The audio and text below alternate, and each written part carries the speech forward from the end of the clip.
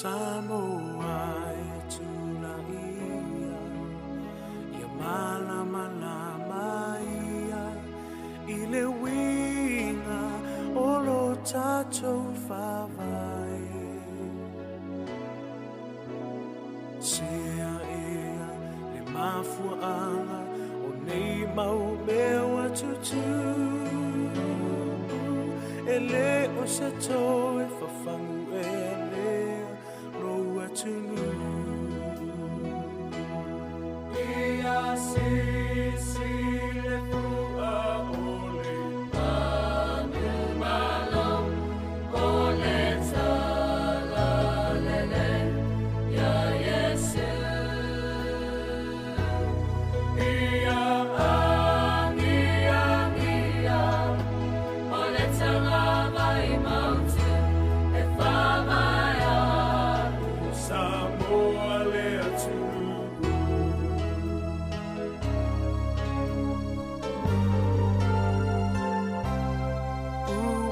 Te le whau sosonga o whanau a pule le ola po o le ato nu e a le sa o lo tonga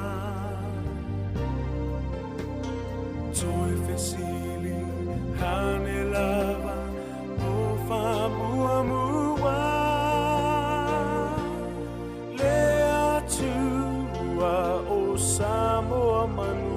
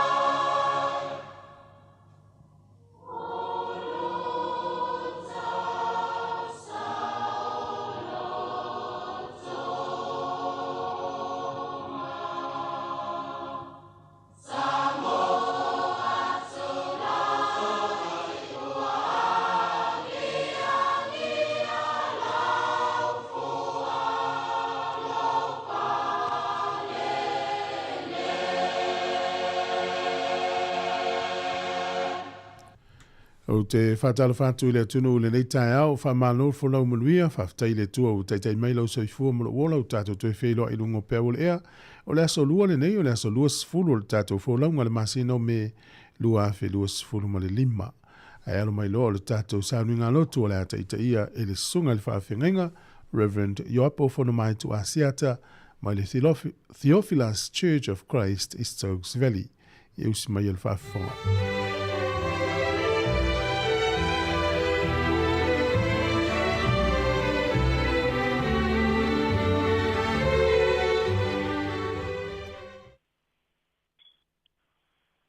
Fatalofa i le suafa manu malo lo tātou alii o Iesu Keriso. Whaftai le pure whasoa le tātou tapau le langi. O mwhai ei o na tātou keiloa i mga whatau soifua i nei tae ao i lona alofa ma lona angarelei. Tā alofa lava. Sei o tātou tāpua i le atua. I atuia i a Yehova no ese umalava. Fane ne atuia o tou tangata umalava wa tele lava lona alofa apea atu lava Israelue e whaavavau lava lona alofa e whapea atu lava le ainga o Arona e whaavavau lava lona alofa nganga pa iai o le nganga e mamalu ai papa iai tapua inga a fio mai e whapa ia ma papatiso la mātou tāpua inga i le reitai au. Ina ia o mātou whaia i le nganga atoa ma le whama o ni lava. Yesu whaola ua mātou wole ma te tālo atua i nei. Amene. E o tātou te tālo. Le atua siri e te oe o lo mātou wola tanga. Oe o lo mātou malu a papa. E ifo matapua i tangata soifua umalava i a te oe. A wā o lau a fionga. Oe lava o le tupu o tupu. Oe lava o le atua pule ao ao. A ua mau maari atu le pōngi sā o le pō. Sa mātou tā o oto i o mātou moenga. Sa tō whawha ma malo lolo wa tunuu. A ua fotu ai mai ma lama o le leitai au fōu. Ma leifua mai lo wa tunuu i whanunga le lei. Ua malo pule. Malo a fua ua maua. Ua mātou whesangi ai wha amanu usu o le tai au. Leanga i sisifo i leanga i sasae. A walo mātou wha moe ngā luenga o le leitai au fōu. A mātou manatu i lau puipuinga ma lau leo leonga i lo mātou wola. A mātou langona leo lea nganga whawhetai.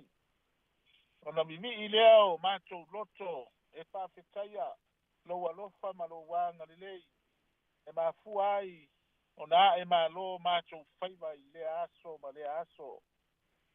O na o lau whasoa tu a foe te tusa i tangata uma. E ala i lo sosia ma lo tamau a inga whasoa mo lau whanau.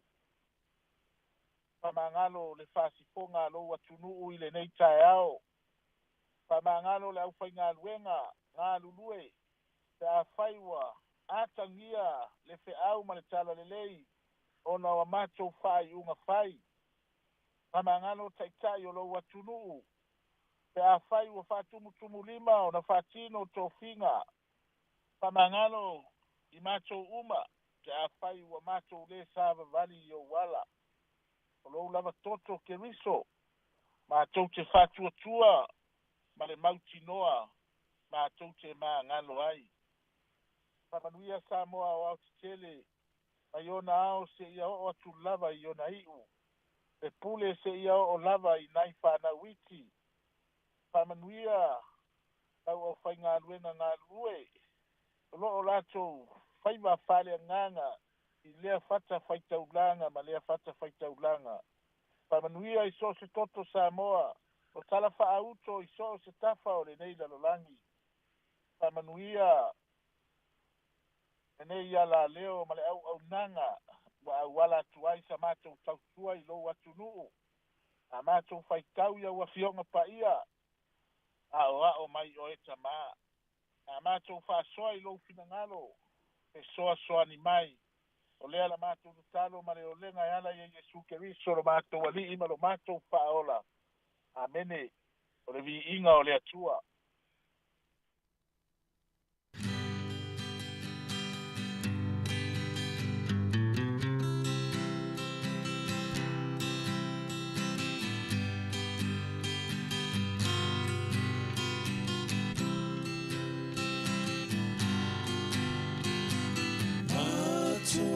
Te pepese Maria lo suafa E tupu o Yesu Ia via pe alava Lo mato atua E awina mai alo anganga Ia fa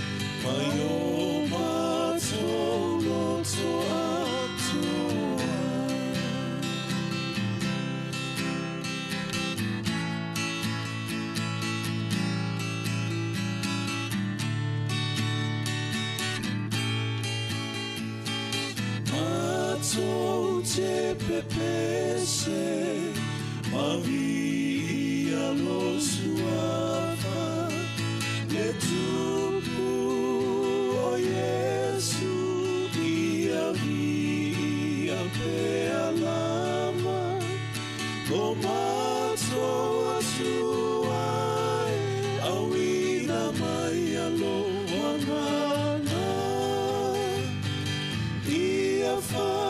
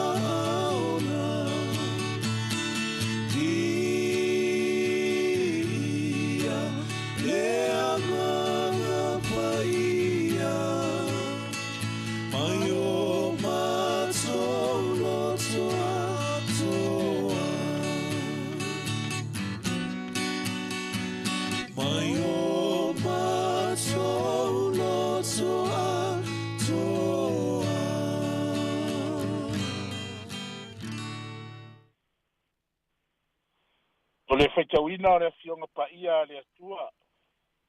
Tusi filifilia mo le nei tae ao, mai le whenga inga fou, mua le korinito, o lana mata upu e lima. O te whaitauina mai le whai upu e ono, e whaangata i le whai upu e valu. Whafonga mai ai le whaitauina o afionga pa ia le atua. E le tusalo o tau mita, o te leiloa ea, o se mea whawhewhete I titi, e whawhewhete ina ai le palunga whalawa umalava. O le mea lea, ia o tau whaatea ese ai le mea whawhewhete tuai, ina ia avea o tau ma palunga fou. Ona ua le ai o se mea whawhewhete ia te o tau, Awa fo'i o keriso la outou paseka ua fasia mo i tātou. O lenei, au atou te whaia le kautaminga ma le mea whawhewhete tuai. O le mea whawhewhete o le loto leanga ma le amio leanga. A ia whaia ma le mea whawhewhete ina o le loto le lei ma le whamaoni. Talo lava i le anganga o le atua e whamanino ma whapupula le winga moni o ana akionga pa ia. A ia tu mau ia te ia. Lona lava vi inga nei e o i le whavavau. O le tātou whasoa i le nei tae ao. O le manatu au tū whapea tu mau i le alofa ma le wha moe moe. Tu mau i le alofa ma le wha moe moe. Kori nito pei o na lau i loa ai. O se e kale sia au pito sili o na tamau a inga i so se vaenga. E vave lo na ati nae. Pei tai, o le oa ma le tamau a inga. O le mai leia le ti apolo. Ua avea le mau alunga. O le tamau a inga o le kale sia. Ua tupu ai le mita ma le fiavi ia o tangata lotu.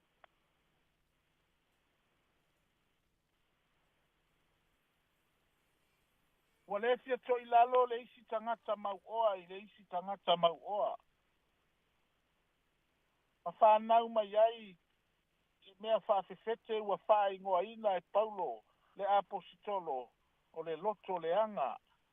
O le loto leanga, o le whawhita uri onga lea ua whanau mai le nei e kalesia i Korinito. Mai o se mea whawhewhete i titi, a ua whawhewhete umai le palunga a toa.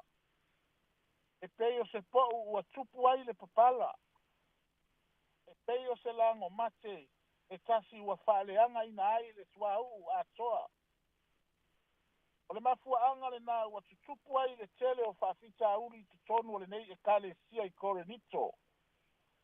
O le whiau o le tusi le nei le apostolo, ina ia alofa ngia le e kale sia, ia whaatea e se ina, lea winga. O le mali maua Paulo, o le mafuaanga lea o le fetoso a ina o mafaufaunga o le kale sia. Whanau mai ai ma le whaitaanga. O lou whaua atu i le tangata loto leanga, ma ua afia ai lo o langa. Ua afia ai au whaai unga whai. Ua afia ai lau au nanga. Ua afia ai lo wola tāpuai i le atua. Pai mai le foi upo e fitu. O le mea lea i au tau whaatea ese ai, le mea whaafefete i ate o tau. O le whaau foi lea mo i tātou le nei tae ao. Patanga le li e fio yo tātou loto. Tātou sao loto mai ai mai lei. Ma le amo le fili ma le ti apolo. O le loto le anga. O le mea whaafefete a le ti apolo.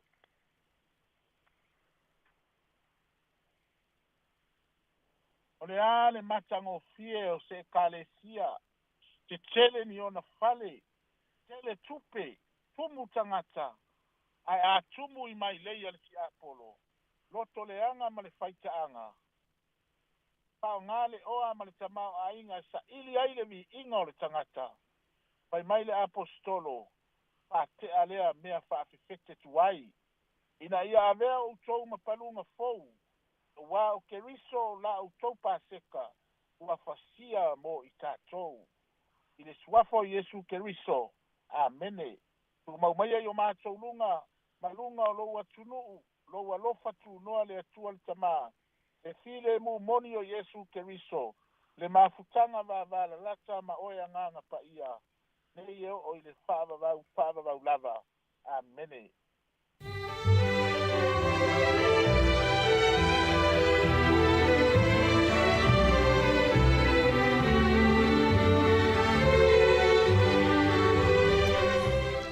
O le nā ua whaafonga le tunu o le tātou saununga loto o le tau nei na teita ia le sunga le whaafengainga Reverend Ioapo Fonomaitu Asiata mai le Theophilus Church of Christ i Stokes Valley. Mo le atu le nganga o le whaaftai ma le whamalo tu sai ma le tātou sa ngalotu. Ia manu te le ina fuafuanga o le awhianga ina. Ia so le fwale tua ma no whaalo whapele tāpo inga le kālesia whaaftai tele lava. Ua se fulu fitu minute o te ai nei le fitu o le tautua le nei le si ufonga le laumua. Ia le pese whale nganga ma le whi pese o sāwale ke riso whanga solo leo le tātou porokalame o le nei tāo. Tālo whalava o le si ufonga leo le laumua Wellington.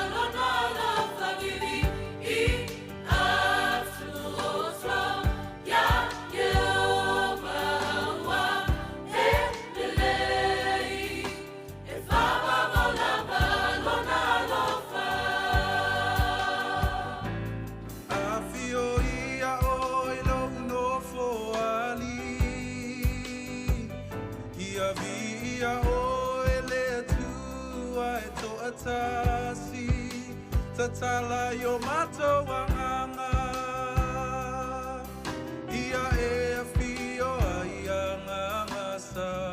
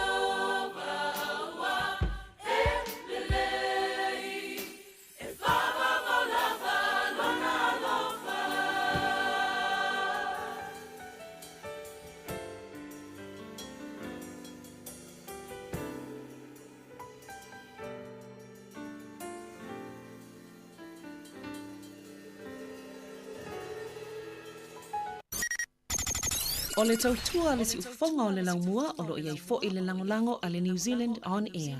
Ya, Sāmoa. Ko vaenga nei wha. Ole au le la i lo loto. Sa ili ngā mālo le tunu. Neni o se. Ai pape nei, pa wale ngā ngai tasina au mai savai.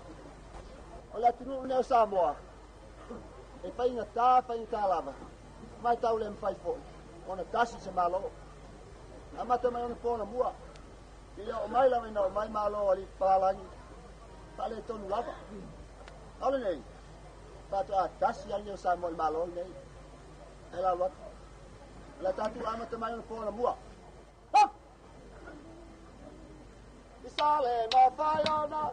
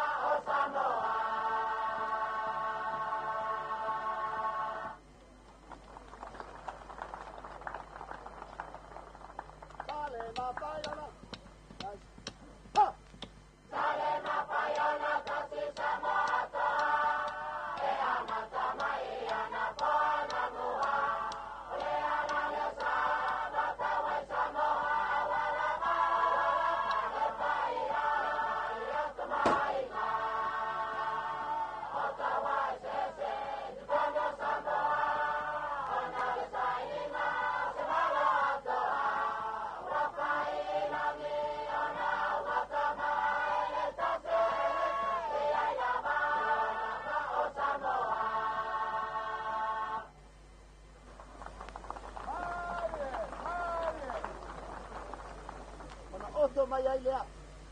Dau le tasi valu riva. Ela wat. Hop! Tasi valu riva. Tasi. Ha! Tasi valu riva lea patele ya pia. Siama libertania patema America. Kaino lo Samoa. Sasa America. Sisipa. O Samoa. Siama lea.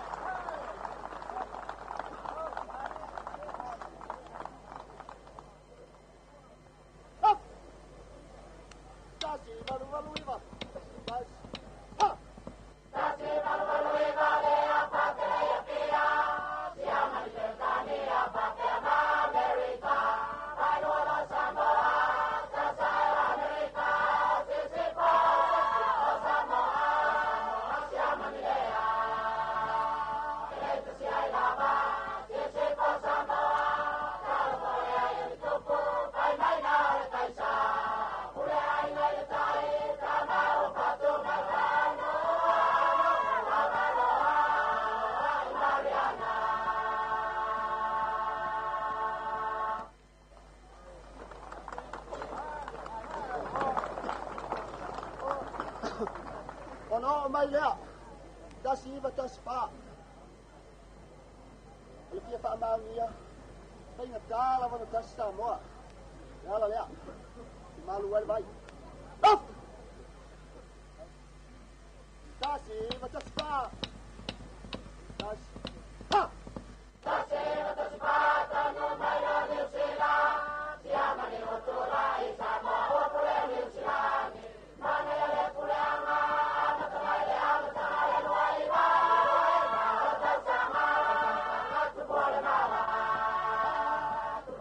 Sala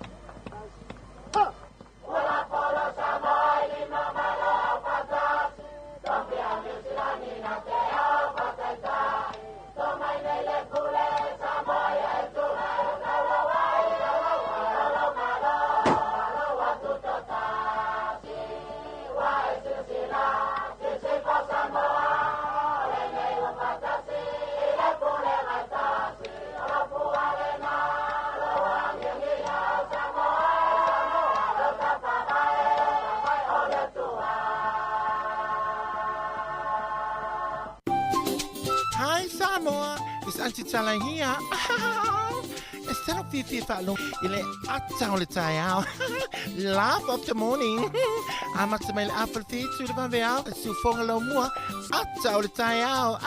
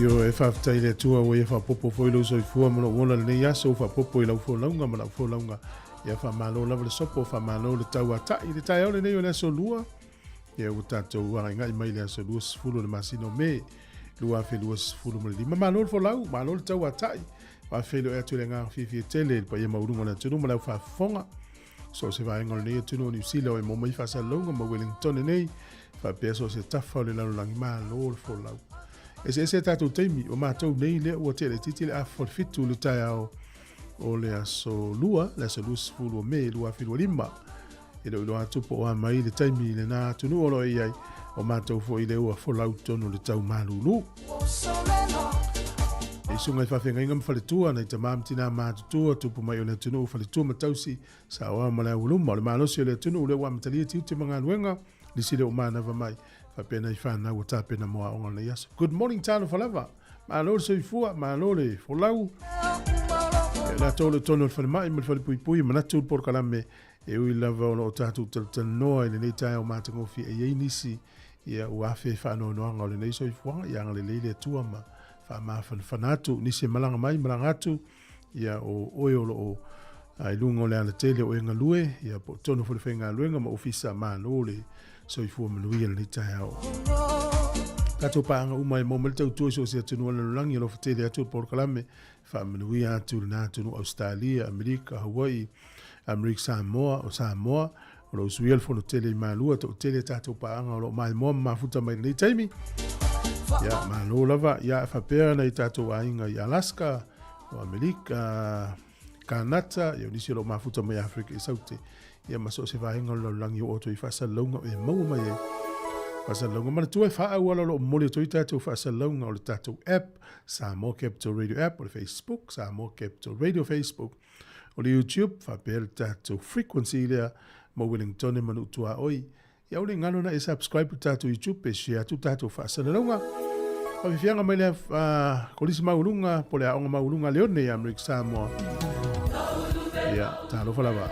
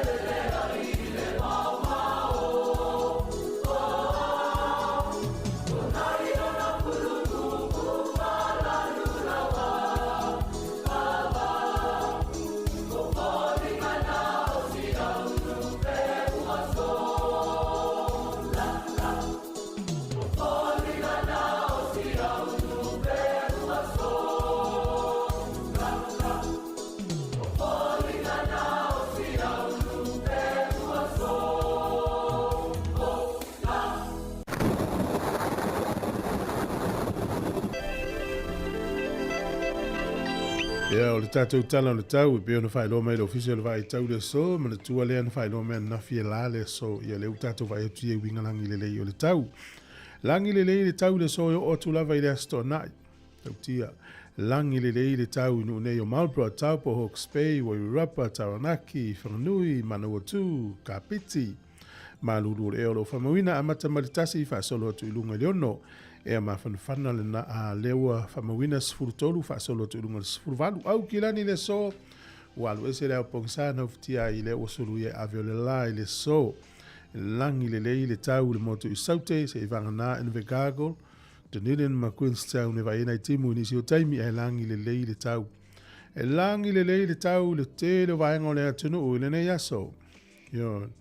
Sanga ia leo ai o le tai mo na to sa vali ma le fo le mafana fana o le yaso o le vava ia pia ia e fai ti le so lus fu lima le fu le mafana fana lu fu rival e vela o le angoto i fo le lai le so Wellington e le se fu minute te le lima na le fiafi e o so le la tai au i le luas fu oro minute te le fitul tai au tai au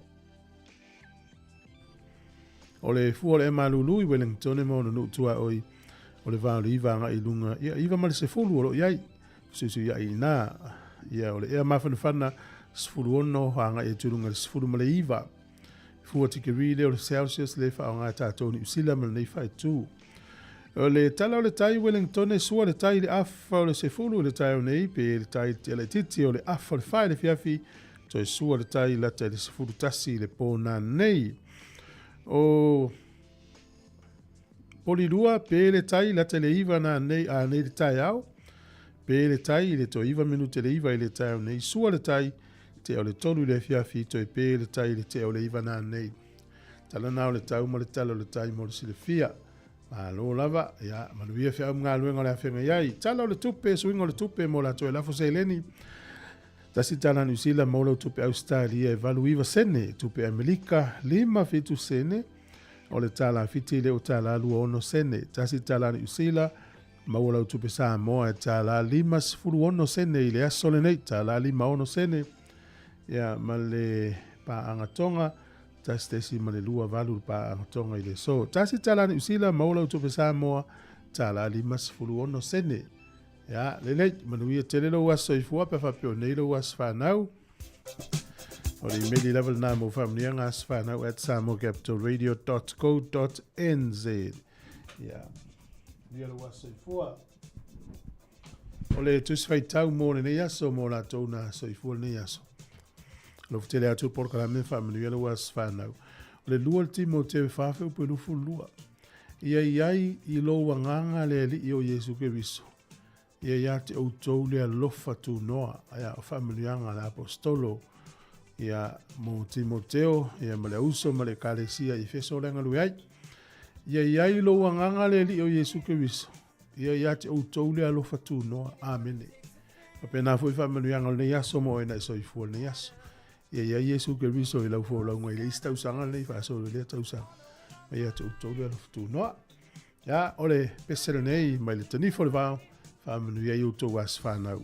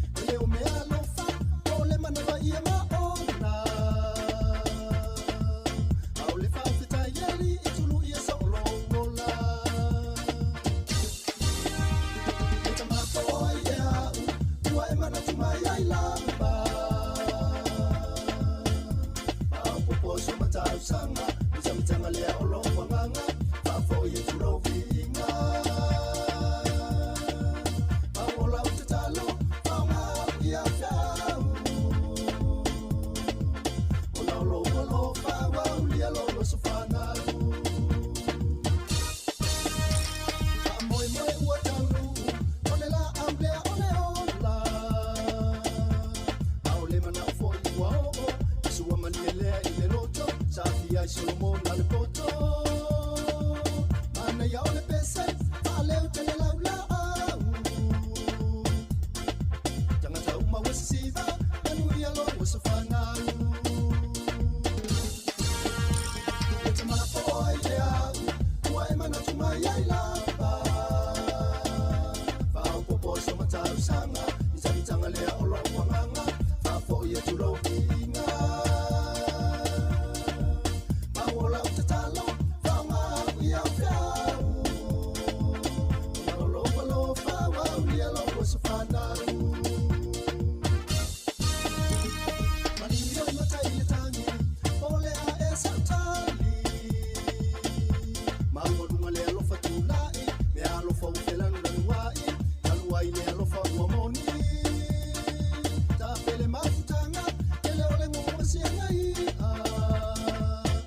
Salalau, mana ya lo wasafanaru. Eta mapo ya, wa emana tumaya ilaba. Pau popo so matau sanga, mitanga lea olo uanganga, pafo ye tulo vinga. Pau la utatalo, pau nga ia fiau. Unolo walo fawa ulia lo wasafanaru.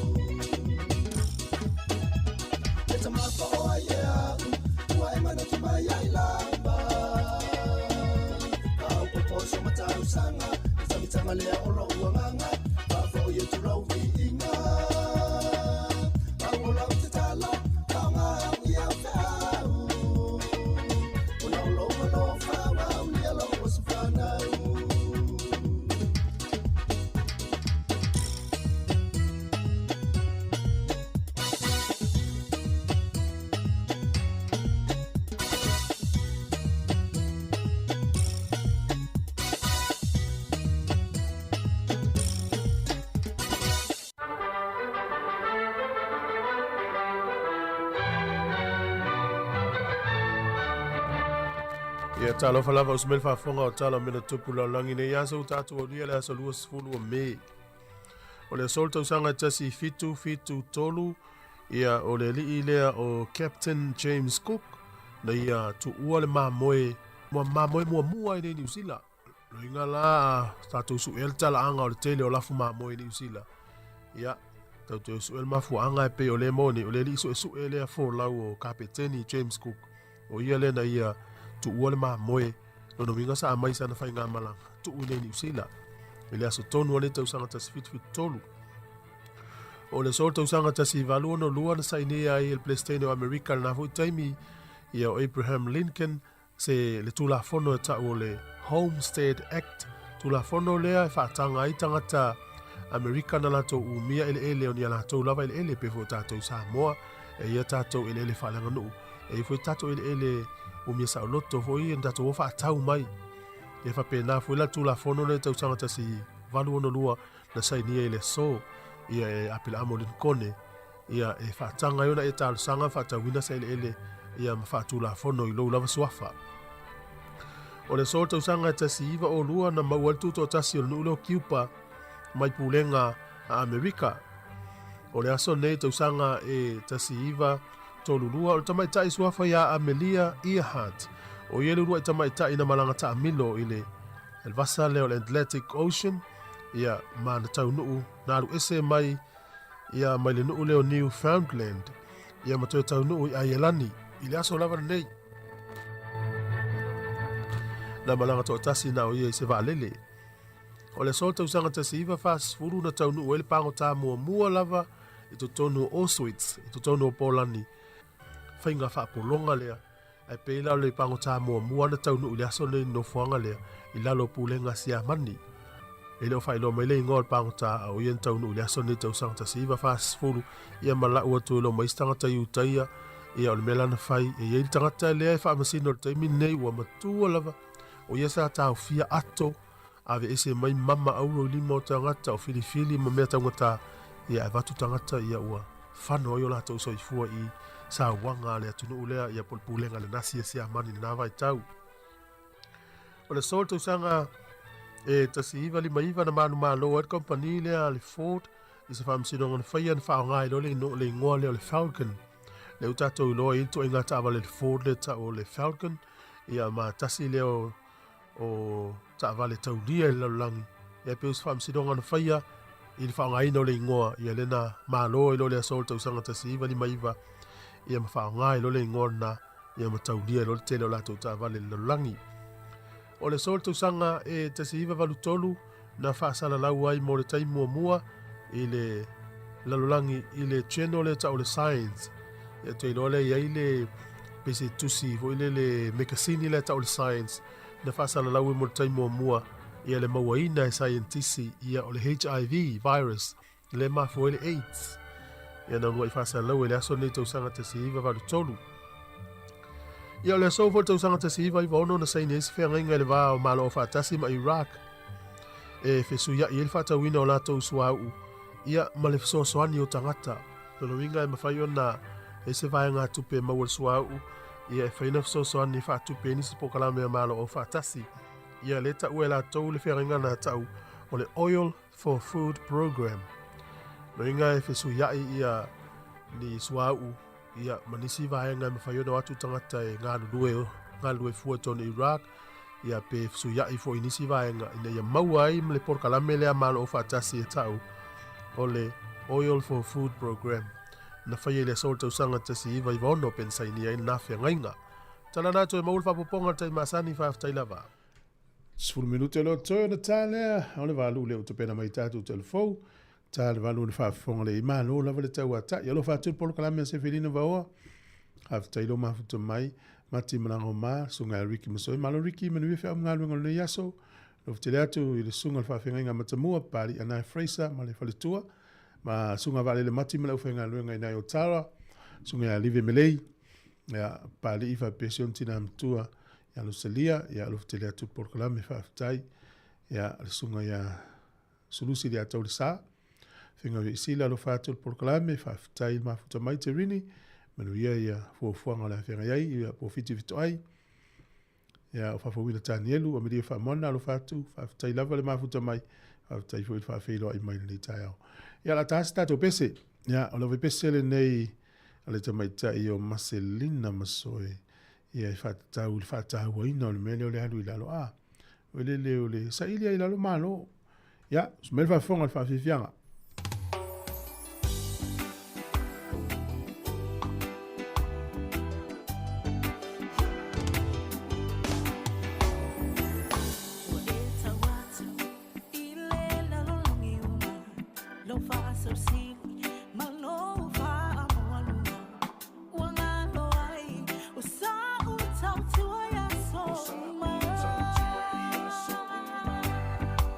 It will not only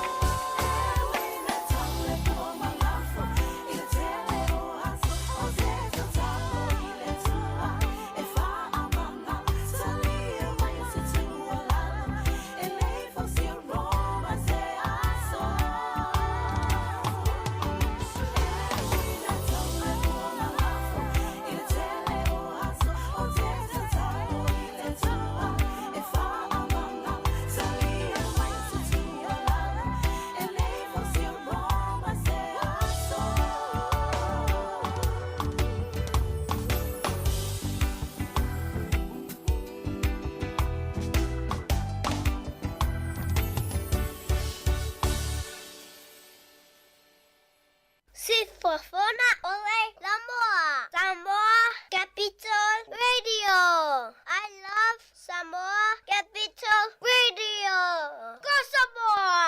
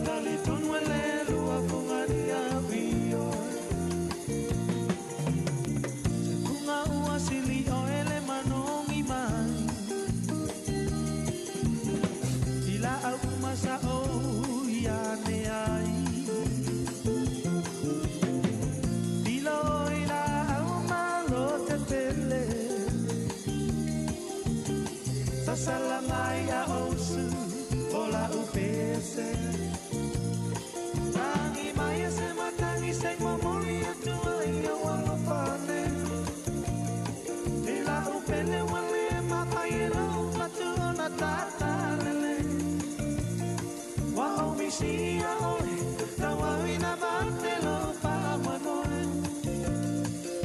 ate tali tonwele lua kumania wio.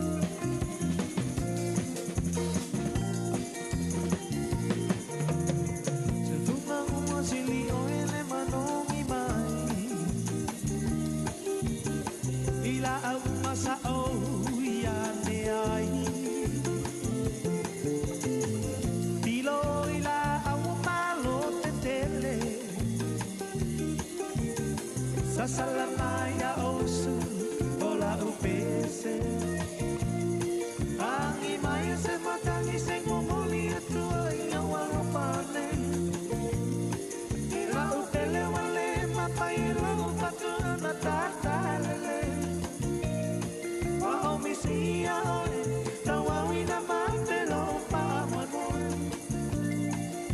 tate tali tonwele lua fuania vioe angi maya se matangi se momoli atua ia wala pane ila upele wale mapailo patu na tatalele wa omisia oi tawawina matelo pa manoe tate tali tonwele lua fumania vioe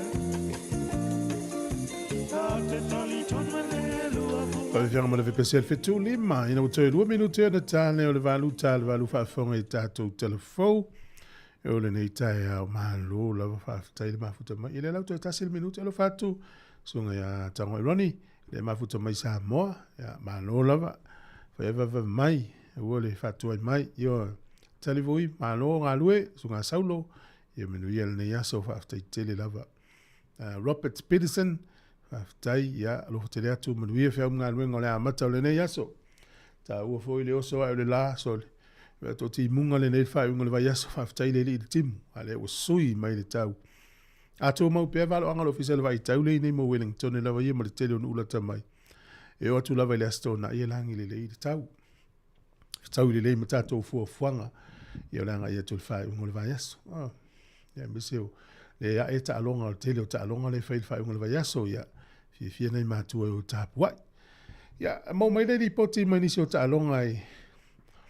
Tau whawesi voi nisi tālonga le whaunga le vai aso. Ia, e atu whi pāsia e istanga tāta o tālonga i tau whawesi mafua me lau mai moa, me lea. Tātou e o le malai, ia lava la on sai. Ia si le fia le lava la on sai, nofo le fale ma pōl fala. Ia mtapta po ia tu, ai ol vaanga le lava la on sai, le malai, le os whātou nunga le whamanatu. Ina ia tau le leia pēr tātou, tau le leia fo i matālonga. Ia wai, le ise me lilo i meo me po eata sori. Mtau tia, ia ol mai el whafonga, pe usi me el whafonga. Ia ole tātou tala nei mai Sāmoa, lo whātou sunga po au leota, ia manuia le yaso.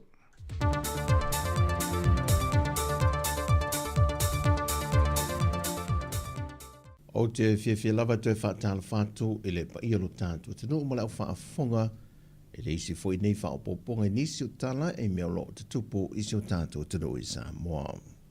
E to mua atu e tātou telefou e le urua i aso o le usuia i alafontanga le ka le si e whakasā i lona lau mua i mālua. Na tōwhia e le whaafia toia ine a Reverend Elder e ne whātou le sā. Ma sui te whono mō le whono tele o le neito sanga lua whelua sa fulma le lima. O le sunga le whawhenga ia e Sarah awa tama e Sarah, o ia le sa tau aveina lea to whinga, pei tai o le aso lulu le vai aso le nei, o le ano ia e le whaase e ane le vaenga o i la tau ua malo lo pensione.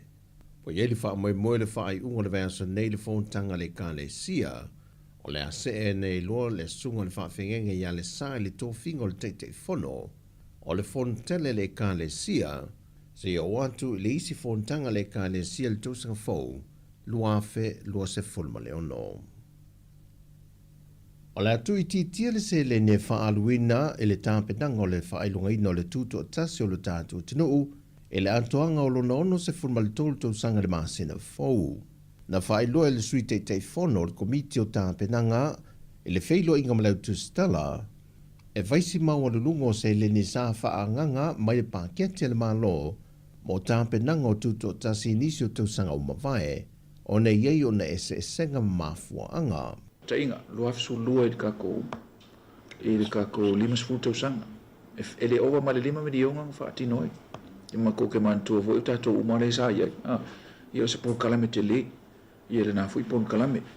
Ia whaasoro mai le i tausanga. E average a pe a whapefa i kulanga i whawhiwhianga, mai ang whapenga. You're looking at 500,000 or a little bit more. E au tausanga la lea i le ono sifulu. E owa ma le miliona. Sa allocate i whaatino i ngā fui polka. E amankua mai. E kausanga a koa sa whaatino i. Ia, e whapenga la le fisuisuia i vaenga ese. Ia, over the last 2 years, kai pela o last year, ma tausanga nei. Ia, ua reduce fo ile. Ia le amount o tupe, e mo mia on whaatino i. Ia, no tulanga i le whakaokonga le uta o toi polka. Tara wai o nolo whaia ngā ruenga whaale leia i le mau ta whono o le pāne mene mulinuu. O le ale ma whai on whaatau nuu o na sauninga māsani ma porkalame umai lea noa whanga. A o le ato e wha mei mai i luma maoto le māloi matangi le lua. Pei foi o na māsani e nisi o tausanga o mawai. O le porkalame foi na whai loe le tō whaanga Philly Shem leo. E palasi le aso mua i le aso saa. O le aso leo le atatala alo i e nei le sauninga alo tu wha apitoa. E whatau teia le malmalo le ka le sia katoliko i muli whai. A o sauninga ma sa vari wha alo o le a whatau langa le mai le tūlai whai le waweao le asonga fua. Fua e mai ai le tūlai hiva. E le ona o le taua waila au e lua i olo whaongai na lalulangi. E tineia pe te te ea tuai i siama o le whaamai o le fever pōna aivi po le dengue fever. Ai o mafua angane na whaeloa mai e le sui o Fesasilio soifua maloloina tanga loa Robert Thompson. A le mea foi lai le whapua inga i le kemi onga i le whapua inga le kui whaakingo kemi o le pepesi se dengue. Onga e foi e ke le kula fore le pe e whakikele inga i a unga o le whaama. O le kemi foi le il kulanga foi kui e lua. O le kasia le kui.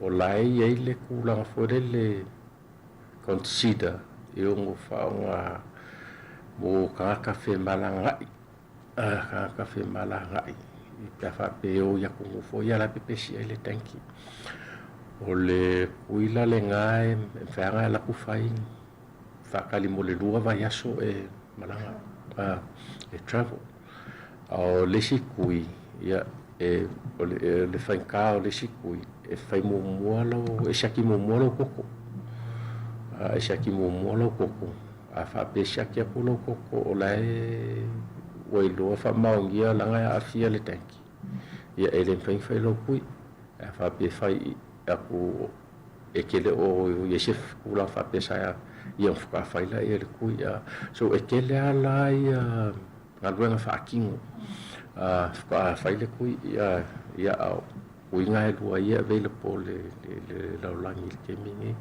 so o le whawhikau ke le ala ngar o kulanga i kui mai le o whaukua i ngā i le kemingi le kulanga lea. E whamaumongo i lantou wā fia i le tenki fiva le soifua malolo i na le teimile nei. O lo le lifa lava i whana witi mai le sefulu i le sefulu ma le whātau sanga le mātutua a e tō tasi wa whaamaunia wa mali wai. O le asulu sefulu ma le whā o le māsina fōa iuni, o le avala au le whaamasinonga le mata o pole te mai te Bristol o le sosele au tu stalai Sāmoa, langi Keresoma, le ua whaamaunia mai e le komisina o mtanga ruenga o leo, o se tala na ia tūsia i lunga o le pepa le tala mua, e whaasanga i se tasi sa avea mamalu o le malo e le o toi ngalui ai li te mile nei, e whaapea na nga i le au mamalu o le malo, e tā pāla na fesoa soa ni i se tasi o mata o pū sā fiai, mai o le tala tūsia na whauwaila na tangi, ma ua whaamaunia mai e le komisina o leo, mo whaamau nia le mōrianga i tasi o le whia leo ni whaamtalanga i whaaleanga i nai le tamali anga o se tangata. Mai sa ia whautua ina fo i le tamai ta i alangi, e anga ia whia se whanto i senga, pe ta ina whae lole tamai ta i Bristol o le asosi, wa mai o nia tali i o e le sasi o se vaenga o le tala tūsia, mai o lona i o ina lavalea o le mōrianga. O tala fauia mai sa mōmanuia tele ni yaso si o tātou tanu pele, Fasoifoia.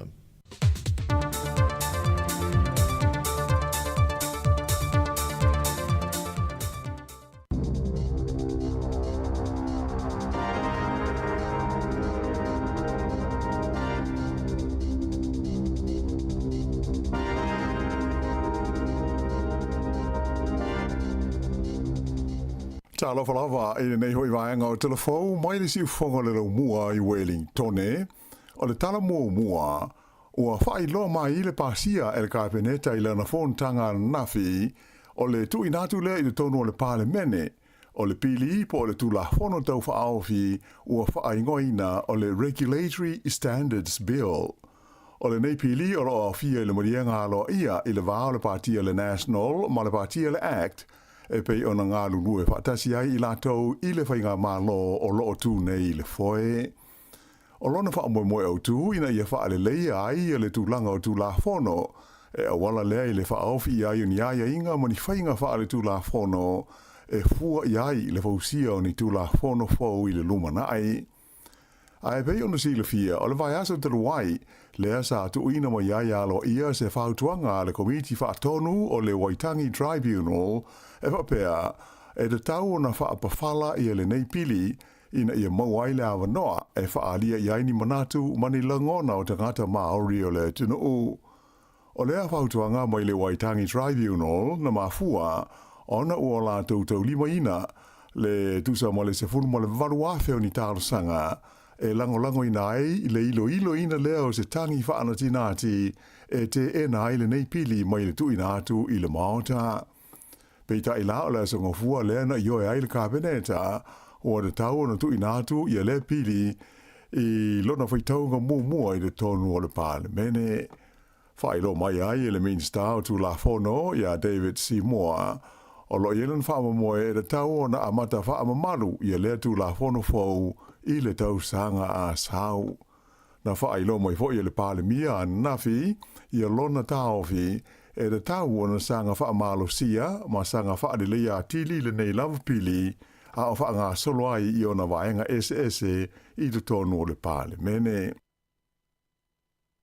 I le temi nei, ua wha maani e le wha amsinonga wha aitu malo i au ki lani, ia le solitu la fono se ali i sa tau mawhai, e na te maua i ni au wala tau wha asese ma tau wha avalea, ia le whai tau 4 miliona tā lao tupe fesoa swani mai le malo New Zealand, i le taimi o le vevela o le wha mai COVID.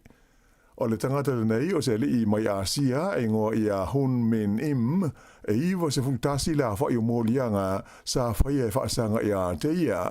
Ma fua mai lea i lona tau mo whai e wha ataro sanga ina ia se vai ngā tupe e tusa ma le tasi tesi ma le 8 miliona tā la mai le fsosani le nei ala ma lo i le tongi o tangata whai ngā ruenga wha pēle vai ngā tupe mo pisi nisi la easy e langalango ai le whaatino ina o la tu ngā ruenga whai i le taimi o sā matapu o le wha mai COVID. Ala whai ngā atoa sa tau mo whai le nei tangata e tāra sanga ina mai le malo e lua tesi ma le 3 miliona tā la. Peita ai e na o le ono se lau lua se fuwha awhe tā la na ia maua. Lima se fuwha la whai o morianga o le whai o ni whai ngā pio ma le wha o ngā ina leo ni wha amtalanga pepelo e langolango ai ana tāra sanga.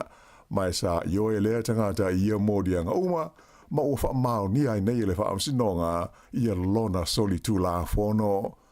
O le nei mta aupu sa ngā le whaatasi ai le ofisa e whea ngai ma mta aupu tau wha asese le Serious Fraud Office ai wha pele mta ngā luenga o la fonga le Ministry of Social Development le ofisa o le leo o New Zealand wha pea ai le ofisa o company po le Companies Office o se aso o iluma o le a wha ai lomo iai le wha ai unga le wha amsinonga mō le nei tangata. E mata upu tau le sei fua mālono ina, lipotia mai e si atu i le lua se lauta la le tau e vai ai se fua mai i taimi manawa po after hours i le ai o Palmerston North. O se lipotia le wale swa se laua New Zealand na ta awa ai se tina na sulu wha iana i se whale mai tua i taimi ua manawa i ngā ruenga i Palmerston North. E lua se lau ono se fulta lala na pili na wa ai o ia e le fua mai. A wha au popo i ai ma le tau o na vai ma fuala au, o na sili atu le toru se lauta la le tau atoa na i e tongi i le whale mai po le clinic e ngō le city doctors le ana wa ai o ia i le whaai ungo le vai aso. O le whale mai le nei city doctors o na paulea o le whale mai e ma whai o na ngā i ei tangata mō mana o ngā whaafu se i tau le sui fua māloina i le ai o Palmerston North. Mai tele maisi nuu au fia i le la tutu singa o le tinana a fia e nofo o ia i le pita nuu o Danneberg mai o stasi leo nuu e lalo o le vai ngā le whale mai le nei o le City Doctors i Palmerston North i taimi manawa ma whai unga o vai aso. Na matua le te tonu le nei tina ina ua umona wa ai e le fomai ai arua tu le tongi i le tau ai tauane e lua se lau ono se fuluta la. Whaalia e le tina, o le tausa ai mua e se lau lua se fulu ta laiva ai ai le fo mai. Pita ai, o le amtanga le tausanga le na si ai i a tau i lea whale mai. Mai le teimi nei la, o le City Doctors i Palmerston North, o se tasi le nei o whale mai after hours au pito i taunga tā i le tonu o New Zealand a toa. O tangata i ai alato Community Services Cards, e lua se lau lua se fulu lima ta laiva ai ai le fo mai, a o la tau e le stelaina i le whale mai le nei, e lua se lau ono se fulu tā la le tau.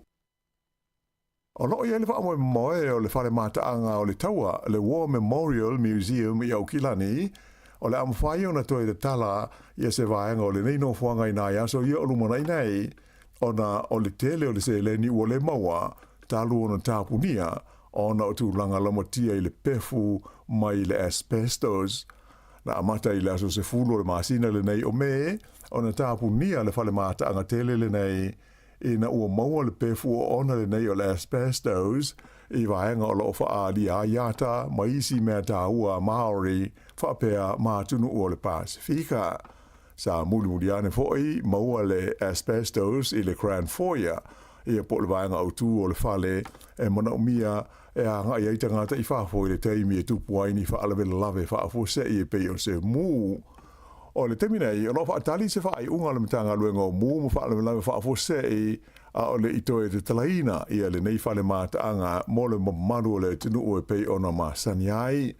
Whaale mai e le lipule o le whale mātaanga ia David Reeves, e masani o na maua e le whale mātaanga le nei, ia le tusa o le lua awhi lima se lauta lai le aso, ona o le tutongi mo tangata asiasi mai whafo, e torus furulua tā la le tangata matua e to atasi. Ua mana o le patia le laiba, e na ia matua o le suenga le su tu Sicilia le malo, le Auditor General, i le Port Kalambe o mea ai o le uli mo ta maiti aonga po le School Lunch Program, mai ua tuina tu waise tusi alo ia i le ofisa o le su tu Sicili, ta o sangai nai, le au fia i neisa i li linga, o le avenga maafaina ia ua afia ia aonga, ona o suinga ua whaia e le whainga malo i le nei Port Kalame. O le amtanga le masina le nei na whailo mai ai le ofisa o le su tu Sicilia le malo, le whaia leo sa lātou suenga o le Port Kalame le nei, e pei ona tele i ai le mau whai tionga, talu ona sui ma toi whaatulanga e le whainga malo o lo tu nei le foe. O le ao fia i lea suenga le fuafuanga whaatatia le mtanga luenga wa aonga, le saunia ma le tāpena ina o mea ai mo le whaatino ina o kon karate o le nei Port Kalame i lalo le whaatulangana e pei ona whaia le min stalango lango a onga o David Sāmoa. Whailo ai e Sāmoa i le taimi lona lango ina o le whaia o le nei sa i li linga. Whailo mai e le suiso upo o le Labour o le tamatai whaipule o Willow Jean Prime. E le tau nā whia i le suiso engale nei ia le tūlanga pe o mawhai o nanga whatia i kon karate o lātou whaatino ina nei lea Port Kalame o na lātou o sia le tūlanga mo o mia. Ai, pe o whitaui ma tāle whea ngai mea ai o lo ngau si ai ma le tūpea le malo o lo o anuai. Ai, pe o whape whewhoi o na pūlea ma whaamanu sia. Ia ai inga ma le tūlanga i pei o na ioi nei lalo le Port Kalame. Ta ua le nei sui le leiba. E tele a onga o lātou whaailoane ia le alu o lātou lava tupe e whaatau ai mea ai mo a lātou tamaiti aonga ona o le whaale tonu o mea ai o le Port Kalame ai le o mawhai o na maua pe to e whaaola mai ia se leni e le malo o New Zealand. E mata upu tau i upu whai o malo e matua te ena i le pāle mia ia Christopher Larkson le ono whaititia leo le whaasalanga e pei ona whautua ina mai mo whai pule to tolu o le vaenga whai o le te party Māori. Ta ue Larkson e malamalama le leila na party i le tūlanga ese ma le onga o le whaasalanga e pei ona whautua ina mai e le komiti o tūlanga ma manu o le parlemene. Le fo ua whaalia e le whonga talai a Jerry Brownlee o se whaasalanga ma mafa. O le vai asa taluai lea na fo iai se whaai unga a le komiti o tūlanga ma malu o le maota e whaasala ai tai so whaatasi e to lua le partia Māori mo le umi e tolu vai aso po le luas futasi aso e le fono ai ona o le awai i le whainga o le haka i le tonu o le pānemene i le taimi o le whaitaunga mua o le pidi e winga i le anganga o le whenga inga o waitangi. O le tamata i pule talavo ia Hana Rafiti Maipi Clark le asa ia taita ia le haka e fitu aso pe tasi le vai aso le umi o lona whaasalanga e pei ona whau tuaina e le komiti. O le whiawhia nā nei lea o le atara noi nai e le palemene le li poti e le komiti sa ilo ina le mata upule nei. Mai ta atono le a umi ma vevela ni whiala fola fo inga e anga iai.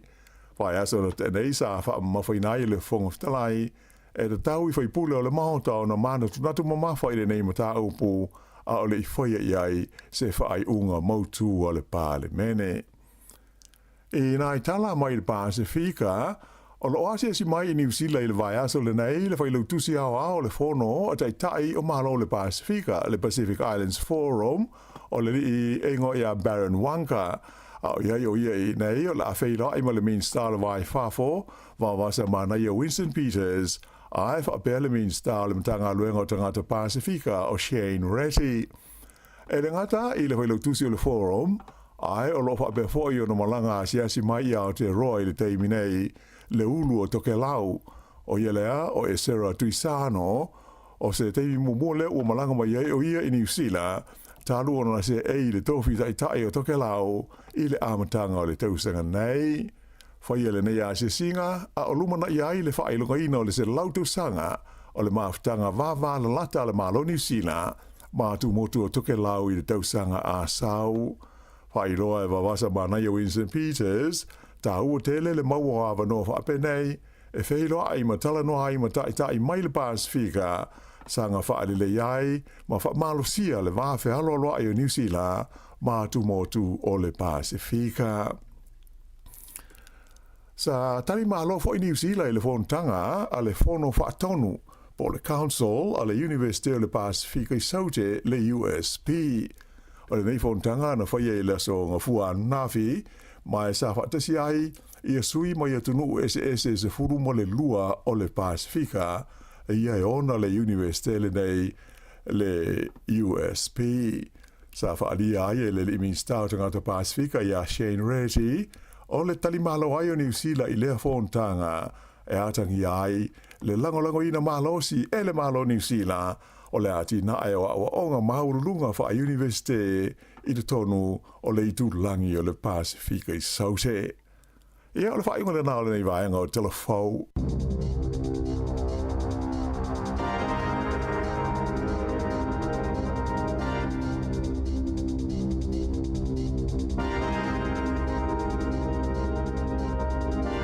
O tātou talafo amatala nei tai au pena whangai na whionga i ala walo ati lawa matala mai Sāmoa. Ia, tu mina mai sunga i ata se salam Sam tu whafunga le tulai wale tau nei. O le ua se atu tātou taimi luas futasi minute te ei nei le tulai walu. Ia ua aia fo i male amata o na oso e la. Sulmata ngō fie fo i nei tai au. Moni. Ma nola vale uspo i whiam ngā luenga tātou tunu. Sa o le leia. E se fo i di swinga o le vainga pe aso e le la. Mo ile le. E mai ma fo nga fau male. Ya fo le aso. Ya alfa pio le aso le na file o me nei le ipo le aya o. Ia. Se mona lua iva lau vai me e te. Ia. E lo lua i fa sanga i fa fa. Ia esa o le ia. Ia o to fato to e amata ho ita spera nga ino ni tai. O le tā ua i o le mele one o tono a inga mga luenga mai kāresia. Whala kuputonga i ai. Ai loa i stanta voile le o lau wop o se si e te masani e le mafutanga le o e le swinga. Ia whai mai e so. Ia i pewe le tāu mafutanga. Ia. Mele le anu le si mawe le kia le tāka le si e le o se mea. Ala e sulu o tua e le ofi le tā vale. Ala e tau mawhai a sulu. Mena le te o foi ia. Pena le ta ua wana na oi. Ia. Se manu te vili. Te fango te vili le insinia. O le anga lau tava ele lo ser ki mete. Na fai ia le nei fa se a ki ofo. Na ofi le tai au ale mana va nei o le fule mo fete ki. Mena tau na ilo. Ia. Ia la o pau al malulu, wa malulu foi masui le tau. Ia e foi a swinga o le aso male aso. Ia esa. Ia le mera na mo ia malisi me foi le mana ia foi a fa tau le foi si a wona tam foi si ia foi le ia fa tau te mo no futo inga of wale. Wa ile me alu tanga ia walu. Sole yo o fulna. Va pena. Ia te foi te mo moe fatainga e tango mai le size o ofu. E tu ia le ofi tu ia. Parece mete te foi. O mei tu pua e ta ua famela tu. O le malulu o fafo mtua malulu. Ale o tu alu fafo malo oftina ngalo le check it. Ale mte fo le lo la malulu. Ia me la fa pena e ta ua ngalo fa tasi o tato o mai ngalo. Ia vala toina. Sa usa vili le aso sa fa so fa va. Ia. Ale ala no e fa tanga por iso solo el do center por fia. Ia na fa mana tu na o tai au. Ia, mana nei famla tu tai au ai tatu tali. Ia langa taua, o langa me tupu. Mena e ta un mon ngalu fatasi. E vai ia so ia sa wana o termine le wo ia il fautua. Ia. E le se lau se na tana il fautua. La to so ia pesa tele na o fautua ina termine. Wele to ia no so fautua. Le wo tanga tele o fautua ina. Fautua fai boni. Lo ele fai poni lo foto. Al mele e o ese le alu lo e alu e. Te fale mula tit. Ana ta ua foi le tanga te fautua. Ia mo tātou la ia mai mo mai ele ni fautua. Ia tau fai su ani tau fautua ni tau sang. Fa long me pele tio le la ma fautua. Ya tala tau tari e ai wa. Mo isi taimi o le stanga te mo fo le le a mo ele mo ma fo fa wi ne la ma fo le fo fai fo. Fe tau ia la mo ini wo matua ma na ia mo I male ala mo te mele finga. E le sila te. Ola wo tu lungo tanga te le ta penal finga lunga pe avita miti. Tu a le la va ma vai va. Ya ki mai pela uri tio ta tu tatalie ma ta tu fa sol ne yas. Mana ya. Ya ole o luas 5 minute te nei le tu lai valu. Ya la fa sino fa fia fianga ta sino fa fia fianga nei. Ya vai fo le te mo ta yao. Pa tal fatu le fa tu Erika ma oe ma vai. Ma fo Eric ma ina fai atu lo e tam fo ina su ni fautua ni ta sakata ni po le ota ya malo vai le nga ta tu tala no tu vai nga ala ya fia ina tina ya vale le mati manuia lava le ta fa tu ya tersia Cristino fa sta tele lava le mafta mai Rachel Sifa ya le ala fa tu fue ya parisina manuia lava le ta ya se filina va la ta tu wolo le pesel nei ya mai le ma fo ai vai lele a foi pesel ma fo ta sila foi pesel ya sola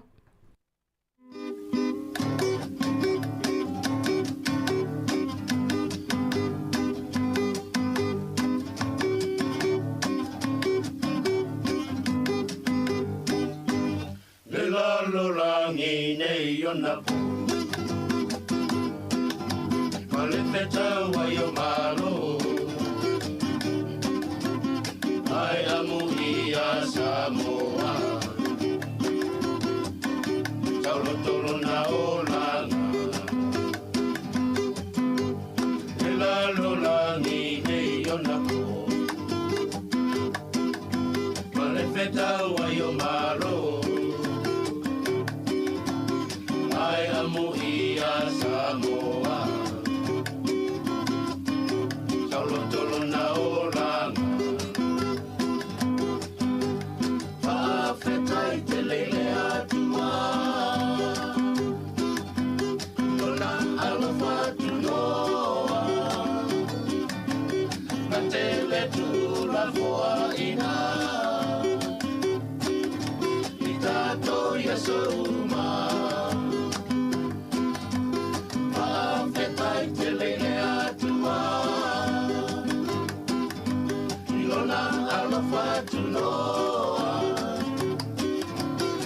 Tele tu la foa ina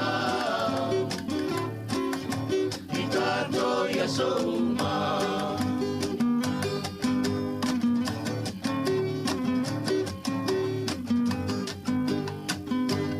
O te pese atu mawhaina Lo nei no to whanoa noa Ia manu atau o mai Tato tele masani ai O te pese atu mawhai noa Lo nei loto whanoa noa Ia nganu atau o mai Tato tele masani ai Whawhetai te lele atua Ilona alofa tu noa Na tele tu la foa ina I tato ia soruma Whawhetai te lele atua Ilona alofa tu noa La foa ina I tato ia souma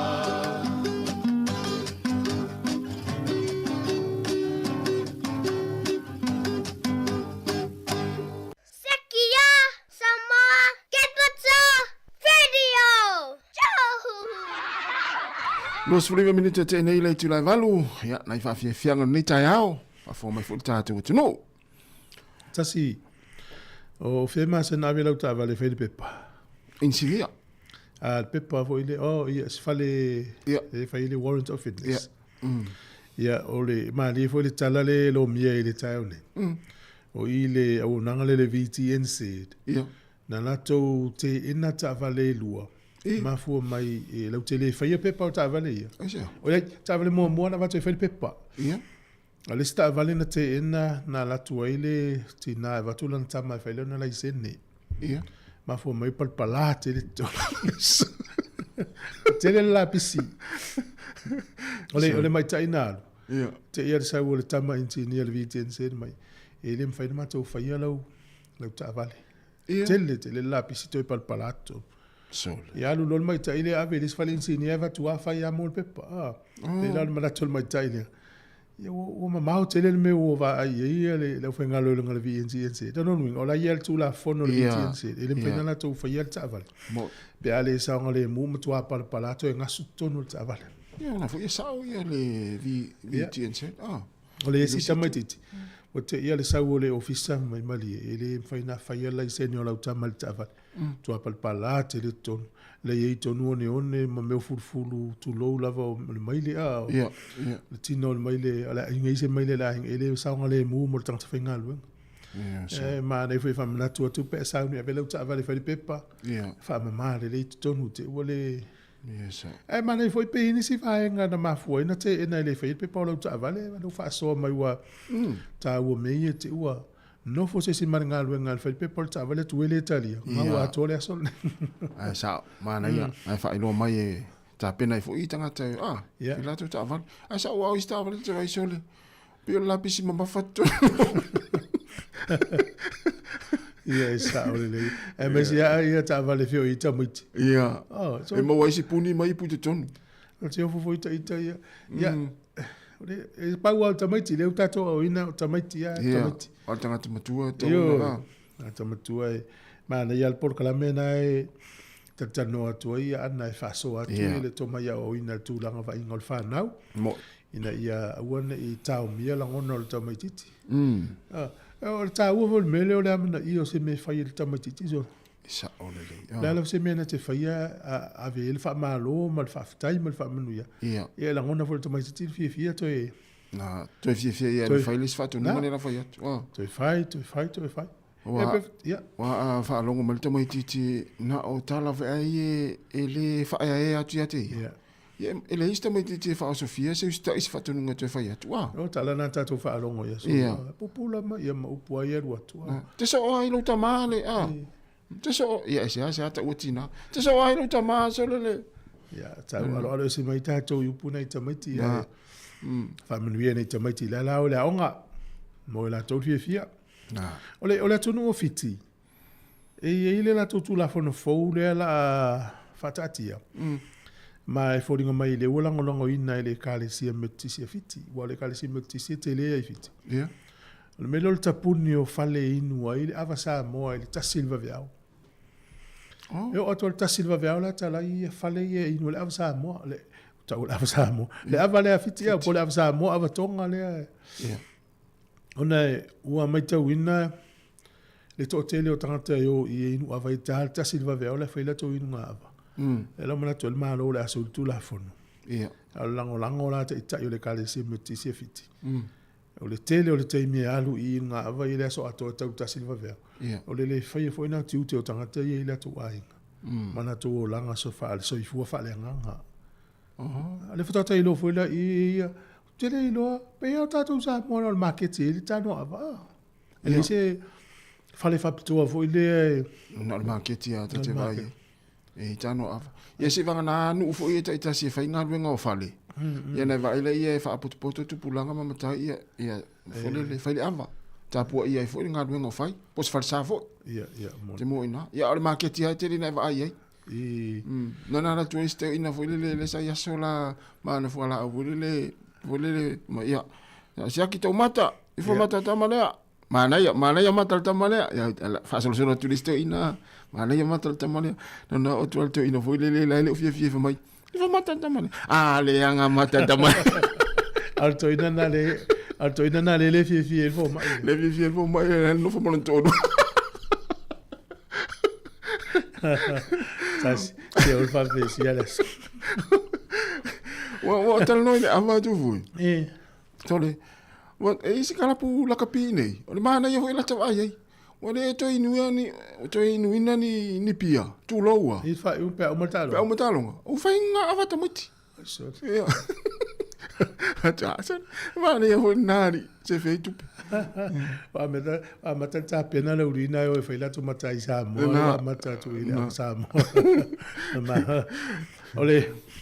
Ona na fimali e foi e tu mal pa mi e tai le falele fa fele como la tu stala e mal min sta tu pe a matala na tala il fa malo ya di save le wa vene ma e play ole ya mata mala capi super capi e ui ele un mal ta mi sa al tai mo mole tan fa sol pito ta mi sa ngale wa o pikil tanga tai ya ale to lua ia to lua ta alonga le ta mi sa ele o finals nga pe mal to lima va yaso ye to e pe ya to lima va yaso ale wo lo ta mata ana mata ya forza ngal palmian nafi be ole winga fo le wo o ai fa tum ngol ne tu wala to amana yel ta alo ali sabe o be tu la o mata to fa sala wo istanga ta tala a ila to na fai a o ne na wala to wala tala o saini za ve mal mona to fa mo mai lunga la to tala te lo ni si o tala na sa o nga ya adi te le la wo lu ia tango la ta utu tanga ta yesi se na to manat la ve ma tion ke mo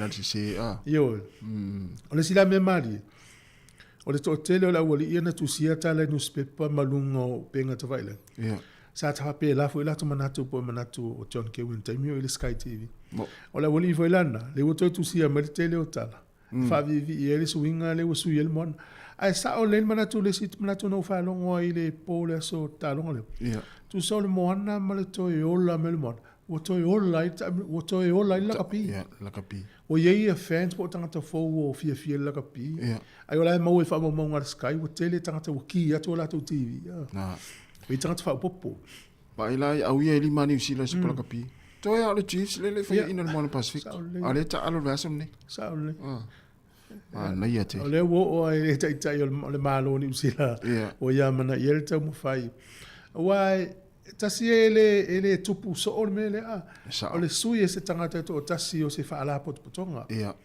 ya tu mai fo le tu langa ta wa onga a to tanga fe tu tono le no ya le fa pela lo manatu e ia se matai o ia suia to le faingo se no a uma tulo na time you mai e tala no uma le no fai mele leio e tai fa pena e fo ise ta i fale kale sie tu la mai na te suia ma faia mele e tala no ma tanga e pe fo mele u fai e pe fa pena pe fo tono ainga e stanga te tu la mai ma vai tu le tanga mai se le to ina se le fai mele e se le se e stanga te to tasina te suia te le o me e manatu ni se le ma fai na sui mana e foi tala la na foi vai ngo talo ya pe istanga tano na suia a to se pe mele pe tu langa le tu langa le sa le ya ta to fa foi una suia ole sui ia nei foi swinga foi le e fa me fa tonga no suia to o mal te mine o la tala no ya te ele va pela o fa tu ele o a nga lo tonu el fesidi la nga o tanga ta na mo wai le ala o no inei ya la man tua sa o ye le fo le ta ya ale o mai ai a ole veni la to fa lo ngal fali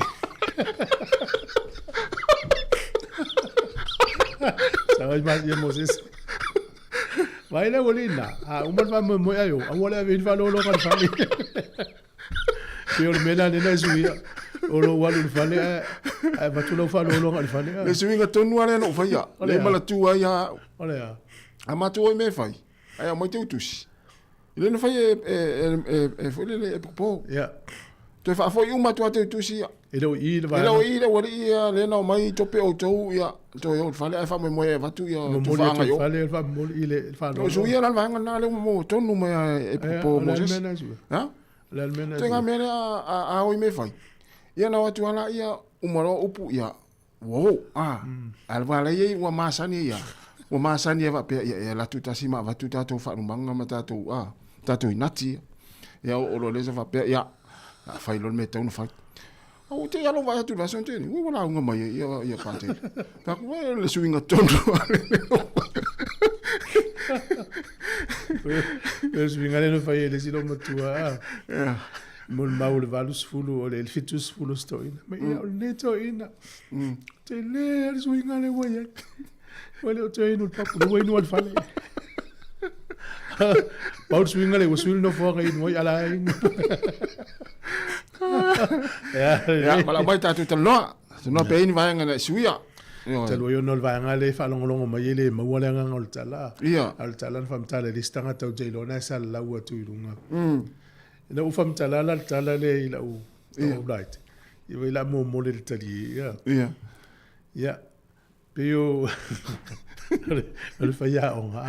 Tu o le ngol tala, ile isi ngol tala e va mai ulalo ya ila to ele ato to al manos ya ai lo tala ye ese foi le mali ai lan fa ya o ngai tamaiti ai la volta tamaiti ti e sa e patipati le ya le la patipati ya fa taula nas kulim ya te le ala ngai tamaiti e misi pati voi ona ya fianga o tino ya ata si ala sta tamaiti na va tu fa sa o le la pati que tu ai le mai dua yo lo le fa la sculimi fa ta la sculimi tu watu la sculimi mo va tu fa yao ai va pela sculimi la ai sia lo inga ele fa le limon sa se ai va la tu ngata ni ya fa malu ru tu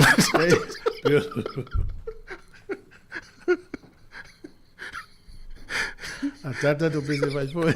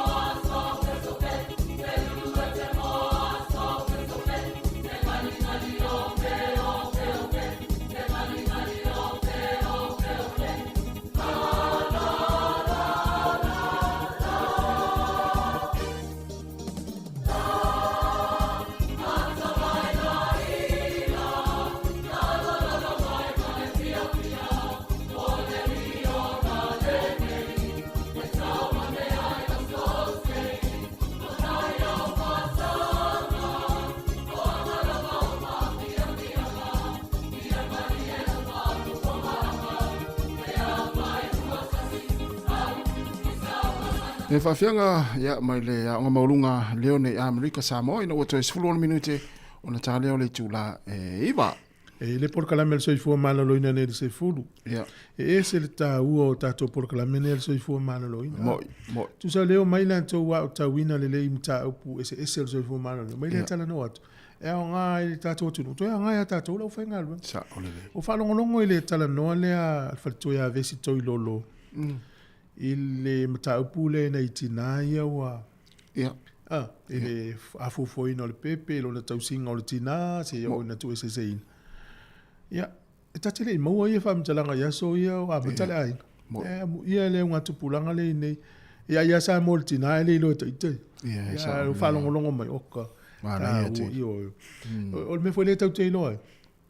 O toi ave, o taimi atu whalongolongo le porkalami le, toi ave alo mafau ia so ia na itina ia no fo mau paolo i nuu mafio. Ia, mo.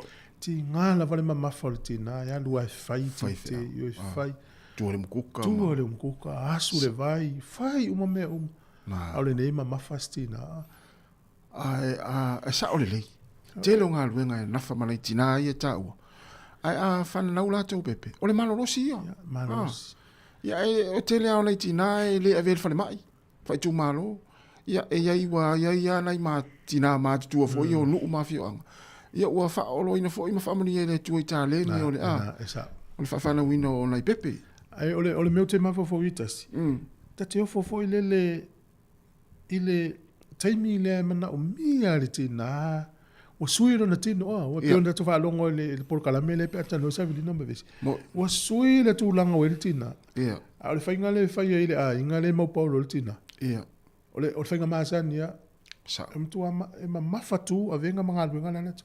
Sa. Ole. Ta ua porkalame le mo le tina atala vou.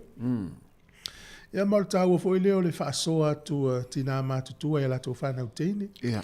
Ne mauti noa e saonga le mua pepe. Ata sa whaine teimi ne tele o nai whanau e ta fia whale mai, ma le tele o le mau mai. Ia le utato maua i tele o le to mai. Ia pe fo le tu mai tu whaasolo. Ia tausi le leiri tina o whea ngai tau awele o loa tau wa se i o na tu e se sein. Ia mwhai te fo le tina ala le mwhai atu le tala. Ia tele o mta upol kalamena. Ia o le whaasoa tua ia vesi ma Savelina, pela pokalame le se fulu. Ia na. O le vale tātou le lo le o anga i Picton. Le ara tere. Ia le whailo le vaenga le Kiwi Rails. O le stories fulu au kuso le mas tau sanga nei. Le afa manu taina lana ia na whainga malanga. Le luinga le laile wa afa usuia. E na tasi le vai e se le afa ina te le pe afe malanga ele umiana na ave fai. Toi fa fo i mai wo le lei. Ia ele umia te fa longa te fo i o toi le anga fo. Ola fasili leo te fie fasili e. Ia ona le sa e whelua i fo i vane tas. O le ato nua le teimi e tu ue le kapteni i le au wa alau te foe ina le wa. Teimi fo i le war kapteni o le teimi e wha aofi tu tonu. Ma le teimi e mai ese mai fafo le wafula alu le wa. So le walu le moana sau. E olo i le moana sau. Po ua tasi le luai tu la taluna lu ese tu le wa amalunga. Ia tu ulo le au wa. Puto ato tu a kapteni fo ile te mila fa ofi walata le wafu fa pipi va ia mai si o ina le ofisa ia ofisa fo ile o le sui kapteni ia ma vaenga le lo engineer talu si o ia fa ina ia ngaluenga na tama ia sui ngol va ia mo ape le lua fe lua valu ele fa to a tau fa longo ia Winston Peters ia no mo mita to va wale e kompania tau o fopo e faua va ai mana o le malo. Ia. E ta ua televane wa le va ia. Ia. E fenga ta na o lo le lo o lo mai le lo ngone le motu ni. Na. E se longa fa lo la se wala papa. Ia la papa la ia. No va tele ia wa ta tu va Sāmoa le o lo va ai fa Sāmoa. E foi atua au va tau le si waf. E po la tu po le sa va e foi le se lave. E le se lave. E pe e to e vai ti po fu le fanga mala va tele ia le pe va fo ila le nei ma isi va ti tele fo ila o e o lo le o nga sami le va sa lo ia tu lo le va alu e tanga ta ti te lu wa e se ki ava le ta pasa ma va nga penal va ia o wa le tele fo inisi wa tele termina nga lu e lu ngo va ia va tele e se termina fa pe o la lu lu mal va ala lo la sol muri. Tu lo va fa fong wele tu no tu. Ya, te mi ola uche le salmasi. Na tu pul me fa pena. Ia, o tu mai nei a mātou la i tia la wari mātou le wha. Mau te whaina le wha, whaina le aluanga i. Alala wo o le wha i fia? Ala ua lata i tutuila. Taimi le Le wha pongisa, Ia o le taimi nā o le sou i o le sami. Ua e tate wha atu te le alu le wha anga i latu pōlu le tutuila. Ua e pe fetu ai ma le au fo le sau fo le. Te vai le a fetu ai nei, pe fetu ai mani ala fo i tu lou lava le tai ha. Ia, tu mai lo ya mātou la i te taimi nā mau te le i ele i le wha, le fetu a mātou umami ma le aonga. Ia, ho la tangata na mau ai. Ho la tangata na mau ai. Tore. O mātou te i alwa tamu mo atu la wari i mātou tua la i runga. Ma sona na uta amilo le wā. Na uta amilo le wā. Ta amilo ya whape? Ta amilo wa pena. Ala me otu. Mau te rei loa. O la ua pa u le taula. O le wā. Ua pa u i lalu.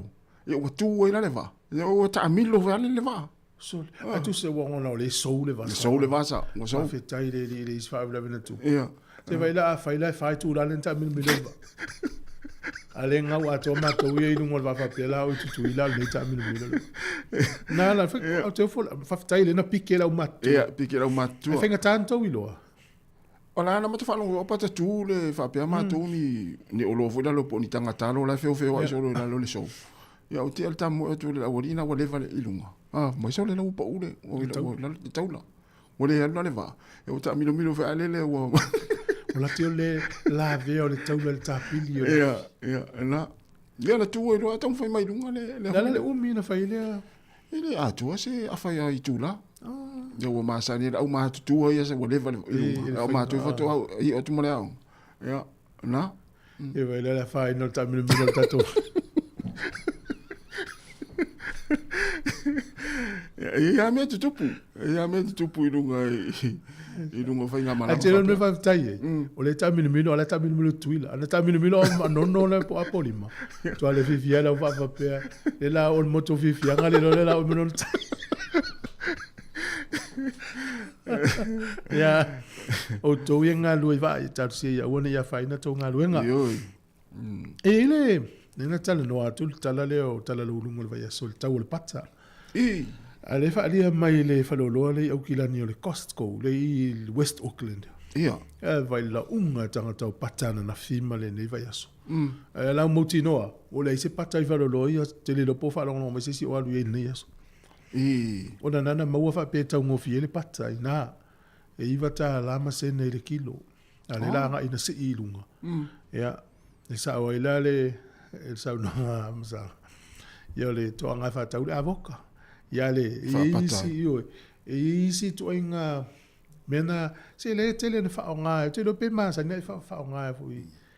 E pe ia se pata. Ai te maua e tamai plastic ala ai ti fa pe kili ale. Ia.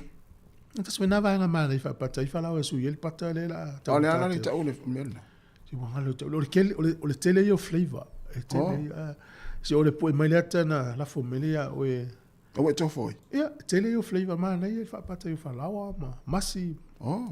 Yo no le la ya va do tau fa ngalen tau fa o an me le fe de tal. Ia. Fa mal mol mau transfer ngalo eva yuta pata ta. Hope. Ale me la sanga la, we mal tu fo ile covid ile na lu zeri fa tau o ma to le pe. Ia, na. Ale me la sona la we ile tu is pata mai starat. Wala no me fa ya o le la vaso le auto ya lu la rota wol pata. Ia. Tu inga wato Ia ele po le tato we fie la voka. Ia, ele se afia. Ia se afia ngota to fie la voka. Me foi na tau no fa masani le tau sami la voka. Pa wala no la voka so lu halu foi lu ngol tau. Ia la fio lolo te min nei. Malo. Ele tala mana ia vo ile mali e ve tau ai. Masani na talu i Wellington e masel tayo. E te oso fa fa le train, e te sa vali e se lo mai le train. A mata toina. E fa longo ina le manong yo le kofe. Tono Wellington ni. Taia o manong yo le kofe. Wa foi tele fa le kofe Wellington. Al tele la us fa le kofe lo tapun. A mel fa tu sanga le tanga tele. A fa pe o upo o e te fie inu le kofe. A pe tasi pe lua ui po kofe i le aso e tasi. Le fa tau a tu ua lala ui kofe na mo le tolus fultau sanga. E mau el tipo se tolo fali. E te whasa o ina le lua fe mon tupu tā la le tausanga. Wha telele le tolu sfulu tausanga. E mau ele ono su mon tupu wafe le anu lau kofi. Nau inga. Awai whalongolongo mai a o e stangata whatau kofi a le ua ato le tolu sfulu. Wha tausanga o whatau ar kofi. Tasi pe lua. Tasi lona ese le tau ar kofi sa i tausanga la maso na iau. A wha pea la sa whaonga le tangata lea o fia i ar kofi. Ua wha sfulu tolu sfulu tausanga o ia whaia. O le tupe wha pena le ua e lu wha alu ar kofi lo o langa i lo soifua. E lua sfulu, tolu sfulu afi. Tā la. Pe la te wha sfulu, lima sfulu afi. Te le tu peo. Ia, sa. Ia, tolu sfulu, wha sfulu tausanga. Ia, ese atangata mala tu. Te le lau ia, oe upole ale se ngor kofi le a mai le ipu le whaatau mar kofi le whaile. E si le tu eno fia inu le kofi le whaile. La le mapua. Pole leo le tate vai le whainga. Tu e whaia taita. E tai e wildlife ia e tai lui wildlife ali le whainga o kofi e whale kofi. E ma leo kofi le whale e whaatau le stangata al kofi. Paul, te la tu no le kofi le ingo wapu le lesko. Aur kofi le whaatau ai lau tupe. 5 minutos na tarde o le iva. Ia, na iwa vivianga vai foi, telefonu ta pena mai tato no iva. Ia, malo, ia, toe whawhelo ia tu ni e statu paanga iu mafuta mai sunga o kalangolango, malo whaftai oka, mani ala mani ia singa luenga, sunga whauriuli pule iata, ia, na, ia, whangota le te malo, alefa mai mana il tau. Ia, o talivui, mani ala valne ia sa whatue a fola na rieka, ia, sunga ia tapsori maiava, mani ala valne ia singa luenga, ia pualeota, antile aliva, Lucy Yone, manuia lava le nita yao, salam, ia whaftai tele lava le mafta mai. Talvatu sunga vale le mati mla whainga renga i Otara, salvale a kui, whaftai tele lava le mafuta me le nita yao marutafa, manuia lava le ne yaso me le nita yao i ngā renga.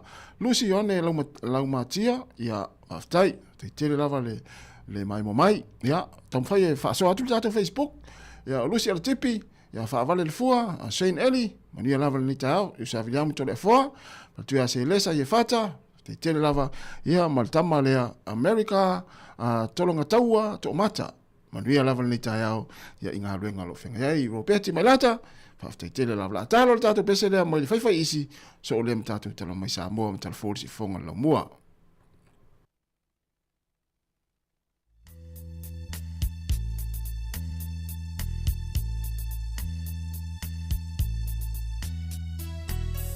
Se ua moni le tusisa o le apunitia le la le tuiloa se malanga i le onanga ai o aso le na fai mai ai le ali i e afio mai ai na te si i tia lana whanau a sau ta utilo mai no uali i ufa mai mai wata lela ma wo o mai a sofai na ta via mauaina se la fitana si mai o afa na o Yesu me la ai o neitinga amu ia se o ileli o malue so o se taimi sa kautua mai fa amaoni a o ititi ai afa a pefea e ita ta telefia matelaina na o e lo umatai le sunu fainga ta utino mai no uali i ufa mai mai watalela ma wo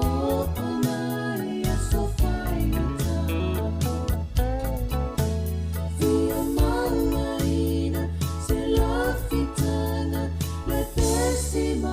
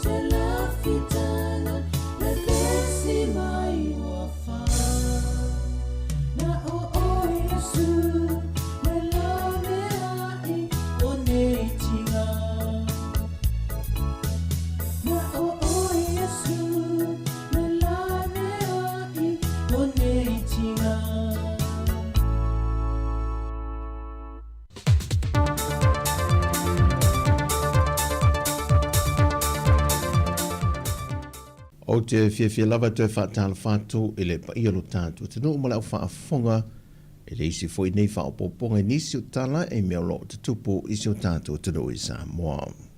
E to mua atu e tātou telefou e le ulua i aso o le usuia i ala fontanga le ka le si e whakasā i lona lau mua i mālua. Na tōwhia e le whaafenga toia ine ya Reverend Elder e ne whātou le sā. Ma sui te fono mo le fono tele o le neito sanga lua whelua sa fulma le lima.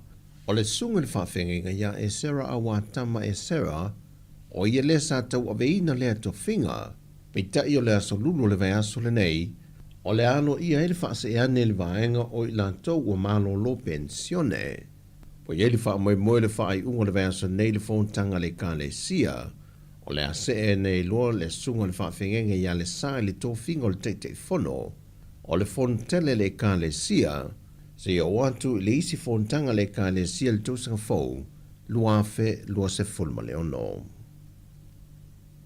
O le atu i titia le se le ne whaaluina e le tāpenanga o le whaailunga ina o le tūtu o tasi o le tātu tinuu, e le atoanga o lona ono se fulma le tolu tūsanga le māsina fau.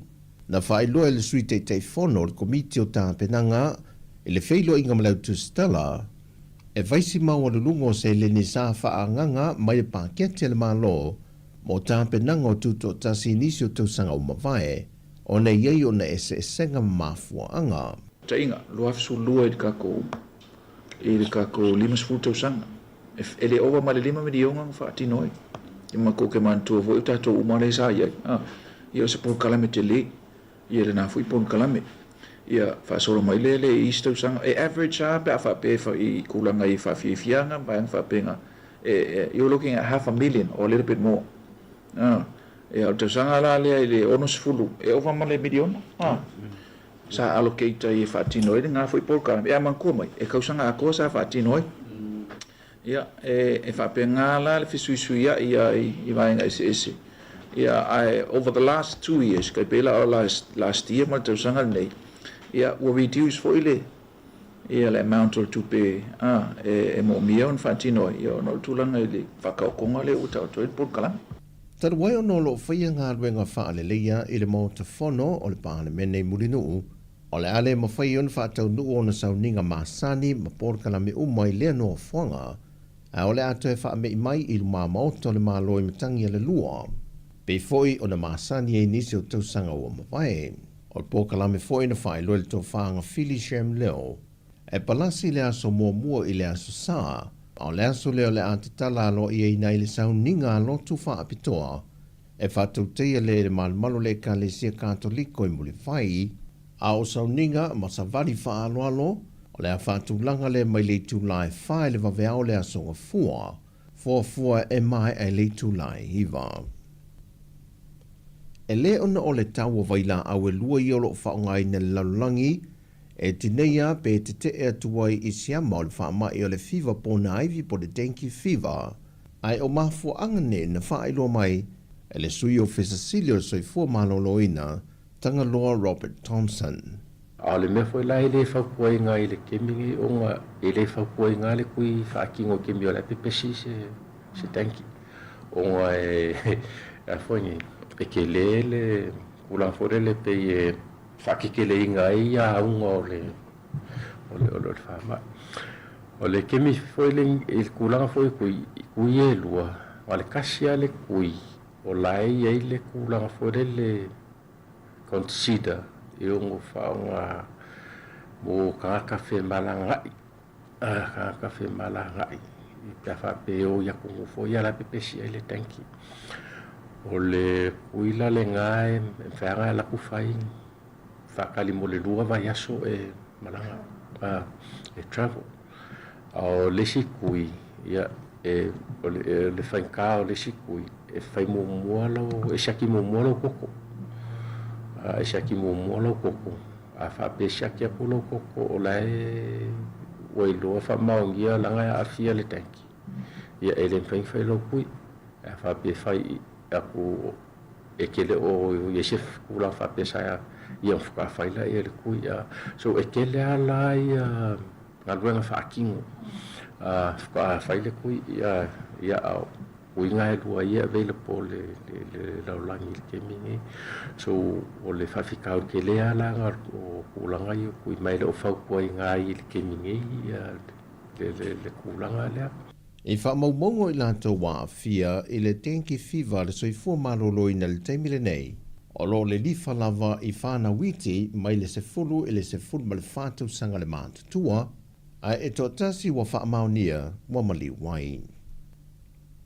O le asolu se fulu ma le wha o le māsina fōa iuni, o le avala awa le whaamasinonga le mata o pole te mai te peristene o le so se lau tu stalai Sāmoa, langi Keresoma, leo wa whaamaunia mai e le komisina o mtanga ruenga o leo, o se tala na ia tūsia i lunga o le pepa le tana mua, e whaasanga i se tasi e sa avea mamalu o le malo e le o toi ngalui ai li te mile nei, e whaapea nā ngai le au mamalu o le malo, e tā pāla na fesoa soa ni i se tasi o mata o pū sā fiai, mai o lea tala tūsia na whauwaila na tangi, ma ua whaamaunia mai e le komisina o leo, ma o whaamaunia le mōrianga i tasi o le whia leo ni whaamtalanga i whaaleanga i nai le tamali anga o se tangata.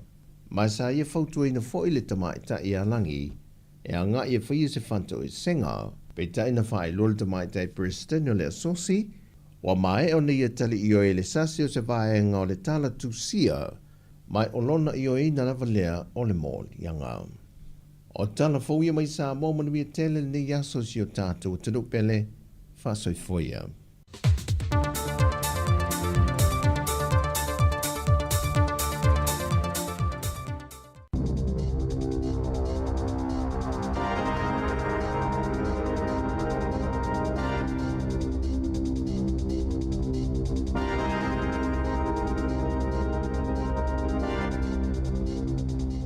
Ta lofa lava i nei hoi vaenga o telefou, mai le si ufonga le lau mua i Wellingtone, o le tala mua, ua whaapopola ina ia le vasenga o tausi ona o se fuafuanga le ofisa o la fonga, le Inland Revenue, e whaia se la fonga fau i lunga o saufanga i tongi e sui awai o ni sosaiete whapea i mani whaala potu potonga tūma oti.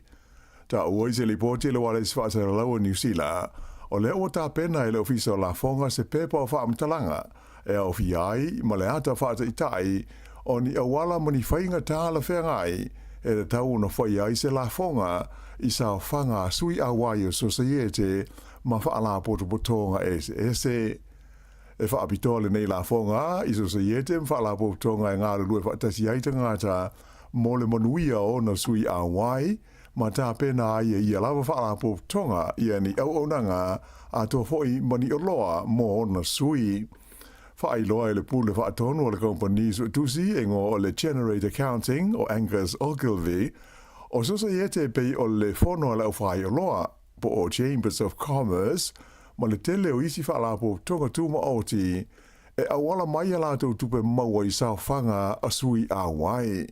Ma e ono te le se a whai na ai o lātou ngā runga whai, pe a ho ina whaama maru le la whonga whaure nei, e pei ona tau whaatūla i mai nei e le mālo.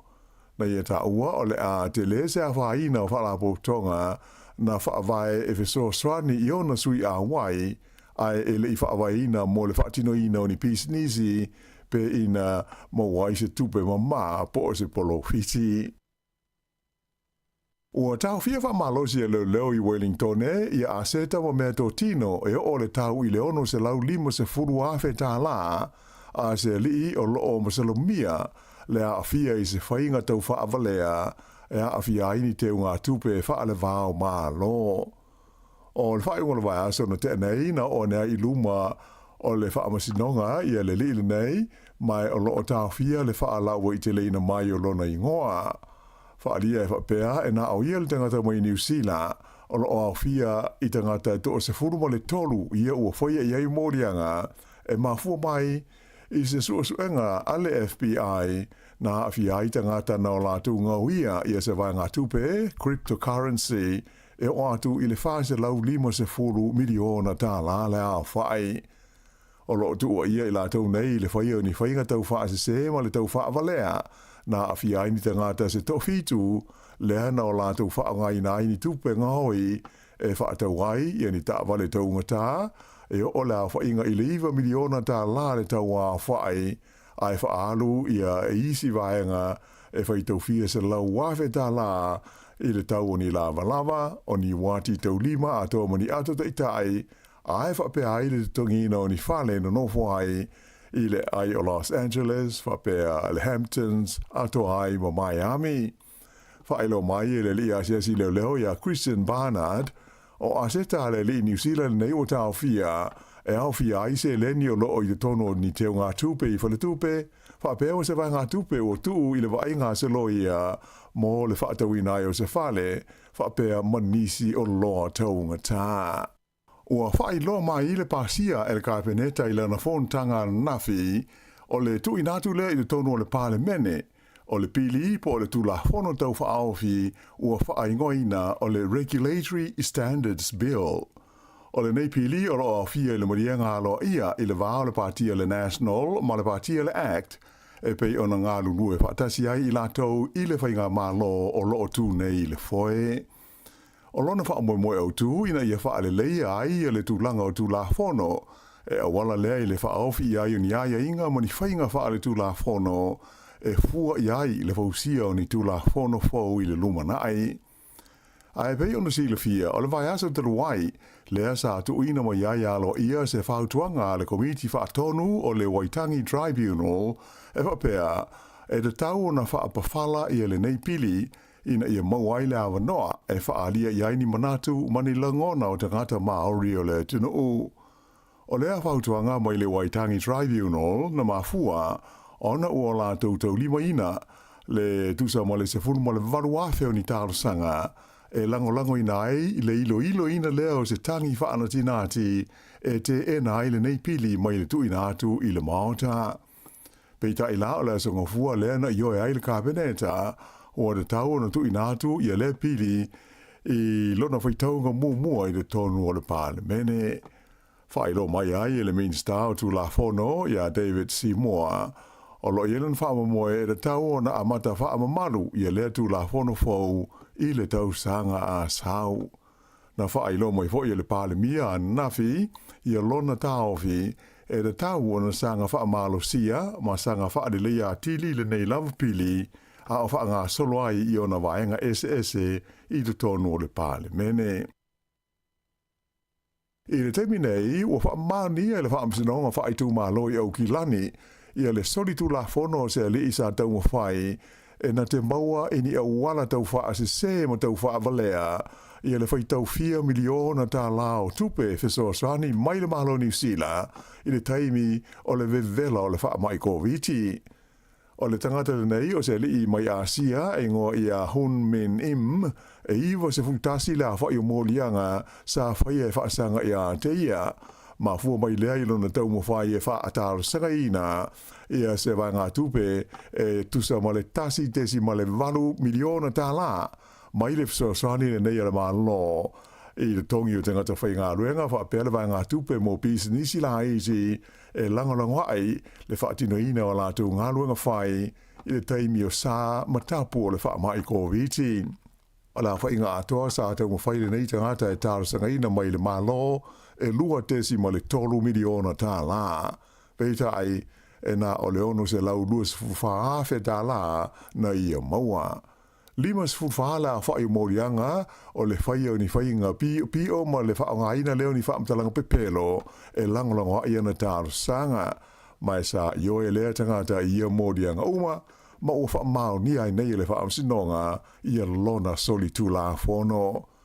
O le nei mta aupu sa ngā lue whaatasi ai le ofisa e whea ngai mata aupu tau wha asese le Serious Fraud Office ai whaapele mta ngā lue ngā la whonga le Ministry of Social Development, le ofisa o le leo o New Zealand, whapea ai le ofisa o company po le Companies Office. O se aso o iruma, o le a whaai lo mo iai le whaai unga le whaamsinonga mō le nei tangata. E mata upu tau le soifua mālono ina, lipotia mai e si atu i le lua se lauta la le tau e vai ai se fo mai i taimi manawa po after hours i le ai o Palmerston North. O se lipotia loa le swa se laua New Zealand na ta awa ai se tina na sulu wha iana i se whale mai tua i taimi ua manawa i ngā luenga i Palmerston North. E lua se lau ono se futa lala na pili na wa ai o ia e le fo mai. A wha au popo iai ma le tau o na vai ma fuala au, o na sili atu le toru se lauta la le tau atoa na ia tutongi i le whale mai po le clinic e ngō le city doctors le ana wa ai o ia i le whaai ungo le vai aso. O le whale mai le nei city doctors o na paulea o le whale mai e ma whai o na ngā i ei tangata mō mana o ngā whaafo se i tau le sui fua māloina i le ai o Palmerston North. Mai tele maisi nuu au fia i le la tutu singa o le tinana a fia e nofo o ia i le pita nuu o Dannyburg mai o stasi leo nuu e lalo o le vainga le whale mai le nei o le city doctors i Palmerston North i taimi manawa ma whai ungo vai aso na matua le te tonu le nei tina ina ua umona wa ai le fomai ai arua tu le tongi i le tau ai tauane e lua se lau ono se fuluta la whaalia e le tina, o le tausa iai mua e se lau lua se fulu ta laiva a iai le fo mai. Peitai, o le amtanga le tausanga le na si iai i a tau i lea whale mai. Mai o le teimi nei la, o le city doctors i Palmerston North, o se tasi le nei o whale mai after hours au pito i taunga ta i le tonu o New Zealand a toa.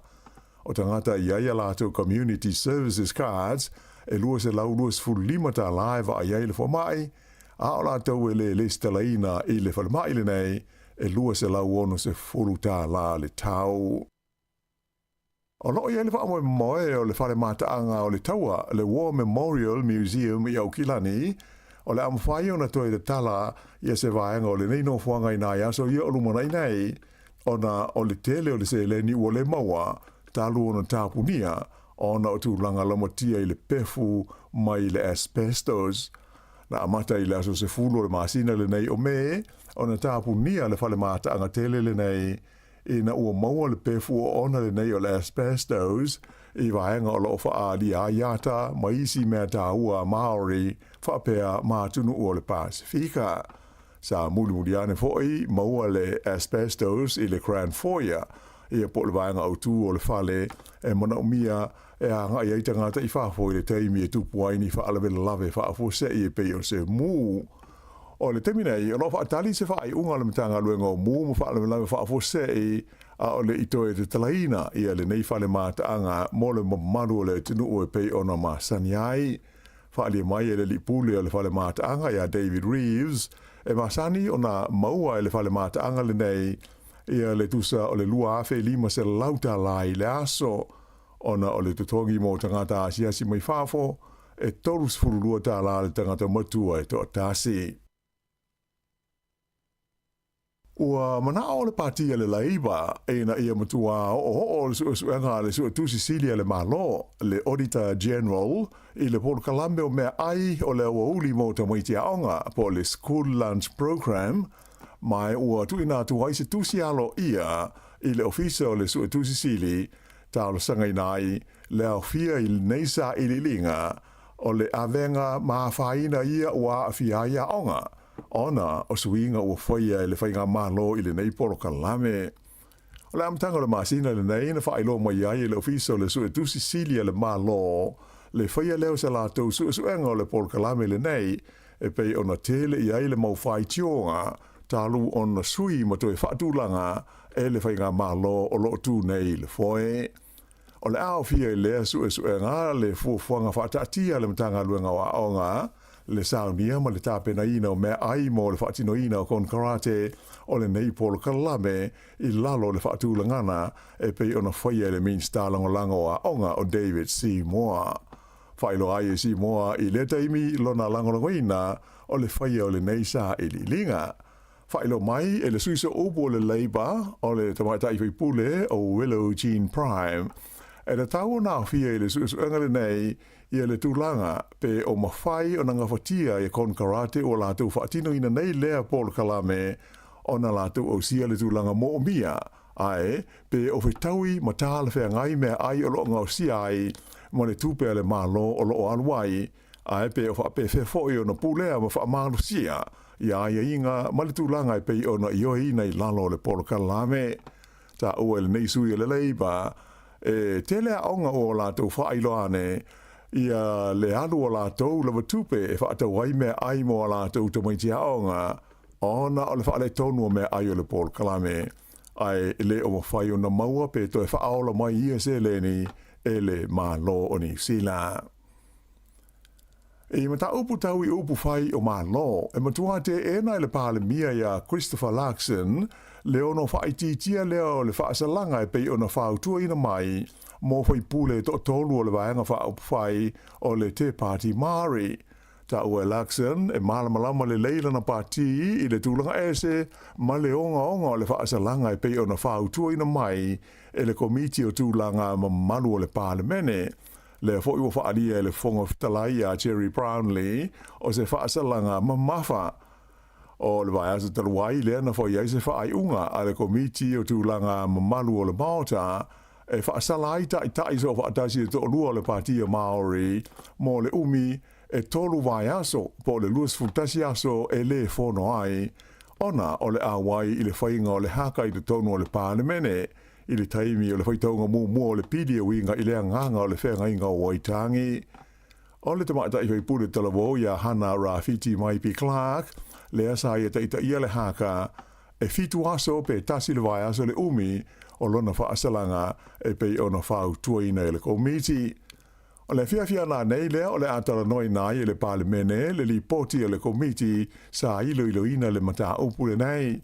Mai ta atonu le a umi ma vevela ni whiala whola fo inga e anga iai. Pai aso na tenei sa wha mawhainai le whongoftalai e te tau i whaipule o le Maota o na mana tunatu mamawha i le nei mata upu a o le i whaia iai se whaai unga mautu o le Pālemene. E nai tala mai le Pasifika o lo asia si mai i New Zealand le vai aso le nei le whailau tusi ao le whono a tai o malo le Pasifika le Pacific Islands Forum o le i engo ia Baron Wanka o ia i nei o la whaila i ma le mean star le vai whafo wa wasa mana i Winston Peters ai wha pele mean star le mtanga luenga o tangata Pasifika o Shane Retty.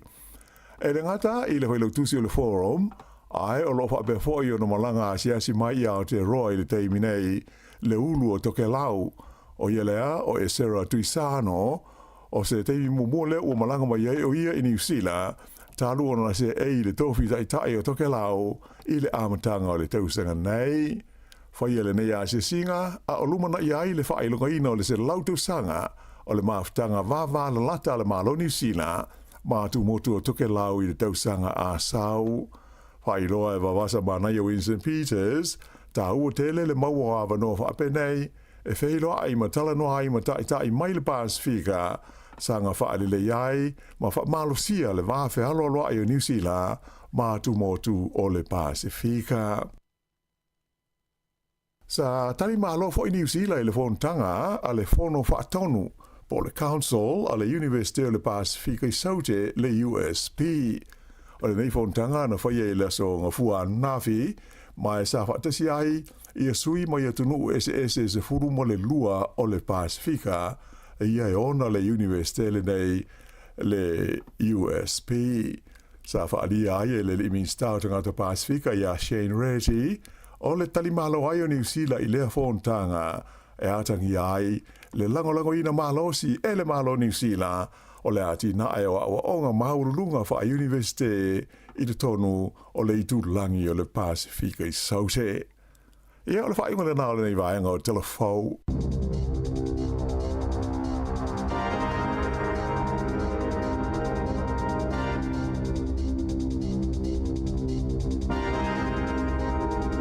Te whawhonga le tūrai sifuru ma le lua i le auli nei, tātou telefou matala mai Sāmoa, o lua sifuru 5 minute te nei le tūla. Ewa, malo lava le mafuta mai. Ia, mai pole ala tau mafutanga, nei mātua, ni nei teimina tai au. Ia ai mana tuol tātou whalelo le o e veloni. Ia lo ve vela pani kia ke ni tai au. He sunga piva le ota ma le whaltua. Ia, sa o le ia. Nai runga la wana na High Street. Ia. Tātou whalelo na. Ma lo lava le uspo I whamunga luenga. Me ta wina lava o lo. Sa vali ne tangata la wale tele ma u lima mana I o tai au. Sa. Ia, lato e wha sa vali lato te whau tu lo lava. E tate tau le va ia inga le Pasifika. Ia, o lima Ia mal mele o le whasa vali ia. Tai whau. Mal whasa vali o le tai whau. Ia o ne atunu. Ia o masani le vai. Tai mua la usau ni usila o vai inga le fau la vai. Ia. O lo tama vau. O tangata le e alu e avela na tai whau. Tu se o lona leo le te os wha se fili. Sa. Ai leo whata tamala malama. Ele o le mafu anga lo le tasi na e mafu. E nā tangata e whasa vali na tai whau. Kona wei loa tasi. Ia. O lea. Tu se o la e alu fo ile whakoleni le tai whau. Wa le peo le mawulele wa pe la na fa fa o ia e no fo ai le peo te fa uta lo o ia fa solo la lang ia peo ma fu ana e te fa lo tanga te fa le fa mai alu le fe final le ave mai le fa savali mo e se al meno to ma fo papia talo fa ni tanga te le sa lo tonga o sa va se lo ave te fa le la to te wo so fa is tanga te le wala ai le ala mo le ai o la fo ia e fo ia to inga vanga fa pena e ia tanga te fo le o mata fa pena o le me se ana tanga te mata tu fo ia o umalina o ia te fa pea ia le taimi o so fa ia o mala fo te fa le taimi la vea ia lona matai sa o le si voila na va enga ia na ia sa ola e wa pian tatal no so I su enga vo ia mai Amerika ia e to sina le tu pa tinam tama ita I se I fe alwe fa savali lan ta fa sa e tilo ele fa ma ni el tala sta ma insegnale fe ta to mesinio Eric a te uma fe wa I mananta I fa I Wellington ia e o ane o male tu pale o tamatai mili tai fauma sa ya wale o mo se fiera tu no tai fauna e ma se no fel wa itono el palmene ia wale o le insegnale feita to masini la foi faia masini el palmene e fa mania ya I faila se si o manatu swingo le total fo ya le wingo le total fa tausa o tai fauna mai le tausi al fa savali le aunga le fa o le ta foi fa milo le o tau sanga ni tata no yo le vanga le na fam talaina tasi le aso talun tata no awa tu ya sa vali vali ane to malo Sāmoa sa vali ane to malo Sāmoa mo tai fa mau tiro mai fa pe ya le au alta to ya afia mau sa wo ya e foi le to inga wo foi le tal no ya aro fa tau sa tai fa fa savat ta tau ia ta mai mafu ta mai ni ta ya o male tu peo tau si me ai fa savat ya la Sāmoa ya se la se vale ni mo o ale fa ya tu fale langa vi se vai bule le fa sfia wa nga ya le pa fi ngor ta ya mana I fa manatu e na I talo nga fi tel no e fa mo nga ya na mai ele na ui mai I whamtalanga lo ia male havanga le au whaiatus wholau ni usila. Ia? Le internal affairs. E nau mai le I le TVN said, le lai whapea mai. A whapea urgent, pe matua I mana umia vavelo tus wholau. E a wheta la, pe si male a wheta la e whaie. Me se whapea lau malanga vo le pe to tasi le aso a le ua le iloa tus wholau. Ia. Pe ua le anga tus wholau. Ai, o le fo I maua isu suenga yo. O mafua anga nei e mafua ina le anga tu sfolau pele loloa o tamaiti tau le o maua le tamaiti tu sfolau no folo fa le anga lua me o me ola yo ta I fao mo pusi fa le anga yo e fanga fao a inga ia male tolu ia wa a fie la manusi fa pe o e po au eu faço a vá e até o leilor dos folau pe por ali me tu pua ele me le faz tele e fa mão ela vai ali internal affairs ele vai o me lua fe lua fa ya pe vila lua fe lua lima pe ambal sfulu lua fe lua se lau to lua no tus folau na lipoti o leilor lua sfulu lua fe lua se lau to lua no io o kan tus folau leilor lua Ia tonu na to iti atol tau sanga. Ia o isi fa mo maunga e pe amale ono afe fitu se lau fa lima na lipotia. Ono afe fitu se lau fa lima tu se folau na lipotia o leanga. Wa ese leiloa ese leanga. O isi tu se folau i vai te miale o yulai lua fe lua fa. Tal mata mai. E ono se lau se fulvalu la tonu wala watu. Ia ona ua emergency i tatu fo ia mo mia va bestu folau. Ia. Na la e pe afu tu so le ua feta la tau. O sili atu. O ta sili atu si o le olanga e mana ia le te umalu lele. Ia. O te rei lopra ma fu anga le ono le lolo tu se folau. Ai te au ia, langa te le masa no va il mala vale. Te lo le si vai nga ma fu ono le lolo tu se folau il mala vale. O le uma fo le na siaki. Na e tangwara ia u fu e mesia e te le tenu tawai i tu se folau New Zealand. Tata tau. Sa tau na umalon siaki tu tono na atu. Al me te masa inta vai tai. E umalon siaki ia felo lo ai fare u fa pea fo le fa le tangata o lo si sen nesi. No tu lo la ia o me fa i mo le kofi. Tati tia i lunga ina. Ia no e sia ngalo i lunga me i ngoi kofi. Ai mai sa passport New Zealand tate mai ta wina va nga na. Se me la fa di furu passport la uma tu no o no New Zealand. Eu vou dar final no toi. Ya matou o fa ngal passport New Zealand. Ya ona ile no tu folau. Ya masiaki le polale umina ya ngai te o le ola malanga. Ya mai ile mo le si foi fa mina tu ta ye me yo malanga. Ele ma faina malanga i Sāmoa. Ele one way passport in New Zealand. Passport Amerika, passport Australia. Ele ma fai te longa ele stamp na Sāmoa tono lotus folau. To faina ele one way ta sila et na le Sāmoa. Al passport Sāmoa, faina ele Sāmoa ele na le one way. Ele ta o Mrs stamp long for the stamp Sāmoa ele to wala le stamp Sāmoa to tono lotus folau Sāmoa. Ai to tono lotus folau aisia to no. Ni te ua poloka ila walu ya ukilan. No wa tupu so on mele. Mo le tongi o le tasi na le Sāmoa. Asia ki atu na ele se stamp o ye. Te longa la to tongi lo pasa se lo fo i mai. To fa na ya lu ngol vale. Ele ma fa na tu wa ukilan. A fa fo te sa tu ukilan. A mo wa Sāmoa e se longa to tongi lo pasa. Te ua fa ne se malanga. Ma le nei fa mala tu ta yao. Le o te luis fulfitu minuto na tale o le tu la se fulu.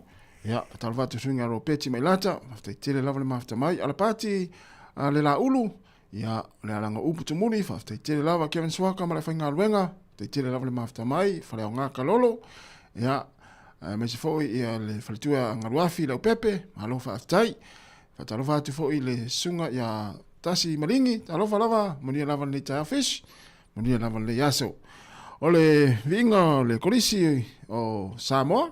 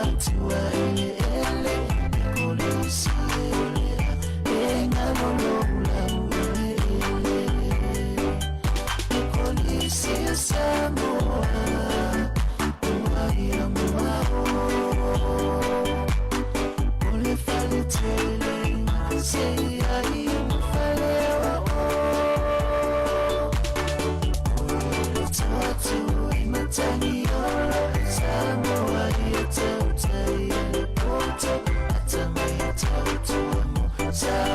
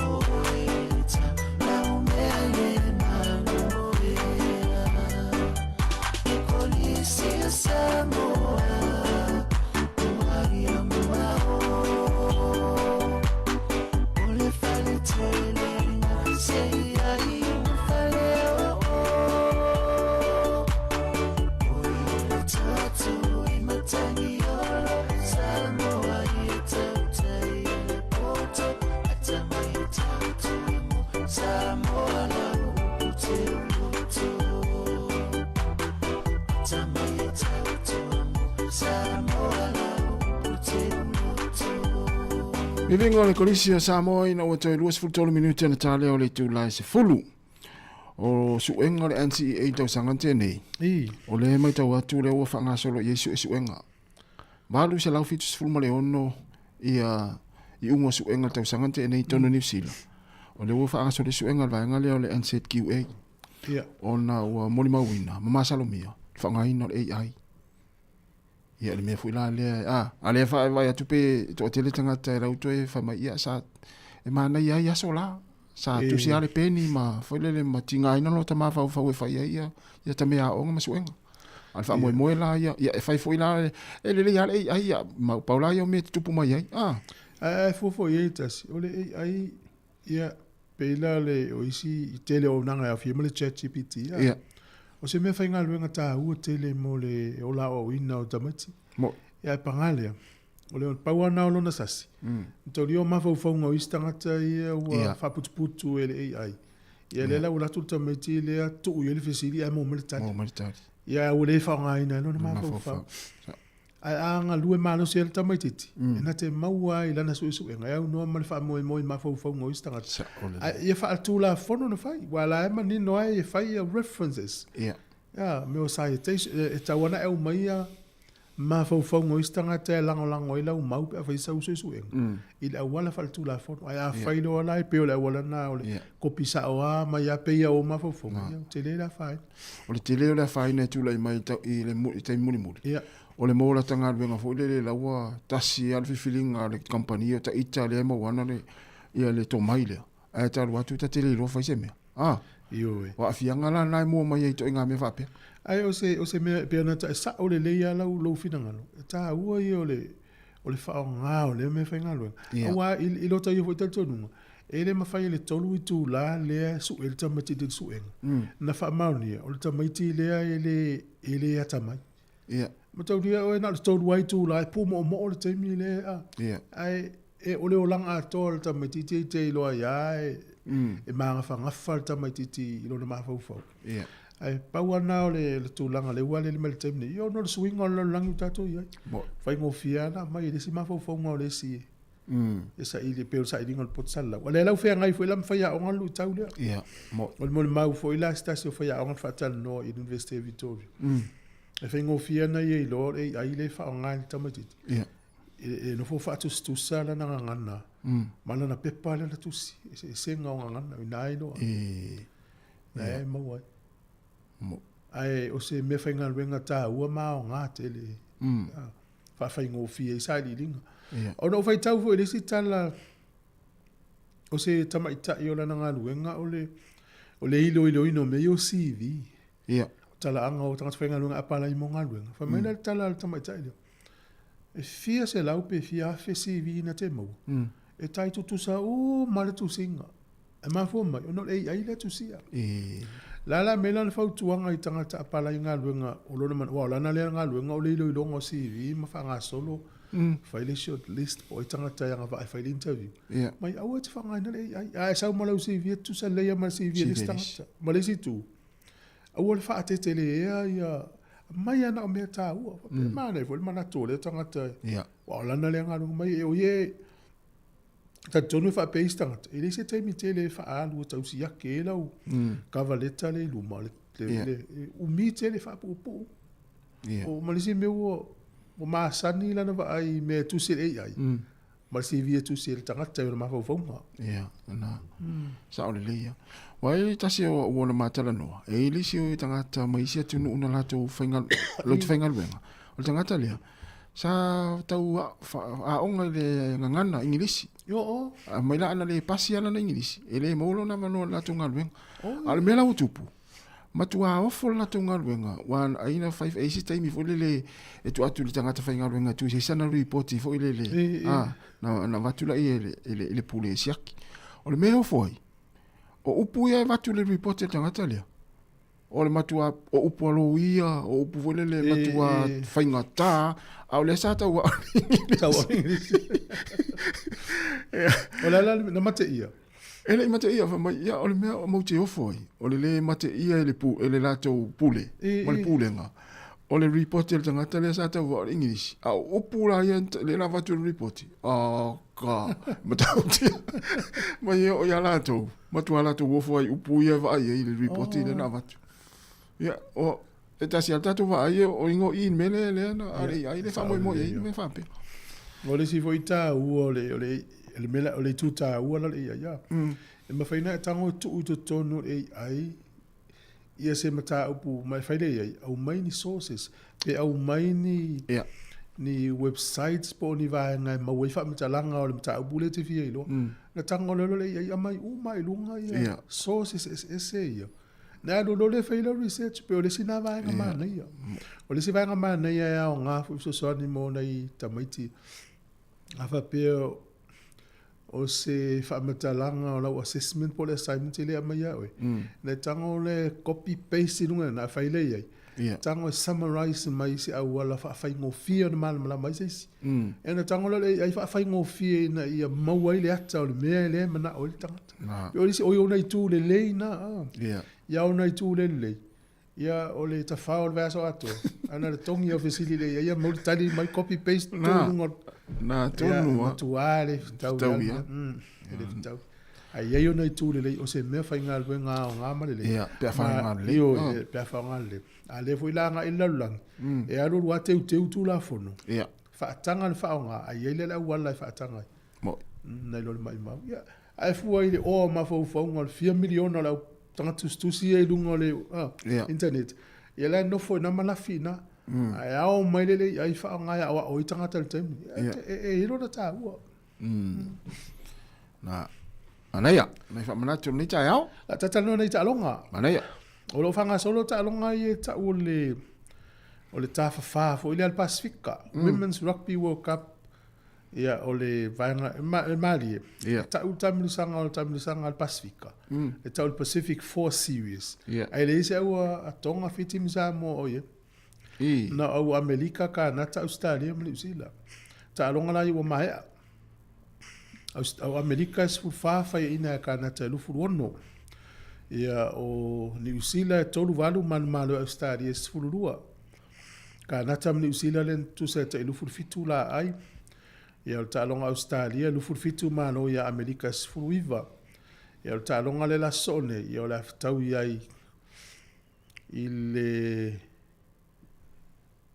aso lima le lufu tolu me il verso frele nei il fitu ile fia fil ta longa Australia makanata ia ona so ile ta longa ile lufu fa verso nei le stona il tele titio la fa la ta lo America New Zealand ta longa fa no fapa ia ta longa na le tu pa ta mata taimi nei o le ua a tasil malo a New Zealand ia tasila na tusa ia le fatali pe malo ta longa le ma Amerika Amerika le se malo Australia o tasila na malo tasila na faya ina kanata tasil malo tasil tusa so le tau fa ola le o yesili ana ia ia o nisi ta longa pe o ta longa ne tipolo ia i le fa ngon vai aso le mai ta watu ia na malo ia le au le steel le au le moto isaute ia e lima e onas full maleiva i le fast full maletasi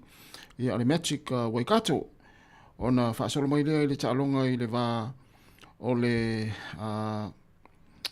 fa solo atu le talonga le i le va o le au le stars ia mai no hapa ia male au kalaistete le tactics lima full male fitu ia le stars le lima full male lua ia le tactics ia ma talonga la le na mai tau atu le talo le tatu au te mai tai le pause ia ma le au kilani ia fa ingol va so o au kilani le mystic limas ful maleva fast ful malvalu ia le awal pause te mai tai Wellington te fa ina mai tatu fa ingol va so ia o le ua ma le tua liona le saunei ia e le talonga ma le awal Pacifica o le lau fil al fa ia o tangata le o to tai kefu le sa faya on la o tonga i kaletahi o ia na le faya on la o Pacifica lo no winga le la fili la o Pacifica mai tama ye ta lo so le super ka pi ma tama mai fafu lo inga una la veni se tama o le mona Pacifica i la ula I le ule al Pasifika, ia mana ia le umaula venoa e fata alo e mala ua liona.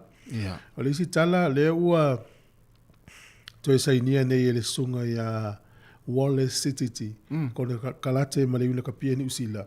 E ta alo e ia ulia lua fe lua fitu. Ia mtaulia o... La ititi al tama. Ititi e mautinoa umo lua lua fitu toe faa umi lua fe lua iwa le tua liona le sau nei. Ia, tarse a uni a fie ni manuanga. Io, ma nei te le ta alo le tamane Wallace. Ia. Tu sa o Wallace le la suia sa vea pe a te umalo lo mai le ta alonga. Ia. Pi. Ia leua whaeloa mai ta alonga le tua le aua falani le tali malo le ol peleki. Ta alonga mua mua e whae le lo le Forsyth by Dunedin o le aso limo Iulai. Ia. Lenga pelea malisito e ono vai aso whae ta alonga lea. Ia ta alonga lona lua e whae le sto na isfuru lua Iulai e whae i le Sky Stadium. Tali malo i Wellington e. Ia ma ta alonga lona tolu le aso sfuru iwa Iulai. Ta alonga le whae Waikato i le FMG Stadium. Ai whapopo atua i le vaanga lea. O lea ua whaeloa mai i le Sky Stadium ma Wellington. Ua uma le whainga paanga le Sky Stadium. A le Sky. Uma le Stadium ma Wellington. Uma ne le whainga le tausanga nei. E luas furu tausanga o ingoa le whale lea o le Westpac Stadium. Sui lola i le Sky Stadium. A le la tau su e se ingoa e whaingoa. Le lope Januari tausanga fou. Ua si ufonga lau mua stadium. Ma nei a te. Tu se re ngor tatu li teo ngor stadium. Ma nei a te. Yo. Na pe te uta fenga luenga mai ngor tuntu mo stadium. Samoa Capital Radio Stadium. Wai lan mana ia.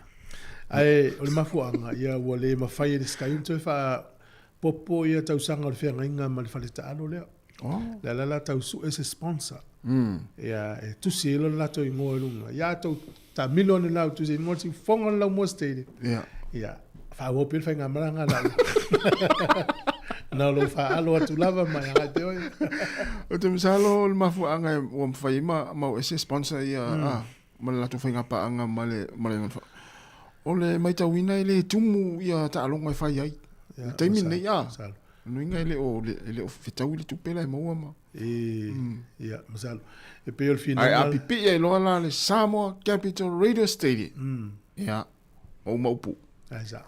Tu e malata ale, o po lunga. E pe o fina unga le fai le malai le Western Spring iau gilani. Ia. Le fina wai Ali Williams ma tui fasina Brian Williams. E manao Ali e fa tolu se lau miliona le tauranga luenga e tangata e mai lato tupe fa ngalu ai e se skaili fa ni ona po e manao ia tui fasina e se foi le awal e foringa mai pe o uni e le la fai loa le filfilinga le city council o ai la avena mawen a mauala e ali foringa mai o leva vala mai e maua le vainga Ali Williams ai fai ina le vainga tui fasina e fa to ai loa la i masin fo uni si fitinga au kilani. Mautu foi la le fofua. O le matua matanga o fie na wale ai o kilani. Isi foi faleta alo, mo isi vaenga whapea. O le fofua. O le awhai isi fale fai basket polo. Le malai fai basket polo, ma le soka. Ai te le ia, manai. Ai fai foi kona seti. Ai le mawhaina na o limas furu wafea tangata matamata. Whamaila ia Eden Park. Ai a fai mele mana o tui fasina pe foringa mai fa pena ele mana la kapi e mo faina fai konseti tele ita ilo ia matango fia tili ele o kilani na pe ele na la wana fila uni sa voice New South Wales ia na ia o lisia Queensland ia le we ile ni sia Queensland ia numero tasi o Kellen Pongia numero 2 Xavier Coates numero 3 Robert Toia tama pista ma Sāmoa Sāmoa le lina fa sa o meta ia le fai ato ia numero 4 a Mercio atupai a tapua i Fido ia o le numero 5 Valentine Holmes numero 1 Cameron Munster numero 7 Daily Terry Evans o le kapiteni foi lea numero 8 Moyaki Fotuaika numero 9 Harry Grant numero 10 Tino Fa'asua Maleaui numero 13 Rupert Cotter numero 12 Jeremiah Nanai numero 13 Patrick Carrican numero 14 Tom Tiren numero 15 o Lindsay Collins, numero 11, Pio e Foma, numero 15, Trant,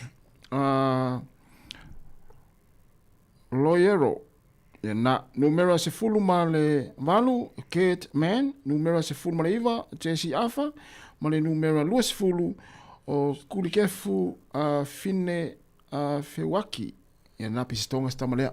Tonga Sāmoa. Tonga Sāmoa le titina. Talo Dolphins le lei o lanta. Le titip talo fu tasi o tausa. Ia le nala. Tasi o ta le ua mautu ma le taalonga le awal Pasifika. Ia. Ma le awal Liona e whai le salufu lua iula i whai me le pone. E whoringa mai o le ema na o ia le coach o le aulea. Ia ta alo adi le taalonga lea.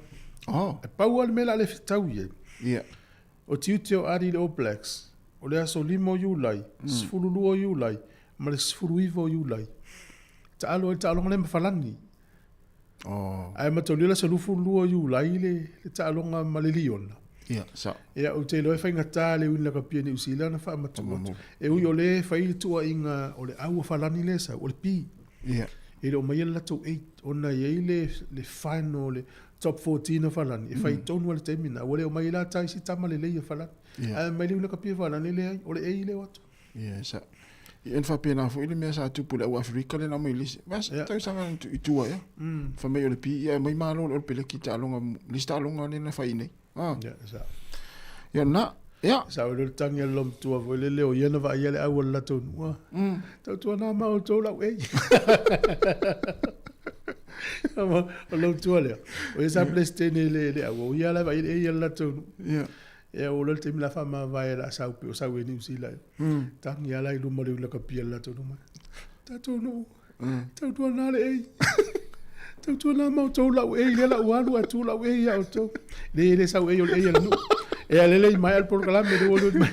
Gal me se fo malo. Wal wang mul mul te fo e. E tau tua na tatu e mata au ta fo malai. Langa na ini me na tupu vasante le ta longo mata i kalapu. Ona i mātua fo ua mātua. Wa umale leina fo le toni le toni le line out. A wa a mesi ape a o ta longa yo. Wa ai tu no le malai. O me la na tupu. Ia ele o la ta mo e mesi ta ma fo le tafu. Ela ele o tiro itu. Ala ta mo e me fo le ta wa ele polo e sul. Te lona me na tupu. Na so ala tafu o ia stasio ta ma pa tu lop. I vas fulu mon tupu ta usanga ma tu lo. Ia, na tata fitista ma sto in. Ia, o tau fitule ni tangata le piton mato iei. Fa atu lunga sto in o matua ni niva. Ele i mata longa mata ai. O avelo. Avel fale. Ia sto in lea. Ia me foi le fa tua mo tatu. Ia nau fito mata. Ia ia afiang fa pe ia ele tua ia o fa au tua ia ta fo. Ia. Tua ia ta ia mata. Sa. Ang fa pena. Ia, peo, a mesi o tau ito ina tasi e fo pe ato wol malai. Yo era ia se tatu ele au to ina. Faftai le li. Al pokala mele, se fo malalo ina le tape na mai. Ia. Tai a fo pokala mele atal tai o ngalo toi mauri ma ana. Fa fie le tunu ia o stofi o tai o tasi. Ia. Na. Ile o va ve o va yaso. Va ve te va yaso. Ma lai la fa ngal nei tai a le. Fai tanga la va tulo ma ve fa tau. Sa o le, sa o fo tua. Ma lai. Na. Ia, ai tu fa talo fo muli tu lo inisio tatu pa anga talo le tatu pese ta pena mai pukala me so fo malo lo ina fa tu tai fa mafu manuia lava le tai ao ia tina matu ia silulu polton mai okilani fa tai tele lava fa tu ia susi tai ro peto talo susi manuia lava le tai ao Kevin Swoka manuia ngaluenga antile liva malo fa tai lava mafta mai po fe inga na te ai le tai ao ia te porasi osi aleni manuia lava le tai ao ia toke tu pai malo lava fa tai tai sang fanga io. Ia, o le singore uma fa ingo ai ia le stadium lea. 5 pa wai ave stadium. Toi 5 minuti tardes furu si fonga la moe Wellington e.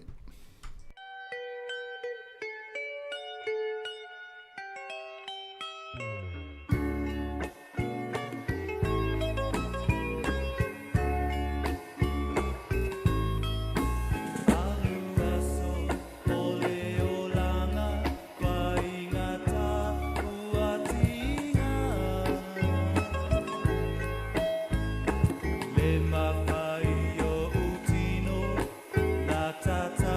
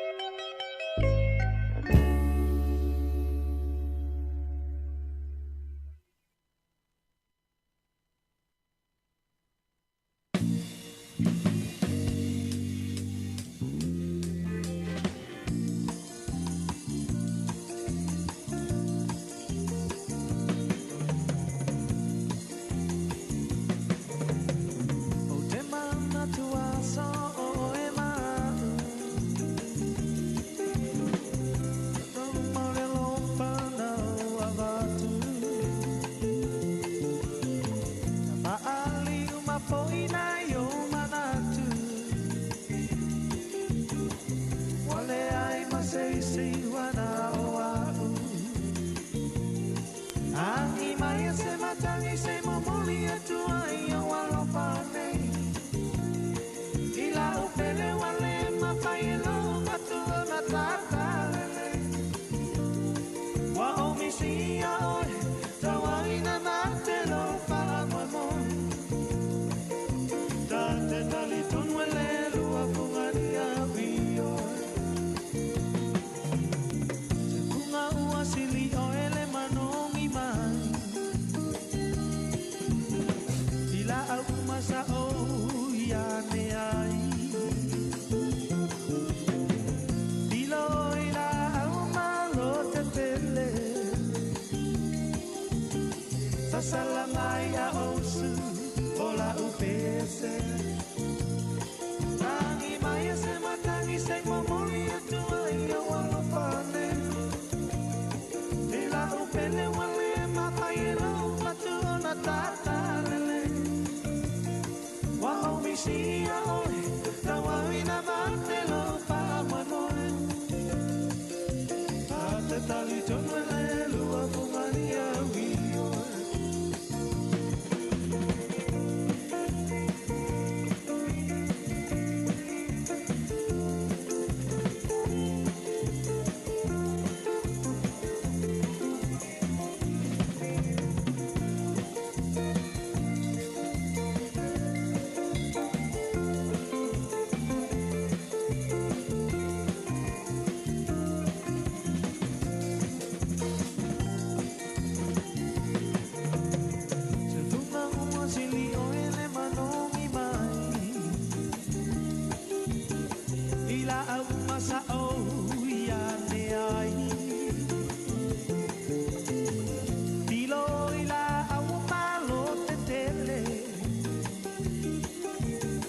Sasalanaya osu ola upese. Angi maya se matangi se momoli atua ia walo pane. Ila upele wale mapailo patua na tatalele. Wa omisia oe tawawina matelo pa manoe. Tate tali tonwele lua puania vioe. Angi maya se matangi se momoli atua ia walo pane. Ila upele wale mapailo patua na tatalele. Wa omisia oe tawawina matelo pa manoe. Tate tali tonwele lua puania vioe. Tate tali tonwele lua puania vioe. Tate tali tonwele lua puania vioe.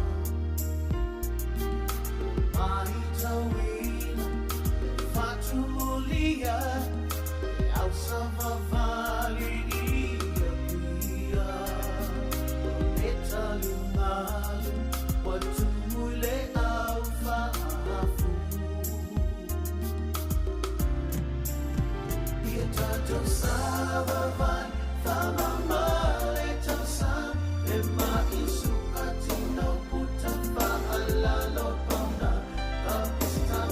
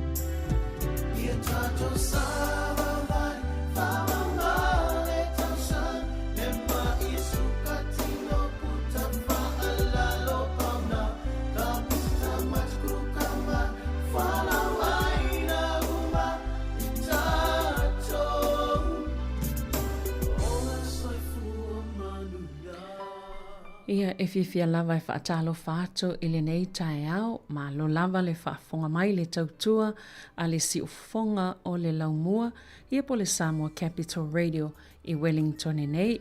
Whiwhia lava e whailo ato le nei fo i tae au il polkalame o le soifua maloloina, i o le amato tala noa tuai, ma le fionga ia po la taivao le ilua vesi le ilua a toi lolo, whaapea ma le sunga ia Miliama Tapusoa, mai le au nanga le net i le Heart Valley, ia pei ona iai fo i le tato po kalame whaatulanga ina mo le nei vai aso. Ia, whiwhia lava e whaatalo whaatu, ma loa soifua ia lua sunga, ma loa soifua lau fionga po la taivao vesi. Malo lava soifua, ia lau a fionga fo i le tamaita e le maota, Savelina, ia ele ngata fo i le alpa ia male malu o le tato ofisa whaasalau se ufonga lau mua nei, ia le fionga i le i whaatonu, ia e mai se fo i lau whainga ruenga, ia malo lava soifua malange ma, whaatalo whaatu fo i le pa ia male malu si o tato atunu, pele Sāmoa lo whaafonga mai, ia i suesunga i whawhiangai ngā taulangi, ia mai se fo i o tau whalitua la le lei, ia o a fionga i pātele, sa mai tai sā o Fisosoani Katoliko ma sunga fo i whawhiangai ngā epikopo whailaunga o hao ia matia kono whalitua matausi. Ia me se whalitapo inga nei o tātou mātua mātutua e wa mālo lo manu mālo lo lātou whai fo le whaiva o le tapua ia o tiutam whi amanga luenga ma o ongo lo whiangai ia le pa ia mali mamalo si o tātou atunu. Ia, malo lava soi fo fia fo wa ilo so atau nei tai au ia o mafuta mai mali mai tai la le leil nei mai oile net Miliama Tapusoa. Ia, talo fa malo soi fo lau fionga Miliama ia tonu te ilo polo tai mo le nei le si ufonga lau mua ia. But can you introduce yourself and your role at the net? Oh, sure. Talofa lava, Savelina, and warm Pacific greetings to all our listeners this morning. So my name is Miliama Tapusoa. I am the clinical lead for the Pacific Shining Lights Upinga program. So this program is mental health and addictions, a resilience program for Pacific mothers who have children from the ages of 0 to 5. Malo, ia, vesi, nei te dua mafuta le, me sila fia fo i wahenga i o loo. E le folo whamtala i te ule ato peo whamtala ina. Ia whawhitaia ole a fionga ia Mili Tapusoa ia o ia lea lo mātou ngā lulu e whaatasi i le net, i le Heart Valley. Ia peona sila fia fo ila tunu o te relo pena o whaelo atu Savelina e tapo kalame taluai. Lea ua sui maali e la vale i ngō le mātou whaalapotonga, lea ua kōpenga o moana. Oh, ia, sa o le. Ona, o le neto le upule sa a matamai i le tōrus fruta o sanga taluai. Ia o le fionga la ia Mili ia po le sunga fo le tamai tai fō ma ia Mili Tapusoa. O ia lea o ia tai ina le vaenga lea whapitoa ia o le Pacific Shining Light o le tasi lea o mātou tautua i totonu le net. Lewa la alima tausanga ia lea ua se e mai ai ia le fionga ia Mili Tapusoa na te taitaina o le Pacific Shining Light ia mo le soifua maloloina o mawhauwhau se tulo fui malangono tangata ia e mai se fui rava ai a fianga i tūranga ia e fia tātou fui le peo o awa o na malo si te paa tūna whapena e a fia ia le soifua maloloina whai ai o tangata e mai se lava ia mātua e ai o lato walo mai lai titi lalo le lima tausanga. Yeah, mana ia tele. Mili, can you tell us a bit about your background and how you became involved in this field? Oh, absolutely. So, I guess just to introduce a little bit about myself. I was born in Sāmoa and my family come from the villages of Ala, Sātawa, and Potasi. And so I actually started my nursing training, so I'm a registered nurse by trade, here in Porirua. At the time, what's now known as Whatirea was actually called Parumoana Community Polytechnic. And so we were the second class that came through there. And on campus, there was only the nursing school. And the reason for the change, if I remember rightly, is the word Parumoana means dirty water. But on campus, on site, was the nursing school, so it was a health. And I remember that there had been some huis with the local iwi about changing the name to fit the education that was being delivered at the time. So at that time, Porirua Hospital, which was the mental hospital here in Porirua, was still open. So all our training in terms of mental health was done. All our placements were done at Porirua Hospital. And that's probably where I developed a interest in mental health and looking after people who have been diagnosed with, mental health challenges. So I have been in this mental health field and addictions for over 30 years. Oh, wow. I have done different roles. So in the roles that I've done in relation to the role that I have now, I have done some time with public health, and also I have done, I was a paediatric nurse specialist here at Kenapuru when the paediatric ward was still in operation. And I've done some time with Plunkett, and Well Child Health. So working with mothers who have children between the ages of 0 to 5 is definitely a passion that I have. And especially now that I have the opportunity to work with Pacific mamas and being able to support them so that they can have some tools to help them, improve their well-being and their family lives and their families. So within this program, there are 3 components of the Pacific Shining Lights Upinga program, and the first one is workshops. So we deliver a series of mental health and addiction resilience workshops which run over 7 weeks, 2 hours every Wednesday, and that's at our Pacifica hub in Dudley Street in Lower Hutt. And this is where mothers come to learn skills to help them manage things like stress, anxiety, improve communication with their children as well as their partners or spouses. They learn practical tools that they can actually take home and practice. I think one of the highlights of this program is we help mothers and provide practical tools that they practice in the workshop, and then as part of their homework, so to speak, they go and practice those tools at home. And then the following week, they'll come back and provide some feedback on how those tools have worked for them. So let me just give you a quick example. One of the sessions we had in a previous workshop was on voice and how to use your voice in a way that it'll benefit your communications with those around us. And so one of the homework for that week was that the mothers had to go home, and for the whole week they had to use a quiet voice in the home in their communication.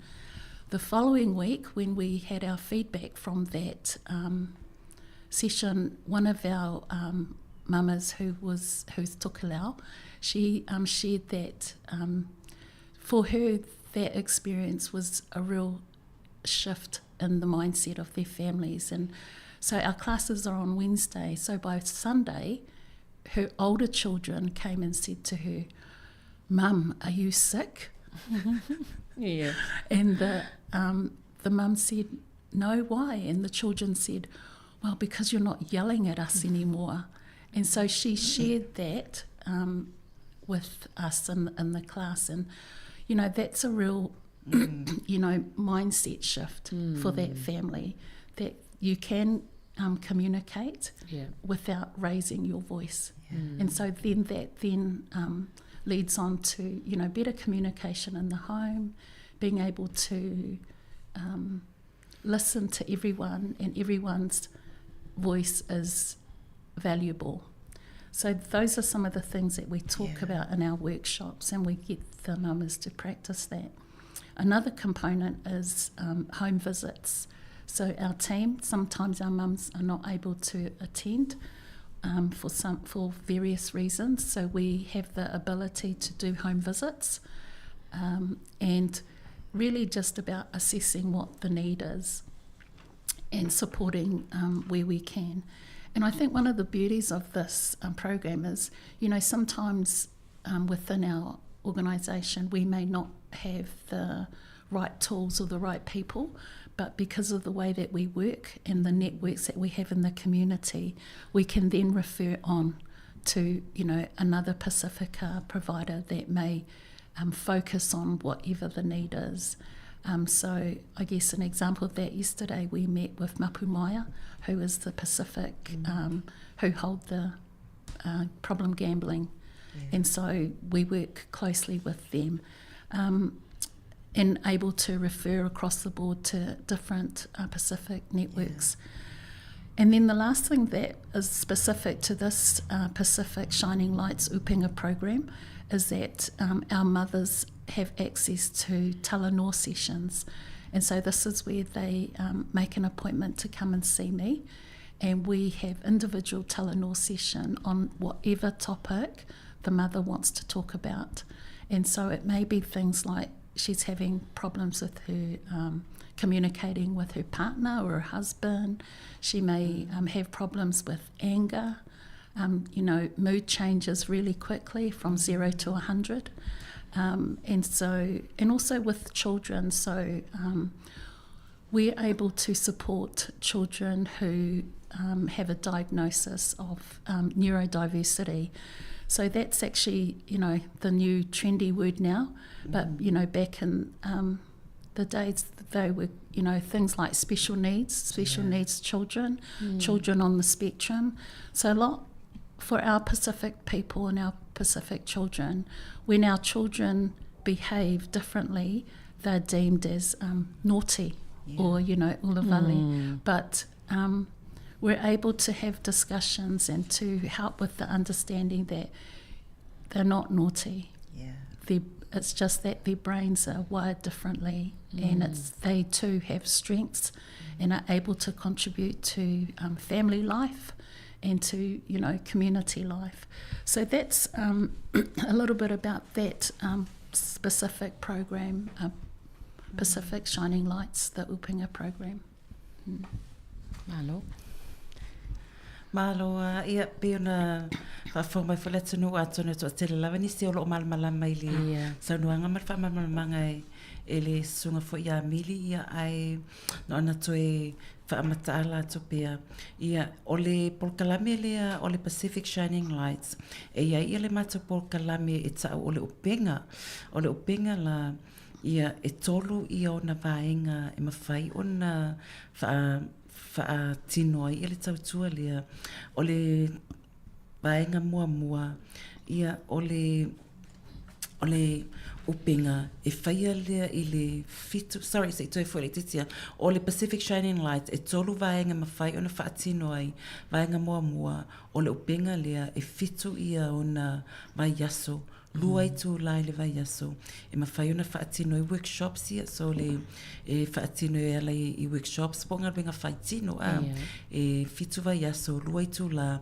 ia e mawhai ona susua tuai ia ma whaafonga fo ima ma Talanoa ma le sunga ia mili e vai aso ia fitu ia e watu fo ia le fisosoani awala e mawhai ona fisota ia i matutonu lo ainga mal ai mese lava le whanau ia o vai aso umalava la e watu lenga ruenga fo lete ale whaile fale pe ona wha mamala mato e mili o le whaongai na lo leo e te fisota ia i ini awala talwhea ngai ma lau whanau pe ona wha mai mili ia alulo le tasiti na awa Talanoa fo ilea ia whaongale leo leo file mu po le leo la ititi ia e fe mai ia le whānau a sitina mai mam e te mai e fsile te tina pe e fe mai wa ele to wa ele to ele o tele o le swinga na mai nei o onga ia ele ngata ele o le tasivaenga o le Pacific Shining Lights po le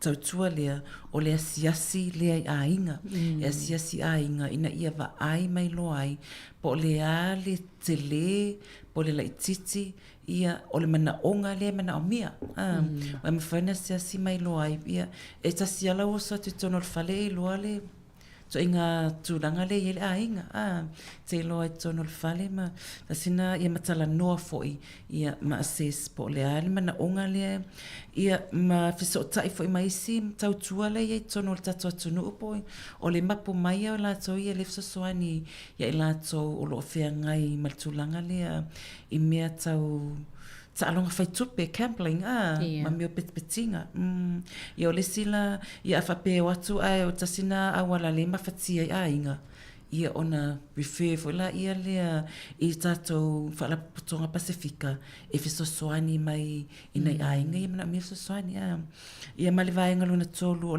o le porkalame le Pacific Shining Lights ia o le avanoa e tu ina tu tina ina ima fai una fai e ini tala noanga ta ito atasi ia mali sunga fo ia mili ona pe ona tawa mili o mili wa over mali tolu sifuta sanga talu ona ngalue ili nenga luenga sa avea o ia o stamai tai fo mai fa au mai fitiria ili taimi fato a fa vai el pokalame fa fo mai pole a onga fa fo mai tono fitiria nei ia ona avele o ia masetasi sanga lue fo ile tulanga lea avea mafo mai mota mai tinaiti lalo le 5 tausanga ile ngata fo ilea sa avea o ia mase fo mai fo ilea le ta o blanket nurse vai temine sanga lue o ia le blanket nurse pale well child ia mai mo alum fa na lalo le 5 tausanga ia mai o fia le uanga lue ma tato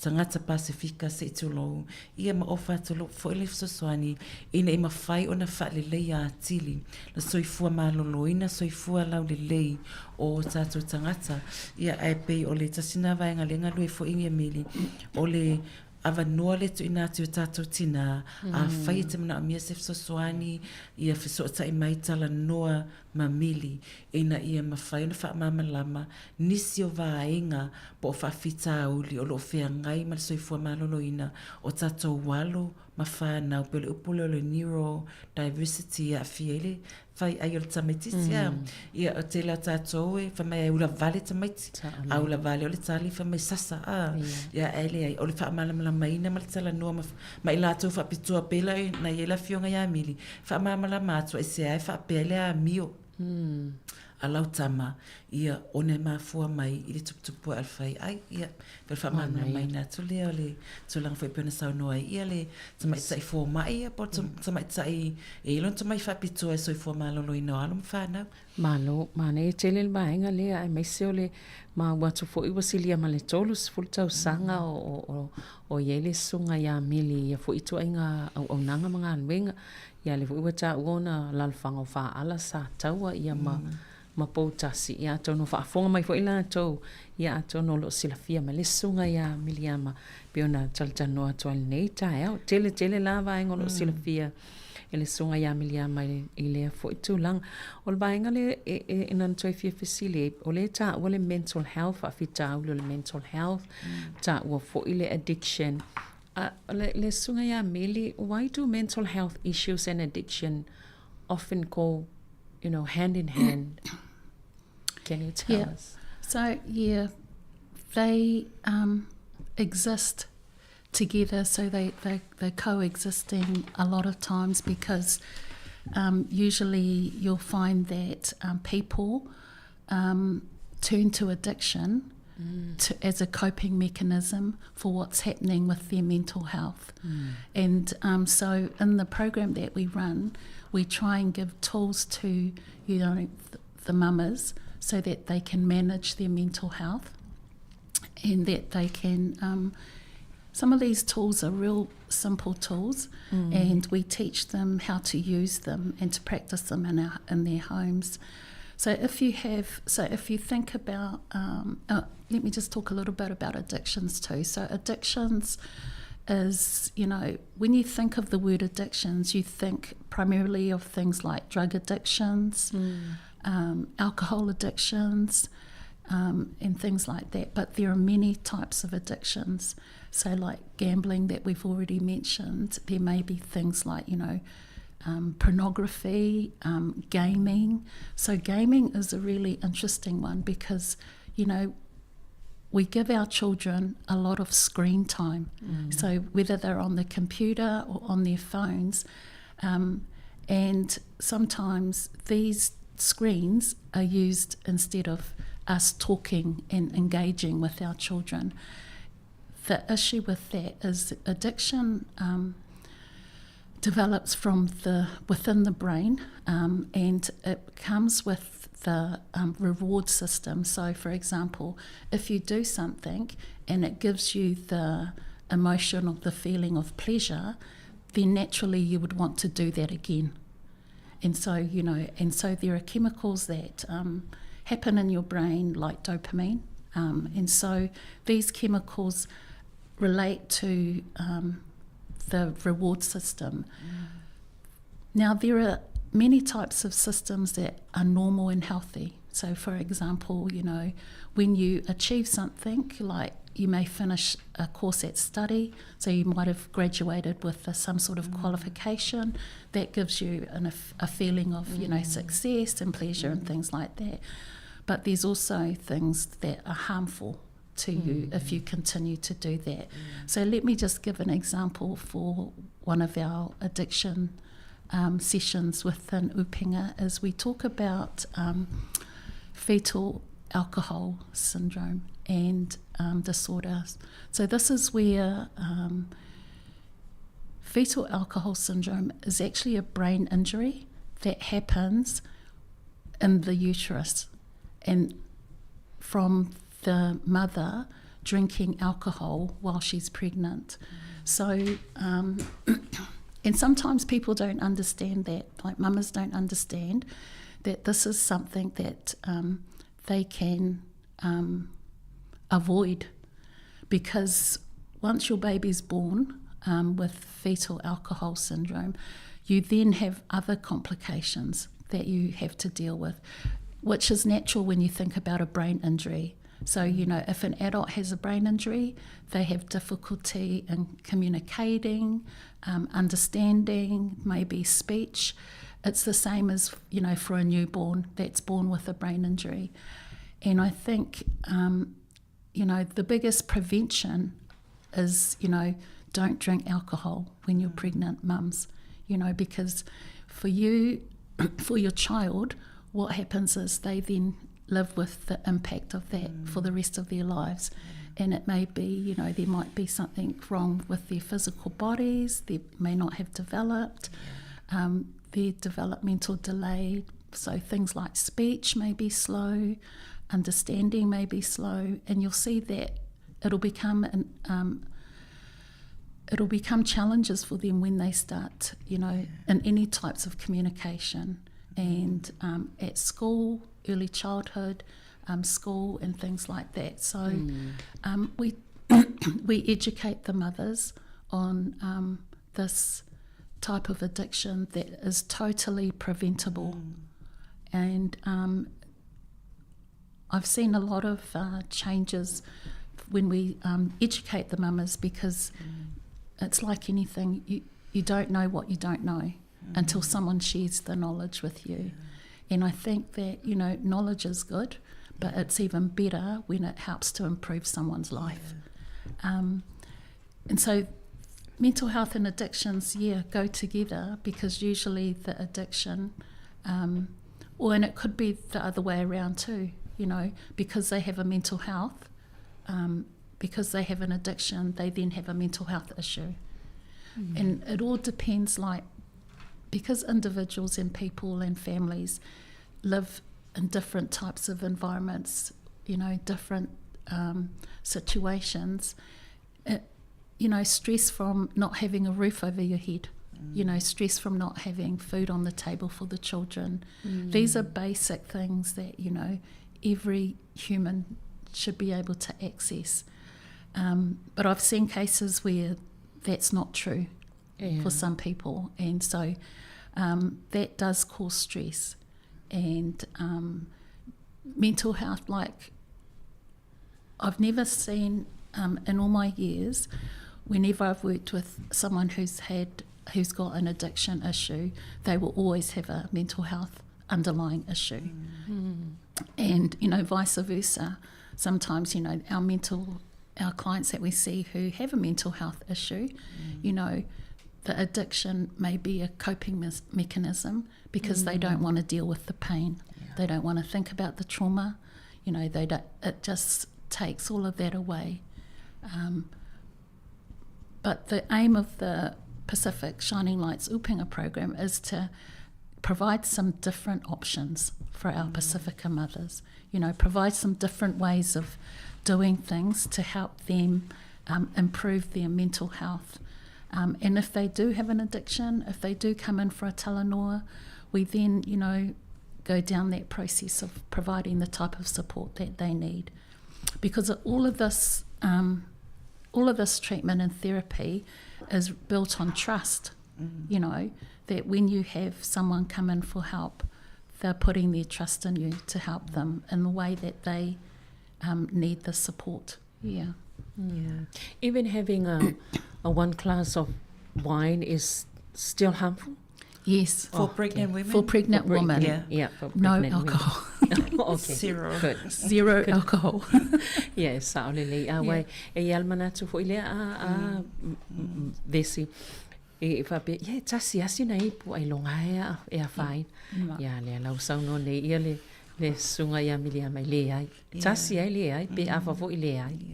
Pe alen tatala noe fo ispoka la mila no fale a whawhitai leo asu mai whai ale sunga le tamai tai fo mai whapitoa e winga i tūlanga e leo to e confirm o mai mesa tatala noe mese lava ia le a whiangal mawhawhau le tamai titi ia e mawhua mai soi fua marolo i nortina ia ma mea o lo whai. Ia, mōni le. Se i wawaia foe o le tātou talanoanga, ian toi foe mai lea whaalau te lea tili se waingana o misi mai ata o vesi o le saunoanga mātangu fia sunga ia mili. Malo whaftai.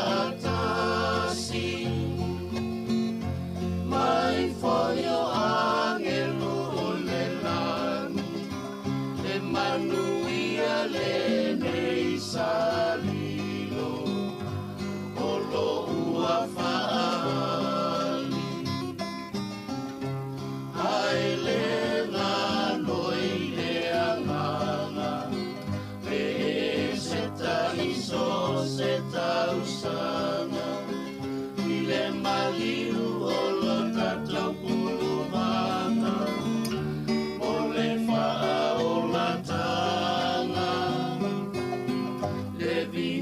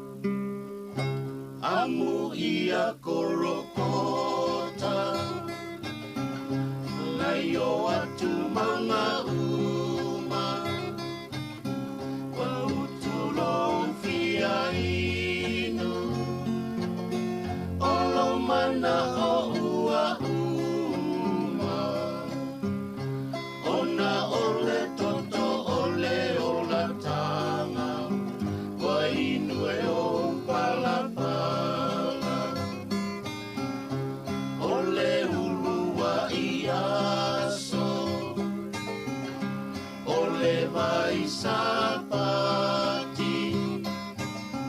matala le tuunga mau wavano le ala le whaavava o angelu wangangana mai ai ua toe tu mai aelena noine anganga e senta iso se tausana i le maliu o lo tato puluvanga o le faa o la tana le vine moni le nei o le eseta o malutia ai o le lalolani i le paolo nala o malutia ai o le lalolani i le paolo nala. Ia o lo utou whaafonga mai pēr i le tātou pol kalame le neipi o na utou whaafonga mai iai al soifo malaloina. Ia o lo umatou taltanoa tuai ma le fionga ia po la taivao le ilua vesi le ilua toi lolo. Ia ma le sunga ia mi lea matapusua mai le au au nanga a le kupenga moana. Ia po le net fo i lea ma sanua na ilo ai. Taltanoa mai se le tāua vaenga ne o lo umatou talanoa tuai. O le mental health, ia po o le vaenga o le addiction, a o lo mawhai o na mau o le fisosoani mai le polkalame le o le Pacific Shining Light le o lo iei fo i se tasi o vaenga o le polkalame le upenga i te tonu lava le au nanga le nei a le kupenga moana po le net ia le lo utou whaafonga o taltanoa atuai o le ilua e selma nei o vaenga ia wale safsilingi fo i le sunga ia mili e pie o whaatasi e fui lua ia i whaafita au le soifua malolo ino le mawhau ia ma le vaenga le addiction ia po vaenga hoi ua whainga tau na tu ua fia il tanga tau whainga tau na tu le fo ila ta ua e pe o se taui e pe e alu tanga ta le addiction na pe e se taui fia ilona ia fo i lona mafau po o se tala fo i ona lo te vava i le vaenga le o le a fia mo meo o peila o ia whalau whasaina o tolanga o taalonga whaitupe ia o ata fo i le tala fia ngai lunga o so se me whaiona mawai o taalonga i pe ua telele taimi o tamaiti e fia matamata i lunga o televise po o masini whaate konolosi ia o vaenga umai e a fia e mana ia tele le vaenga leo lo mwhaiona mau mai le fisosani mo tina le ai whaapito ai whana witi e le o i lau lalo le pokalame le nei o le Pacific Shining Light ai le tau pokalame le upenga. Ia mana ia pe ona talanoa ina fo ima ma whaasoa ma whaeloa e le whaletua ia mili tusa o le mental health ma le addiction e o whaatasi awa o nisi taimi a whai o lae e pangatia pe mawhatia se tangata e se tūlanga whaafita o li soifua malolo ina mawhauwhau o lona winga o le tali e mawhai o na tapa iai ina ia whaafengofi ai ia le mawhatianga i le mawhauwhau ia o se fuala au po se tūlanga me e tau addiction pe na talanoa ina e masanian tato mawhauwhau a tau le addiction ia o fuala whasaina po awa ona e pe tai e iai isi tūlanga e mawhai o na tapa iai le tangata ia pe o le tūlanga le mo meo pe o na ta ua ia e alala o na aru i le tangata i na vaenga se tau whaafia pe fo iai whaafita aurila e whea ngai mai pe rana ta ua e le whaletua fo ia mili o nisiva o isi taimi ua pipi i tele pe alu tele fo il tato taimi me o le screen mo le computer ma me o telefoni ai mesi fo i whanau tu sa le wa ave ia le avanoa e au inae a mata iana fasosolo to ia ma pipi ia to iala ia le ole mfena vesia e mo addicted tai lola le tangata i mea ia o le telefoni ai o le melenta o Emily tu sa wa mai le telefoni po le screen wa sui ai te tau ona whaonga te mina e tala noa ai, ia mātua, ma whānau. Au le wa whao e le telefoni po le computer, ia o le si mea le na tala noa mai ai, ia mili. Pe o se system foi lea i le whai ai se tu lo le tangata, pe lau na ta ua, a e fia e whai se mea, ia e mau e fo ilo whaalangona le le. Ai peta ai, e le taimi, ua whao ai, e le mea lea wa pe o ta alonga. Whapea leo pena ta ua mili, a whapea ua whamaniaina o i se whaelonga, pe o le whaunga lena iai. Ia e langona e lo whai ai se tu lo le fia. Ia ma whapena fo ina maua mai ai, ia langona fia. Ai a whapea loa la ua whai ia se tūlanga fo ilia le tala whea ngai. Ia lona winga ua avea ma tūlanga e whaoa ai ia le tūlanga le lei. Ai ua avea o se tūlanga e harmful. Ia pe mawai fo ile. But because alcohol merely is sometimes I'm not talking about non-pregnancy, sometimes give people pleasure.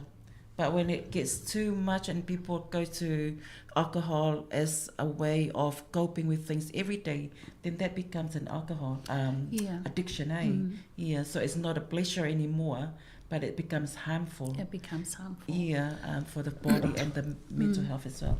And I think the thing about addictions and harm is that there may be one individual that's participating in the act. So they may be the one taking the drugs, drinking the alcohol, gambling all the money, but it doesn't impact them alone. It impacts the family, those around them, the children, their spouses, extended family. And so one of the things that we, try and support our mothers in the sessions is, to get them to understand that, for example, there is a really close relationship between your thoughts, so how we think, and then the emotions that we feel that come from those thoughts, and then the behaviour that we display or the action that we take as a result of how we feel. And so in our workshops, we teach the mums that, for example, that if you start to have a negative thought, something that's not positive, that we need to change that thought because everything starts with, the way you think. And so if they get up in the morning and they have like a negative thought, that will then develop a really low mood. And then the action that goes with that might be they don't want to get out of bed. And so in these workshops, we teach them tools that help them to, flip the thought, turn that negative thought into a positive, and then you will have a different type of emotion or feeling, and then because of that, you will behave differently. So let me just give you an example. So if I get up in the morning and I look in the mirror and I think, oh my gosh, look at you, the emotion that I may feel may, oh no, I don't want to deal with the world, and then the behaviour will be, I'll stay in bed, I don't want to get up, don't want to face the world.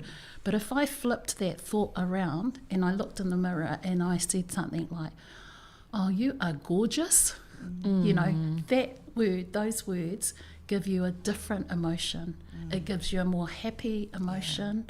And then the action that comes with that is that you want to get out there and, attack the world, go and meet your goals, that sort of thing. So these are really practical tools that we teach the mamas that come to the program. And that's just, just a little example how we can actually help them, support them in their mental health, the way that they think, because then that impacts on how they feel, and then that impacts on how they behave, the action that they take. So, Mana ia le Pe ona whaamatala fo I le whalitua ia mili I le taimia le whele break. E le ngata ina tala noa matina ma ainga. Ai e avatu ia pe o tū, so mea whainga ruenga. E avatu mea whainga ruenga. Ina ia whaataitai e te alu e awe mea whainga ruenga, ma e whaataitai lo ainga. Ina I mawhai ona si itia to improve. Ina I si itia I le soifua lau le lei o to tono lo ainga pe ona ta ua Emily. E le ngata a whapea o e le te fia I fuala au whasaina po le awa o ona. E le ngata ina awhiai o e, aia awhiai fo I mal ainga atoa. E matua te le awhianga o le ainga atoa. Ai o le winga lea lei ona invite atu pe wala au dia tangata lo o awhia. A whaiwai te sila fia se tasi lo o iaini awhianga I mea tau fuala au whasaina addiction. Pe tau te loa au whale tonu le mawhau se tulou. Ono ni mafuanga. Fesoata I mai. Fesota I mai mata po kalai me leo tau whafafonga I le whalatua ia mili. Ua ova male tolu se furu tau sanga. O lo o ngā lue I le vaenga o I le tamaitai fō mai. Basi o ia fwe walevana ngā lue, whapitoa, I soi fua maloloina o mawhau tangata. I matulanga ia o lo o awhia o tātou tangata. Fesota I mai. Ina ia, maua le fsosoani I le ngata mō leo lo o awhia. Ai mō le ainga atoa. Ina ia amatutu sia. Ia, peia ne, a negative alau, a ea la uta ea o lai negative lau mawhawhau ia te oi. E alu fo ele aso te le o whea lua, e la teno whanofo ele whale. Ia so oi lo le man mea lea, ia wa inu atu mea le tau na inu. Pe tau mawhai mea le tau mawhai. Ona pe on ta oi mili, e mawhua mai, I o mawhauwhaunga. Ai a sui la te ala te au titilo wha atapia oka, wakua au le lea o ka ua te ilo tako o. Ta oi whaile, le oro au fuanga mau plans na whai mo le aso.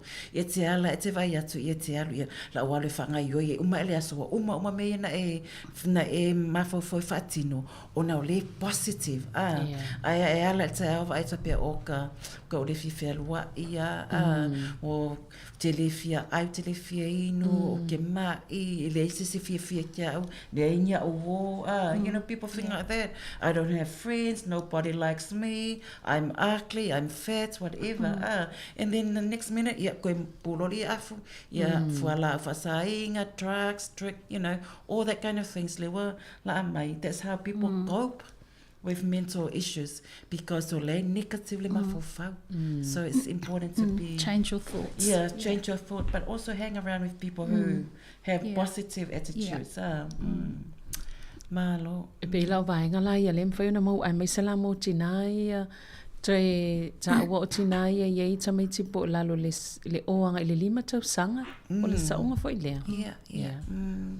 So soani mo tina e lo ia ina ia alo mawhanau ia e mese fo unis fai taimi ai mili when you have a child with a disability or like you say sometimes it affect ai fo le mawhawhau nei tina stress ai fo ima popole foi ia pe ona tau fo mili o le tasile vanga matal noima o le afianga o tina maitanga ona o le whaongaina o fuala au whasaina ia mal awa o ona ia bela ona ta ua ile tūlanga lea e afia ile tuputupu whanau a le pepe tu sa e whaaleanga ina lona whai ai a le whanau so the brain is injured before the baby is born e whapea ia nei tina fo ia atu e se fo ia afianga pe o le Polmativa le tango lima e mawai fo ile so sani fa tano la to I lalo pokalame ia mo la to fo ila ono mfen fa fonga mai ia e anga va ai pokalame ne lo fa nga solo ale ole Pacific Shining Light ia mala to pokalame le upenga I lalo lava le unanga nei ia lem fa yona e so ta ai e mana I fo ta to telefoni fa mole le lua ma Ia, o le numero le o valu se lau, o no toru valu, wha o no lua. O valu se lau, o no toru valu, wha o no lua. O le mato numero nei vili fua. Ia, ngana tau mai a whapea vili mai te fia tala noa ia mili pe maua sifso soani. Tau mai lau numero e vili toa ia mili. Ia po o le upenga po le ano fale fatu po le Pasifika wa ese uma mato tau tuala iai. Le simelenta o e mili o le mato upenga po le mato Pacific Shining Light or just the workshops? The workshops. The workshops. O le ala au mai I nei porua. O na iai fo inisi o lai request atu pe e mana o mia ia le au unanga le nei porua. Au kuso la le ala a mata ia mata workshop I nei porua. Workshops lavala I lalo banga le Pacific Shining Light. Le upenga le fitu wa yaso. Fitu wa yaso. Mana ia nau tu whaafonga mai wa I vili le taimi nei pia whapea o ele sa e mo mia le au onanga malpokalame nei ia lelo whafsota I e o atul masina o kuso ia lawa e lo swafai lalo le o le vaenga le mwhaina fsosani e lalo le fo I polkalame. Ia whai pa I se si vaenga Mili pe I se si vaenga to fit whalau tele. Do you have anything else that you would like to? Word of wisdom, we've got a few more minutes left. Well, I think one of the things about the program is, one of our goals, we do these programs to support mums, and really the underlying goal is to, prioritise Pacifica babies. That's our goal, is to ensure that, our children, when they come into this world, they are born into a safe environment, a healthy environment. And for us, the way that we can do that is to educate our Pacific mamas so that they already have the tools to, support their children and their families. And so really, the program is a psychoeducation program that supports mums to, be better mums. And I think, so we do a lot of evaluations in our programs. And I think one of the feedback that I remember from our very first pilot is that one of the mums said in her feedback, a better me, a better mum. And so, it's all about prioritising our Pacifica babies by educating our Pacifica mamas and supporting them in mental health and addictions. Because these two things can happen to anyone. It's not salary dependent. It's across the board.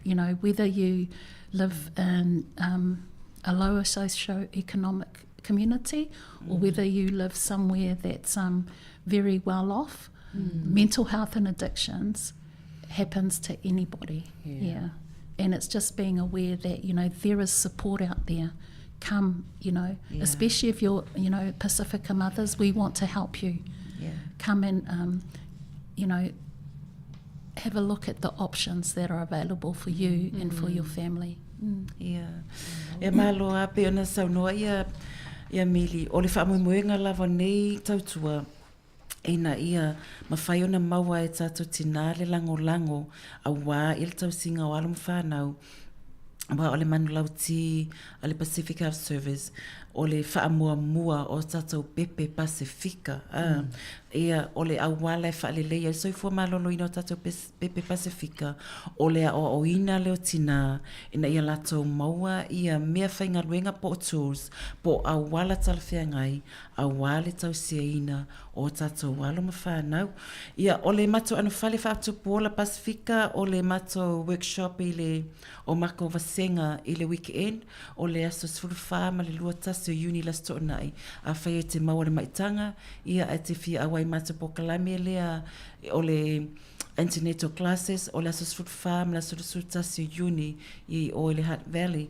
ia e whapena whaina whai le mato o whania iulai ia il mato o whania o le conference lea mo i lato ia o mata presenta i fwoi ma le sungi a mili i Upper Hutt Vili maile o Varselau, ono toruvalu, whaono lua, pea e fia awai, ele mato o whania. E mese la tolo o ngā lua le tu tausoifua maloloina, mese lava i ele vaenga le i tinama a inga ma tamaiti, maru whanau. Ia pei o le tasina vaenga, ia ma le Baby Expo le whaia i ai uni. Ia whaiolo e mawhai maitanga te fia i lua po oani mea whale, tūlanga fsostuani mo le pepe. Ia o i le City Event Center i le aso fitu ma le aso valu a stona imla sa ia fai fo le mato store whalau i loa fo le mato pokalame i nai le Hutt Valley ia i le masina lea fo uni. O uni. O a taimi? O le fitu o le aso fitu mala sovable. A mata po le iwa le tai au. E o anga le fa po le lima le fiafi. E fai fo ila le ma presentation e fo le mato lau e fatu e na. Ia le Hat City Event Center le sa tau o le hall. Town Hall. Town Hall i Hat Valley. Mana la le lo nei vaenga nei. So sangata ya sia tu ia. Ia le lei fa tai te le lava pola te vao vesi ia fa pe foi la sunga miliama tapsoa mo nei tai au tai mo pukalame i tal tonu ia mo le au fa fonga mana ia la fa so tai te le lava nei au onanga nei vai na so sani mo i tatou ia le mo fo so sani lo mo fa sino o i le isi so soani po se vaenga fo ia mau i lo so soani ina ia mfaiona so sani e tātou umalava i lo tātou ola maloloina o ia il nei atunu. Ia manuia la fofanga o whianga i il nei fo i vai aso. Ia whapena fo i whaftai lava Sāmoa i lau whafonga.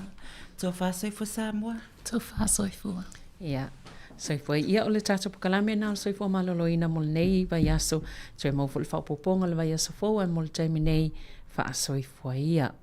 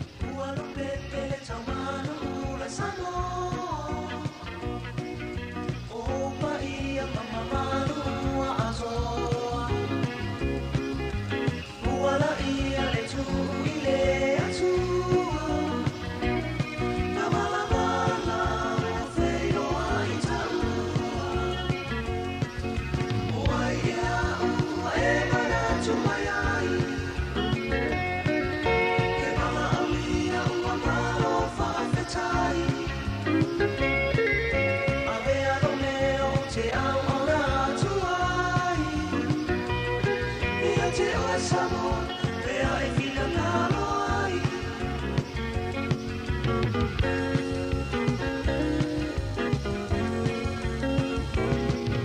Le whaamoe mo e lea sa whawa o whako. O tini nei tātou mua i a mua o. O aia maratu whaapei o a Sāmoa. O lea mawalunga o whaamalo le tua. O aia ua e maratu mai ai. E mala alia ua malo whawhetai. A mea lo leo te au au na tuai. Ia te oe Sāmoa, pera e whina ngalo ai.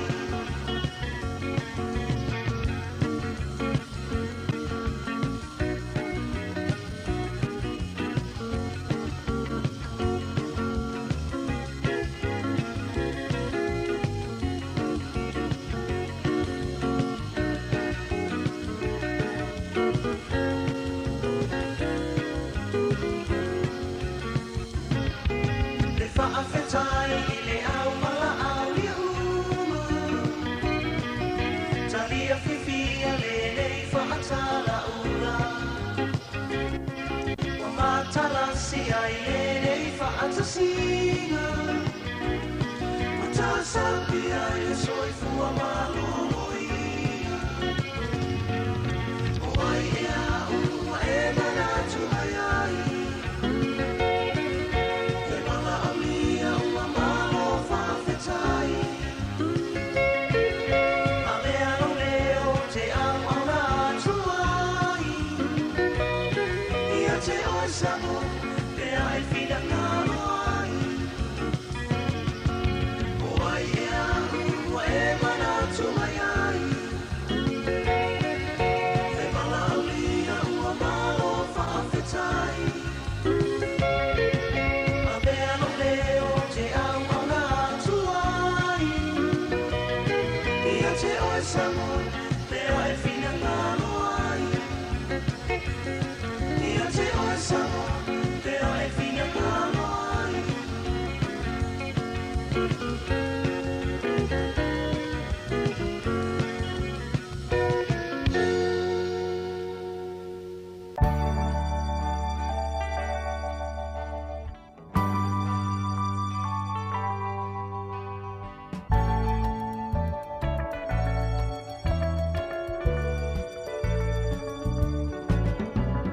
Pese pese atu tamaiti o le vine a pula toa o se mawhine.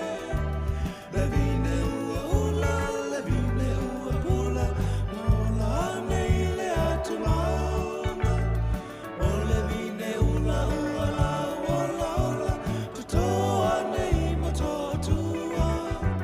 Le lau ele ele, ia e mana tua, le lau mua mai ana mua. Le lau mua leo Sāmoa I se sifa, e tupu ai le vine ula. Whawia o e funa la o mana mea, se tae ma e vane ai.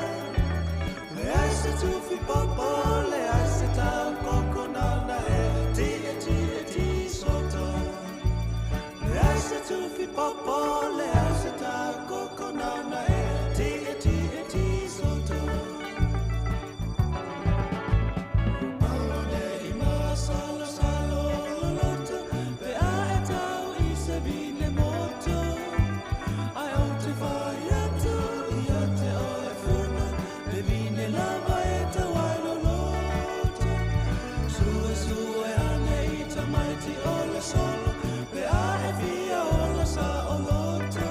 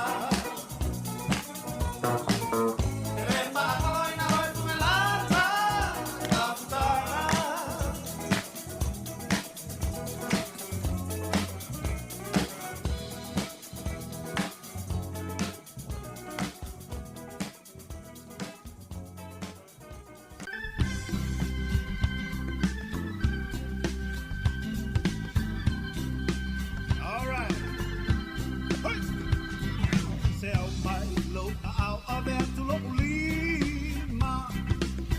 Leva fo ia so e tele sila sila. O tele ia luma mau. Sa o alu o tika fao. Se e mai o se e tana se o si batu. Ha ha. He he. Ha fonga. Si au pese. Ha ha. He he. Siva mai si au pese. Ha.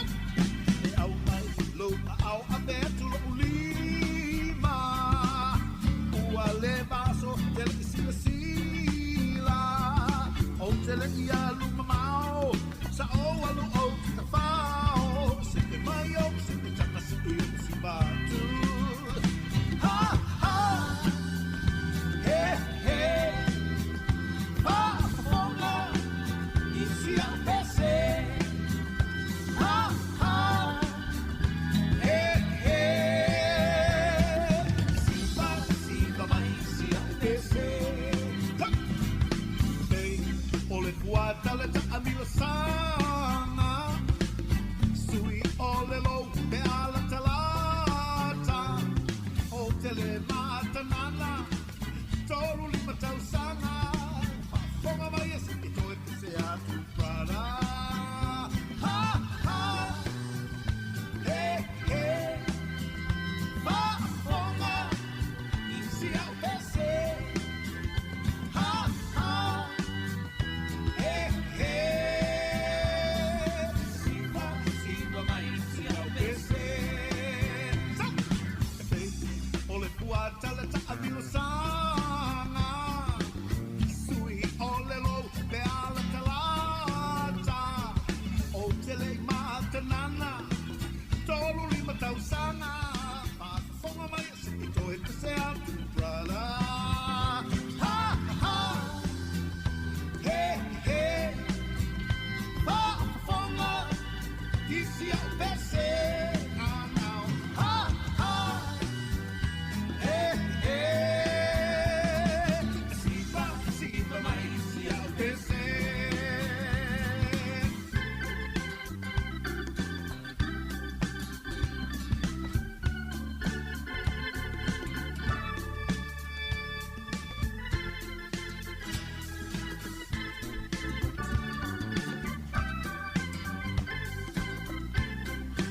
Ha ha. He he. Pa fonga. Isi au pese. Ha ha. He he. Siva mai si au pese.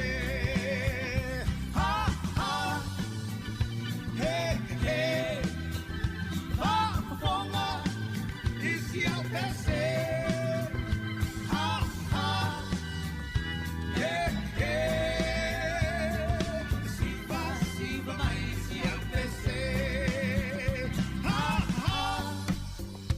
He he. Pa fonga. Isi au pese. Ha ha. He he. Siva mai si au pese. Ha ha. He he. Pa fonga. Isi au pese. Ha ha. He he. Nisi o whaafiafianga si uwhiwhilo nei vaenga o tai au. O lo o e whawhong mai bea i le tautua a le si uwhonga le lau moa i lona o fisautu i porirua nei i le tumalo Wellington i New Zealand nei. Whaaftai, whaamalo lava le whawhonga mai. O le ua lusful tolu minute te ele tu lais fon mantasi. Ai o nisi nao pespesenga i e le vine ula mai le 5 stars, i le mātalasi ma le tia maa, o le pese o le prosana ma le 5 stars, ia ma le pese na nei whaafonga mai nei lava ia Jerome Gray, o le haha, he he. O le aso ma le pese mai i le kore na liis, o le maunga o etimani, ia ma le pese le na, o le whaamalustino mai le Vision Band. I le nei fo i vaiangal tai au talis fulua i ana whaafonga leo i le toi awina ato tatou talafou mai New Zealand nei, saunia e lawano ati lawa ia matatou talafou mai Sāmoa, saunia lea e tā sesa Lam Sam ai o whaafifianga nei mo oil nei taiao, tā pena i fo i tau mawhitanga mō lea o auli.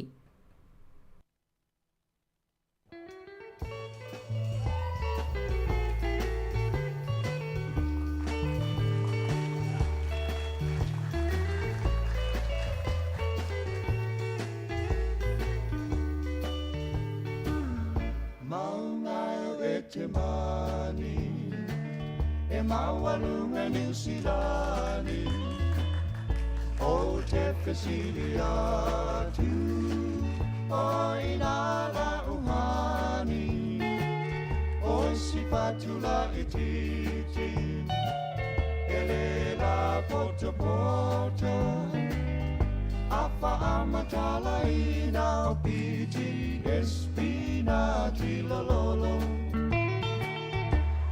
Felele ya le fua manusina olo opilo atuai masia usekirita la utulipe uli waole mawaina tofadia oe uale taunu tafa amoe moe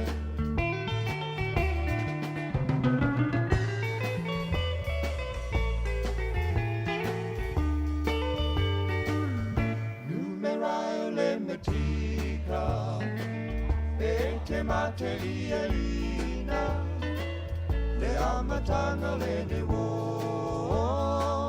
ilona fuaina kanti tau pele pele ua mate lau tupua talo pai o numera ana laki o le vanu male sepulu male lua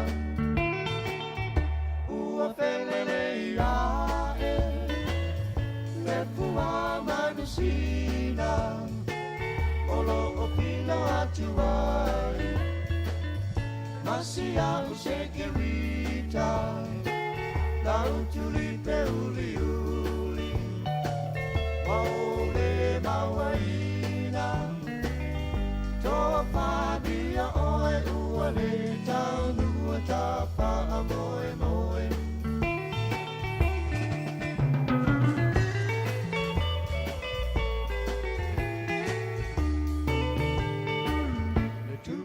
Solomona Sa tama faile miliona Ana Luciona Paua Ne uli sarona Na ia nati atuai Ia amenati po E pa amame atu e a amile se fulu fiti O ai kupito Ua felele ia Le fua manusina Olo opilo atuai Masia usekirita Lau tulipe uli uli Waole mawaina Topa dia oe uale taunu tapa amoe moe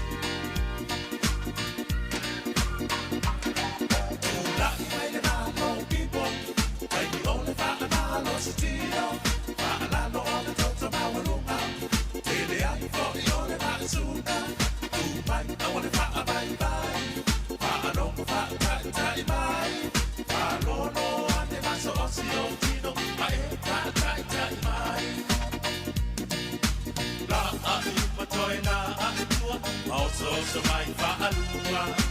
La a e lupa toi la a e tua whakasa o rau papatua. O sa vai tasi whaata a milo milo, marue rue mai lo tino, awe ka ino.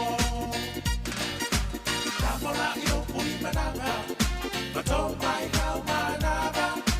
Si o lima i le ea, marue rue mai whaapea.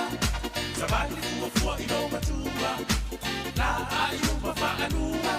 Tau tau angavale, tau tau angavale, oka oka lo whai mea mate.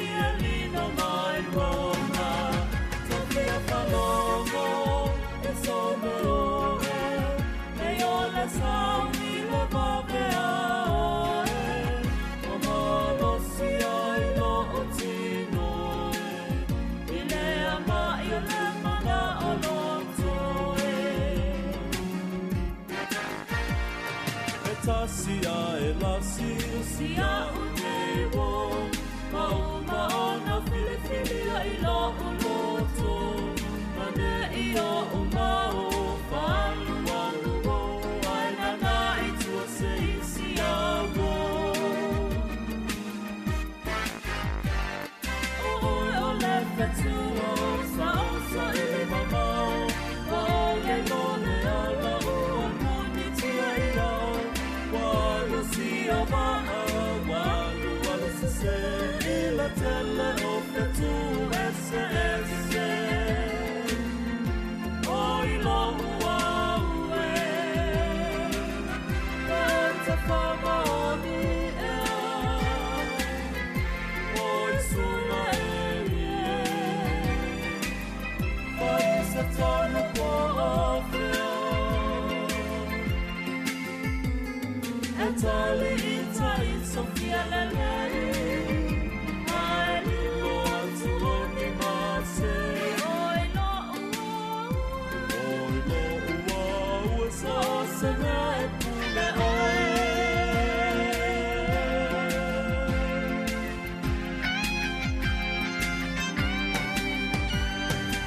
Amu ia le aho amu ia le po amu ia manu talalai Amu ia se tasi na te leina mai Loti no lo wanganga malo o fatua vai ta fia falomo I so meo Meo le sawi le babea Wa malo si ai lo o tino I le ama I le mana o loto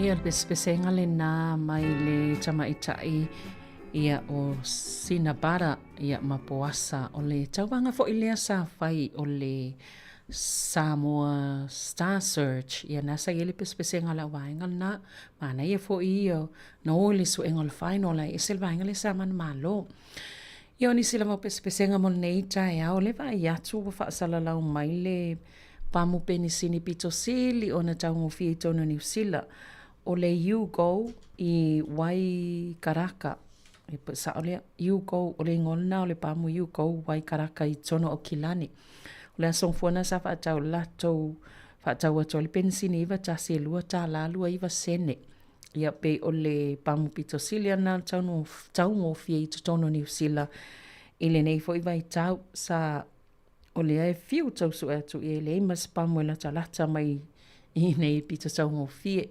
I isi pamu e whaatau I nei le I te tonu nei Wellington e whapea fo I pori rua leo te whawai atu e lua tā la whaiva sene isi pamu pe o le pita taungo fie.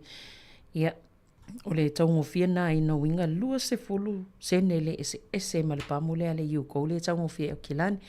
Ia mo ila atoe la talata ane iai ia. Amu iau tau nae sefele si lua se fulu sene te le pe awha atusa ia mātou nei I porirua ia po o tonu fo I Wellington.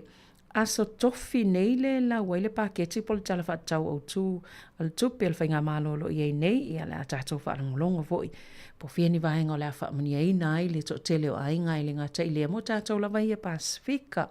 Pia vahenga ia whaataritani I lava po whea o lo o mafuli iai le sosoani ma vahenga lo avi iai le whaamomua al mālolo nei fo I tausanga I la lātou paketi leo le atou lau wina I le so I le itu la e lua I le auli o le aso tofi nei. Whawauni sa tātou pespesenga ma le Yando Sisters la le lei lau fuala au ia ona so ele malpesel na Let Me Hear You Whisper mai a Junior Scanlon I le nei fu I vahenga o le tai au.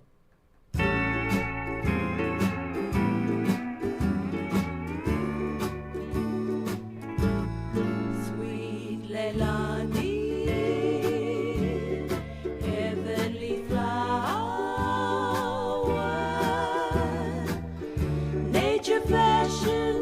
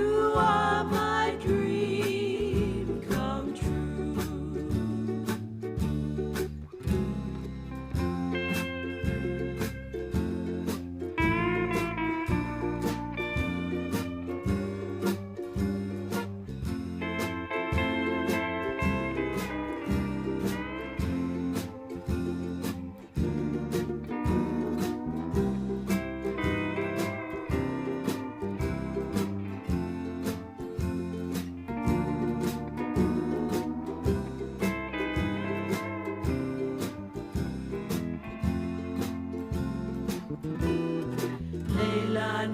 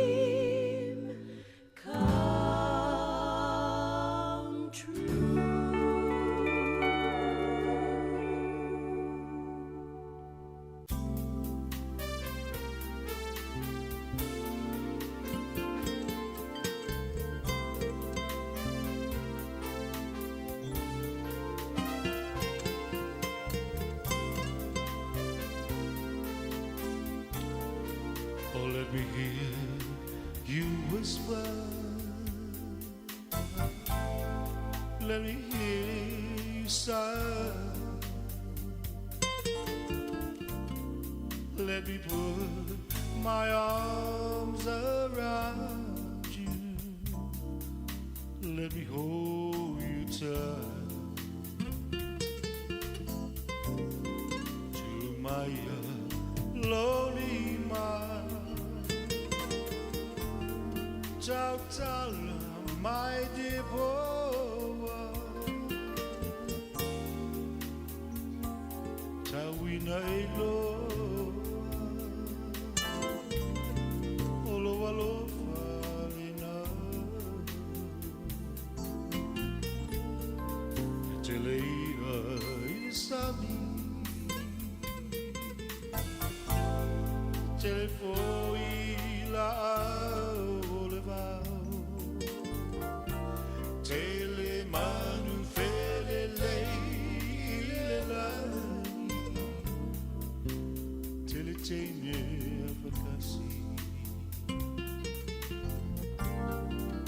I see the eye, oh la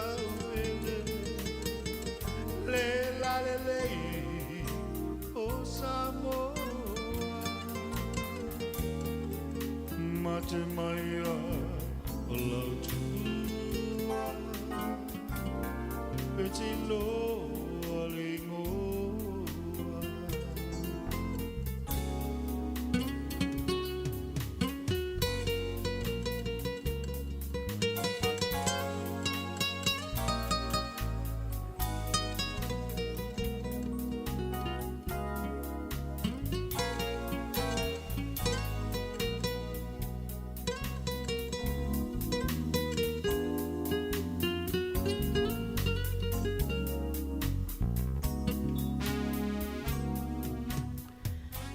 Ua toe 15 minuta yn tala le tu lai 12 tala 12 toe whafonga le ia tātou tala fou. Ai o le awhal 12 le toe whafonga i se tasi o whatanoanga ia ma le fionga le poli o le Fiji Airways i tutonu o le Australia ma New Zealand ia whapea fo i ma State of America. Toe au mai se tala po se whapoponga fo i tulanga o yeini po yeini whapitoa a lea fo i au o nanga pe on tato whaipa angai. Ia mai se temini o lo tele la to lo whai malanga atu i Sāmoa mana i fo i le whanongo longo po yeini vaenga whapitoa mo tato i tulanga o whewa inga. O le vama i atu paketi pe la wanta ua le stofi nei le tu lai lua i le awauli le o le ato lau lau ai le paketi po o le tala whaatatau au tu o le tupe al whainga mālua New Zealand mai le minister o Nicola Willis i le tu lai lua i le awauli i tsono le palmene e se wal mali o mene o le oaso i tō lau lau e le tala whaatau au tu o le tupe as whainga mālua.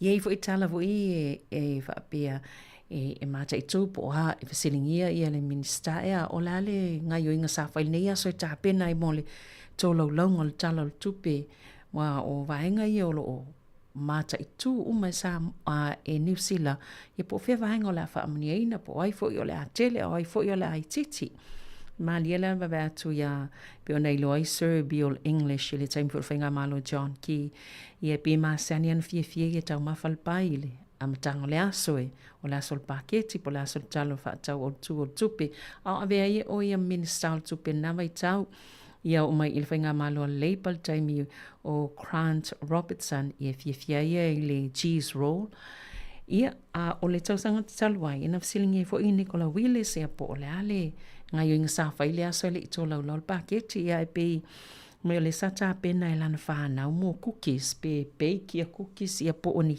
masikeke ia mo le lato tina ia ma le palmia pe o vaenga na le ia pe o ni me fo ia ama chaina vai tangata le paketi le tau sanga ia po tau sanga taitasi o le tō lala e afol se fulu le aso lea o le tō laulonga o le talfa tau o tō le tupe ia walau lia ila tau fo i o e whaasalalau o unanga whaasalalau ma tangata fo i o lea e fia ilo le pakete o i tonu o le poto nai loka le a le beehive i tonu level palemene e le telefoni le se interneti ia ai o le a tangtanga ia i le tusi po le talafa tau o tō le tupe ia ona o le se ilonga lava e tal taimi tō lau wal paketi fito am whaiona o la tau tala noa iai ia ma o i fo i vahenga o lo am whaiona tātou mata atu i le tu sao mai i to tonu lava le pale mene whaiona maua o mai e tangata ia ma vai fo i lea po o feo le amanuia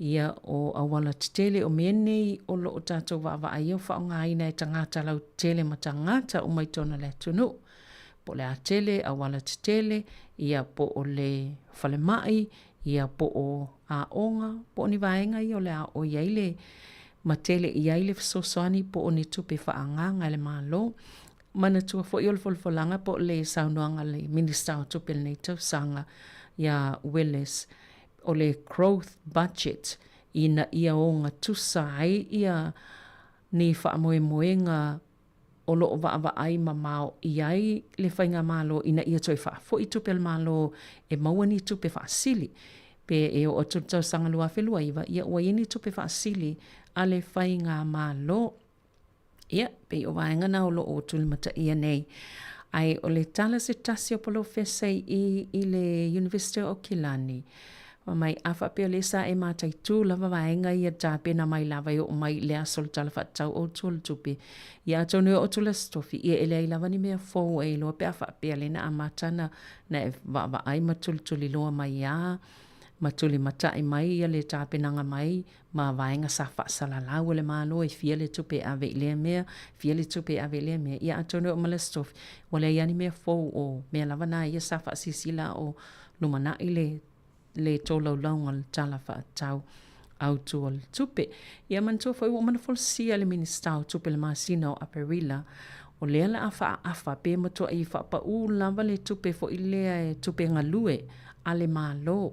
Mai le lua tesima le 5 biliona tala e le tasi tesima le 3 biliona tala le winga pe la i titi tupe wha au popo mo le wha tupenga o matanga luenga le malo i le neitau sanga i mantua foi te le luenga sa vaea mwha malo lo una o tau mwhaila vai sefe tupe mai tono matanga luenga te tasi ia le o te le tangata ua le aini ngā luenga pēna vaea mai ngā luenga i tono le malo ia ina ia whaititia tupe wha alu i tono matanga luenga te tasi a le voi lau fulsia i le minister le tau sanga ia lua tesima le 5 biliona le sa i tupe ngā lue nei ia ai o le awha pa ulu tala whaatau o tuol tupe le neitau sanga le tasi tesima le 3 biliona tala na winga uala i titi tupe e whao popo i le whaatupenga mtanga luenga ale malo i le neitau sanga ia e se i tatou tatalia bea le aso tofi ia poani si vaenga ia e mise lava tatou Pasifika po fia vaenga o lo ono mawaini whaamnianga po o manuia a tilei tatou tangata Pasifika i te tono nei atu nu E au fia umalama tātou waenga ni penta ua awala tele walo fa ngai ne tangata uma fale mai o a onga ia e lawa isi waenga lo tātou tuloloa mata i tupia ia poleani a lunga le a o iele tōlau launga o le tala o le tupe ile nei tausanga. To iwa minute tale itu la e se fuluma le lua ia ai whaawa watu tātou pespesenga ta uyo whātunga ma lifa a le malu ma le pese Sāmoa lo ua tunuu.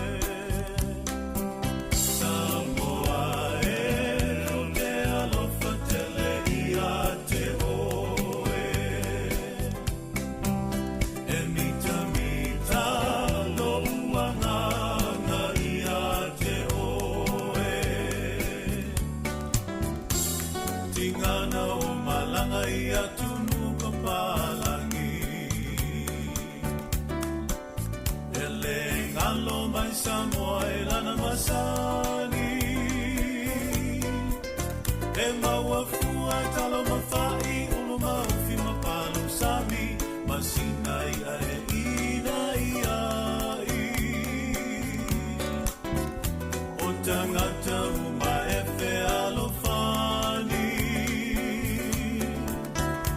e alofa fua i so se tasi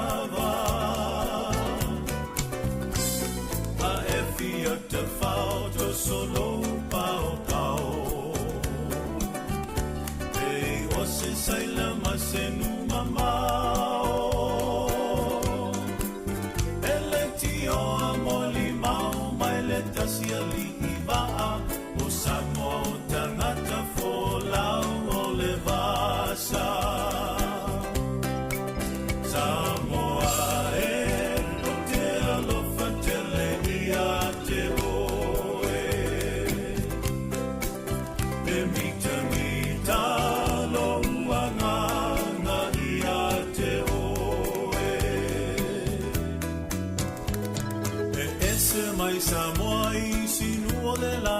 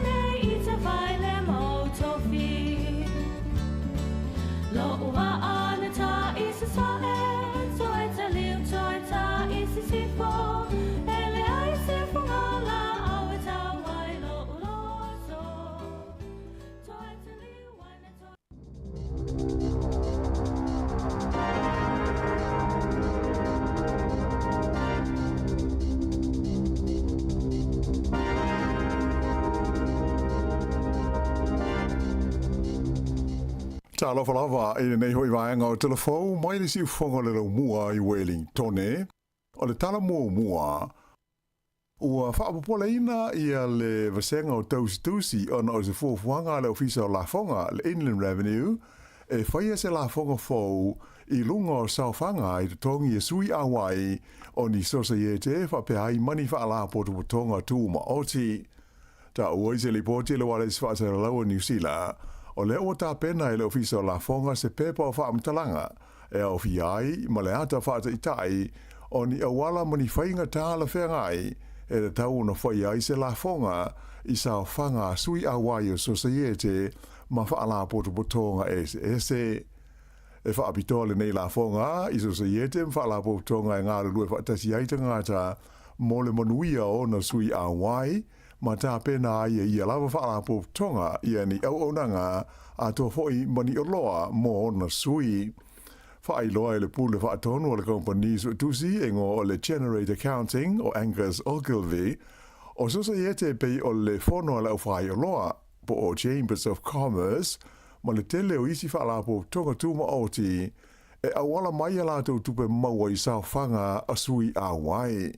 Ma e ono te le se a whai na ai o lātou ngā luanga whai, pe a ho ina whaawa maru le lafonga whaule nei, e pei ona tau whaatula I mai nei e le mālo.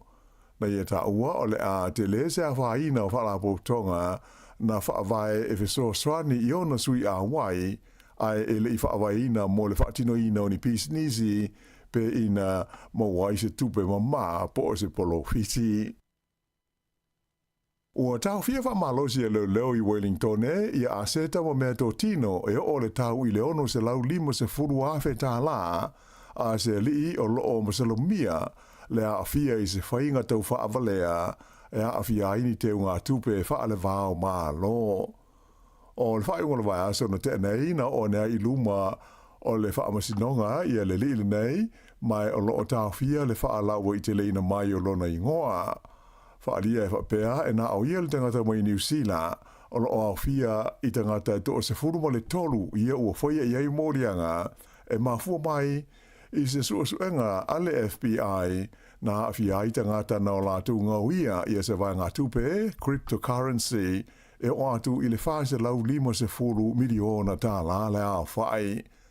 O lo tua ia I lātou nei le whaia ni whainga tau whaase se ma le tau whaavalea na afia ini tangata se tofitu lea na o lātou whaangai na ini tupe ngāoi e whaatau ai ia ni tā wale tau ngata e o la whainga I le 1 miliona tā la le tau a whai ai whaalu ia e isi vaenga e whaitau fia se lau wafe tā la I le tau o ni lava o ni wati tau 5 a tō mani ato te itai ai whapea ai le tongina o ni whale no nofo ai I le ai o Los Angeles, whapea le Hamptons, ato ai mo Miami. Whaelo mai e le li a siasi leo ia Christian Barnard, o aseta le li New Zealand nei o tau fia, e au fia ai se leni o loo I te tono ni teo ngā tupe I whale tupe, whapea o se vai ngā tupe o tuu I le vai ngā se lo ia, mo le whaatawina o se whale, whaapea manisi o loa taunga tā. Ua whai loa mai le pasia e le kāpeneta i lana whontanga nafi, o le tui nātu le i le tonu o le pāle mene, o le pili po o le tula whono tau whaawhi ua whaingoina o le Regulatory Standards Bill. O le nei pili o loa whia i le marianga alo ia i le vāo le pātia le National ma le pātia le Act, e pei ona ngā lunue whaatasi ai i lātou i le whainga mālo o loo tū nei le foe. O lona wha moe au tū ina ia wha le leia ai i le tūlanga o tū la whono, e awala lea i le wha awhi i ai o ni aia inga ma ni whainga wha le tū la whono, e fua i ai le fausia o ni tū la whono fau i le lumanai. A e pei ona si le fia, o le vai aso te luai, lea sa tu ina mo iai alo ia se whautuanga le komiti whaatonu o le Waitangi Tribunal, e whapea, e te tau o na whaapawhala i le nei pili, ina ia mauai le awa noa, e whaalia iai ni manatu mani langona o te ngata Māori o le tunu u. O lea whautuanga mo i le Waitangi Tribunal, na mafua, ona ua la tau lima ina, le tusa mo le se funu mo le varu awheo ni tāro sanga, e lango ina ai, i le ilo ina lea o se tangi whaanatinati, e te ena ai le nei pili mai le tu ina atu i le maota.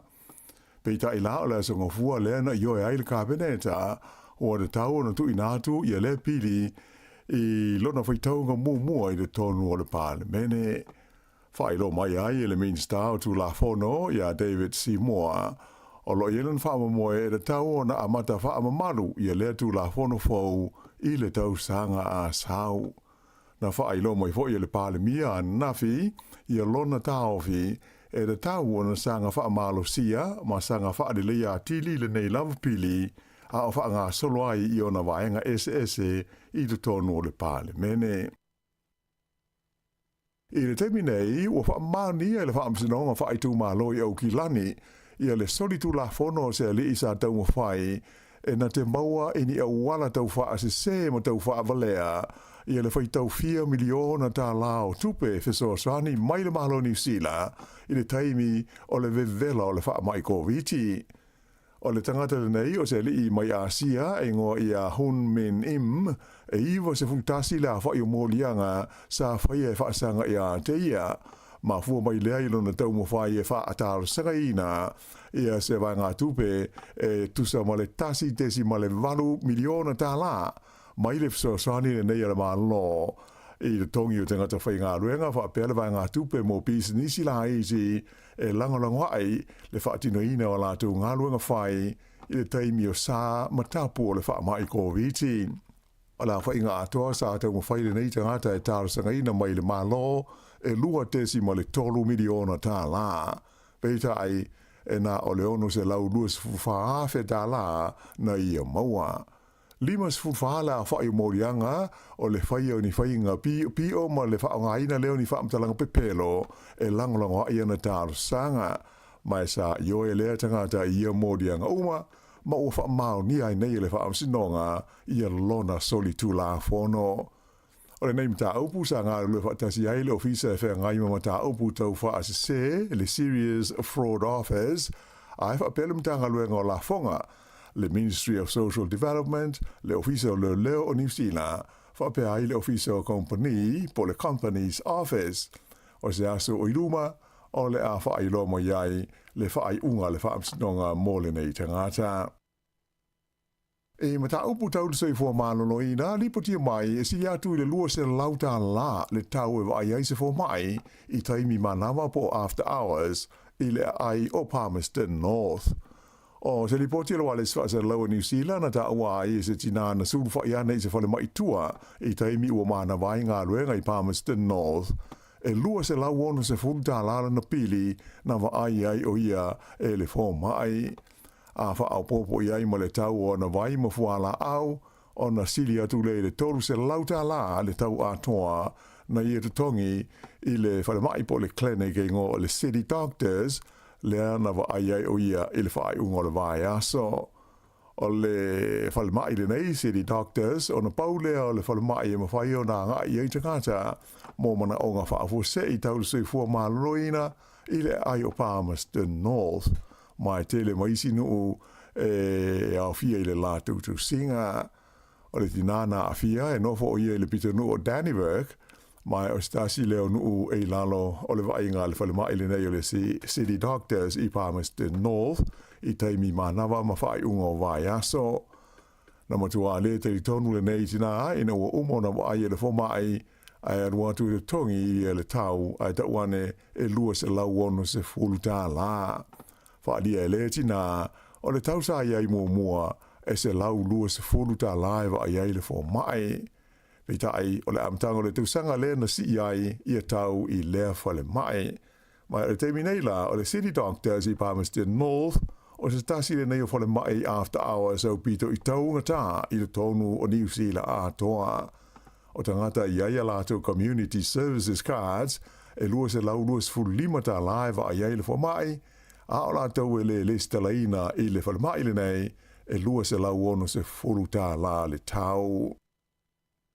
O loo ia le wha moe o le whare mataanga o le taua, le War Memorial Museum i Aukilani, o le amwhai o na toi le tala ia se vaenga o le neino fuanga i nai aso ia o lumana i nei, o na o le tele o le se leni ua le maua, talu o na tāpunia, o na o tūlanga lamatia i le pefu mai le asbestos.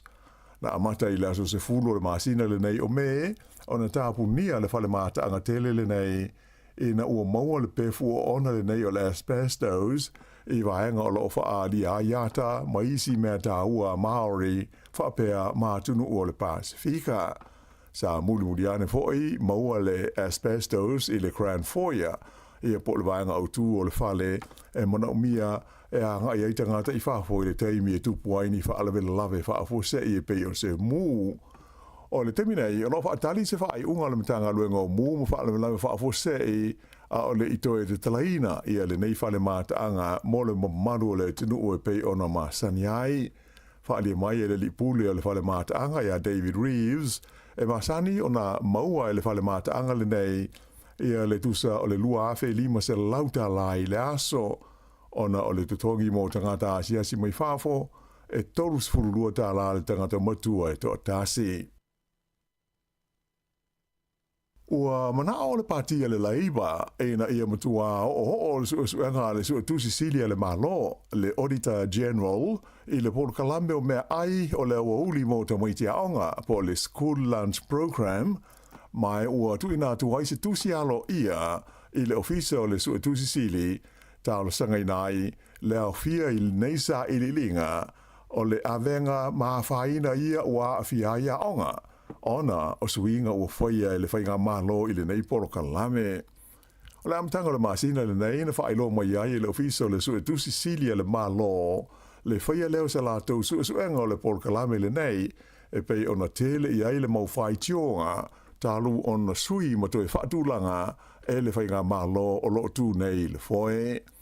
O le ao fia i lea suenga le fuafuanga whaatatia le mtanga luenga wa aonga le saunia ma le tāpena ina o mea ai mo le whaatino ina o kon karate o le nei Port Columbia i lalo le whaatulangana e pei ona whaia le min stalango lango a onga o David Sāmoa. Whailo ai e Sāmoa i le taimi lona langolangoina o le whaia o le nei sa i li linga. Whailo mai e le suiso upo le Labour o le tamatai whaipule o Willow Jean Prime. E le tau nā whia i le suisoanga le nei i le tūlanga pe o mawhai o nga whatia i kon karate o lātou whaatino ina nei lea Port Columbia o na lātou o sia le tūlanga mo o mia.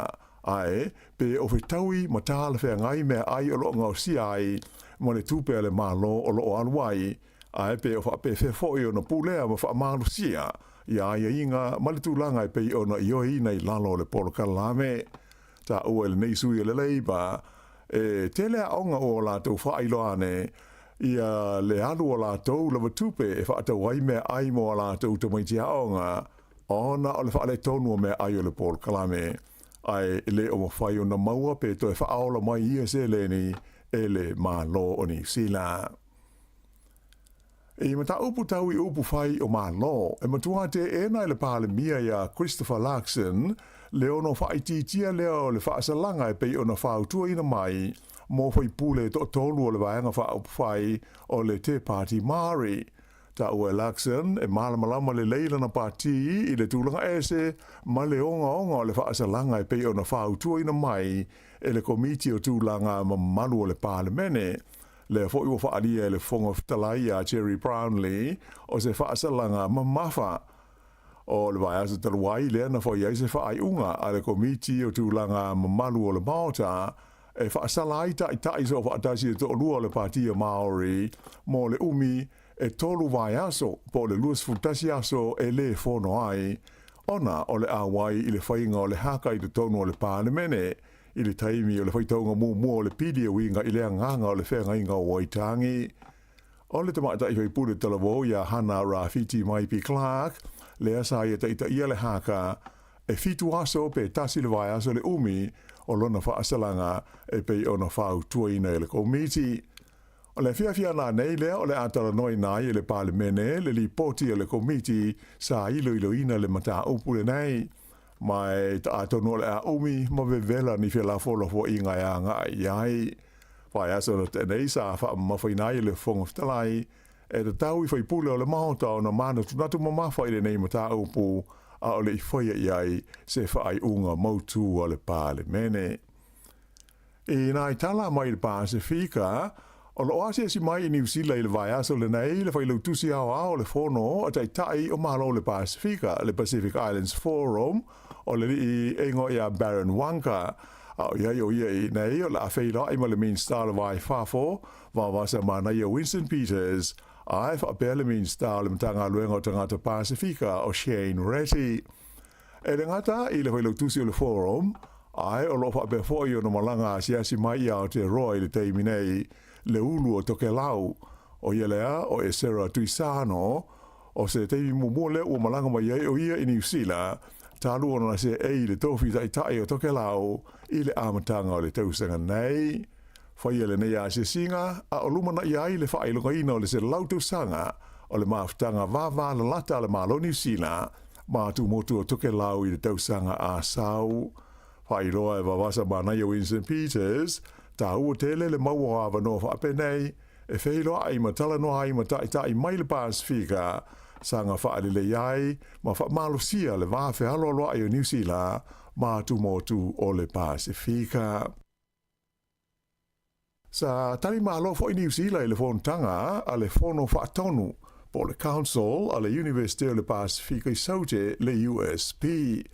O le nei fontanga na whaia i le so ngā fua nafi, mai sa fatasi ai ia sui mai atunu SS se furu mo le lua o le Pasifika ia ona le University le nei le USP sa faali ai le limin star tanga Pasifika ia Shane Retty o le talimalo ai o New Zealand i le fontanga e atangi ai le lango ina malosi e le malo New Zealand o le ati na e o onga maurulunga fa University i te tonu o le itulangi o le Pasifika i sause. Ia o le whainga le nāle nei vaenga o telefau.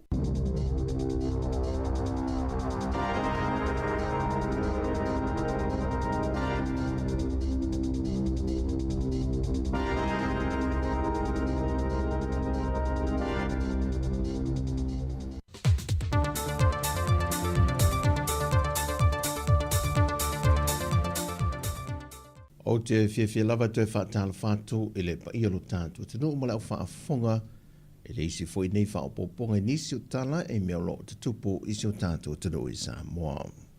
E to mua atu e tātou telefou e le urua i aso o le usuia i ala fontanga le ka le si e whakasai lona lau mua i mālua na tōwhia e le whawhia ngai ngatoia ine ya Reverend Elder e ne whātou le sā ma sui te whono mō le whono tele o le neito sanga lua whelua sa fulma le lima. O le sunga le whawhenga ia e Sarah awa tama e Sarah o ia le sa tau aveina lea to whinga me tai o le aso lulu le vai aso le nei o le ano ia e le whaase e ane le vaenga o i lantou ua malo lo pensione. Po ia le wha moe le wha i unga le vai aso nei le whontanga le ka le sia o le ase e nei loa le sunga le whawhenga ia le sa le to whinga o le te whono o le fontele le ka le sia, se o atu le isi fontanga le ka le sia le tūsanga fau, luafe lua se fulma le ono. O le atu i titia le se le ne whaaluina e le tāpenanga o le whailungaina o le tūtu o tasi o le tātu tinuu e le atoanga o lona ono se fulmalitolu tau sanga le masina fau. Na whailua e le sui teitei whono le komiti o tāpenanga e le feilo inga malau tu stela e vaisi maua lulungo se le ni sa whaanganga mai e pākete le malo mo tāpenanga o tūtu o tasi nisi o tau sanga o mawai o ne iei o na ese senga mafua anga. Tainga, lo afsu lua i le kako limas full sanga. E le owa ma le 5 milionga whaatinoi. I mako ke mantua vo i tatou umare sa iai. Ia se pon kalame te le. Ia le nafu i pon kalame. Ia whaasoro mai le i tau sanga. E average sa pe a whapefa i kulanga i whawhiafianga. Vai ang whapenga. You're looking at 500,000 or a little bit more. E au tau sanga la lea i le onos fulu. E owa ma le miliona. Sa allocate i whaatinoi ngā fwy pol kalame. E a mankua mai. E kausanga a koa sa whaatinoi. Ia, e whape ngā la le whisuisuia i vaenga ese. Ia, over the last 2 years, kai pela o last year, ma tau sanga nei, ia, ua reduce fo ile, ia le amount o tupe, e mo mia on whaatinoi, ia, no tūlanga i le whakaokonga le uta o toi pol kalame. Tara wai o nolo o whaia ngā ruenga whaale leia i le mo te whono o le pāne mene mulinuu, o le ale ma whai on whaatau nuu o na sauninga māsani ma por kalame umai lea no whanga, a ole ato e wha mei mai i luma maoto le māloi matangi le lua. Pei foi o na māsani e nisi o tausanga o mawai. O le pōkalame foi na whai loe le tō whaanga Philly Shem leo. E palasi le aso mua i le aso saa. O le aso leo le ate tala alo i e nai le sauninga alo tu wha apitoa. E whātou teia le malmalo le ka le sia katoliko i muli whai. A o sauninga ma sa vari wha alo alo. O le a whātulanga le mai le tūlai whae le waweao le asonga fua e mai e le tūlai hiva. E le ona o le tau o waila au e lua i olo whaongai na lalulangi, e tineia pe te te ea tuai i siama o le whaamai o le fiva pōna aivi po le dengue fever, ai o mafua angane na whaeloa mai, e le sui o Fesasilio le soifua maloloina, tanga loa Robert Thompson. A le mea foi lai le whakua i ngā i le kemingi o ngā i le whakua i ngā le kui whaakingo kemi o le pepesi se tanki. O ngā e whaingi e ke le kulanfore le pe e whakikele i ngā i a unga o le whaamai. O le kemi foi le kulanga foi kui e lua, ma le kasia le kui o lai e le kulanga foi le consider e o ngo whaonga mo kākawhe malangai. Kākawhe malangai. I pia whape o iakungu fo i ala pepesi ai le tanki. O le kuila le ngai, whaanga e laku whai. Whakali mo le lua vai aso e malanga. E travel. O le sikui, ia, le whainka o le sikui. E whai mo mualo, e saki mo mualo koko. E saki mo molo koko a fa pe saki a polo koko o lai o lo fa maungia langa a fia le tanki ia ele pen fa lo kui a fa pe fai a ku e kele o ye chef ku la fa pe sa ia fa fa la e le kui so e kele ala ia na luenga fa kingo fa fa le kui ia o inga e lua ia available le laulangi le kemingi. So o le whawhikau ke lea langa o kulanga i o kui mai le o whaukua i ngā i le kemingi le kulanga lea. E whamaumongo i lanto wā fia i le tenki fiva le soifua malolo i na le teimile nei. O lo le lifa lava i whana witi mai le se fulu i le se fulu ma le whātau sanga le mātutua a e tō tasi wa whaamaunia wa mali wai.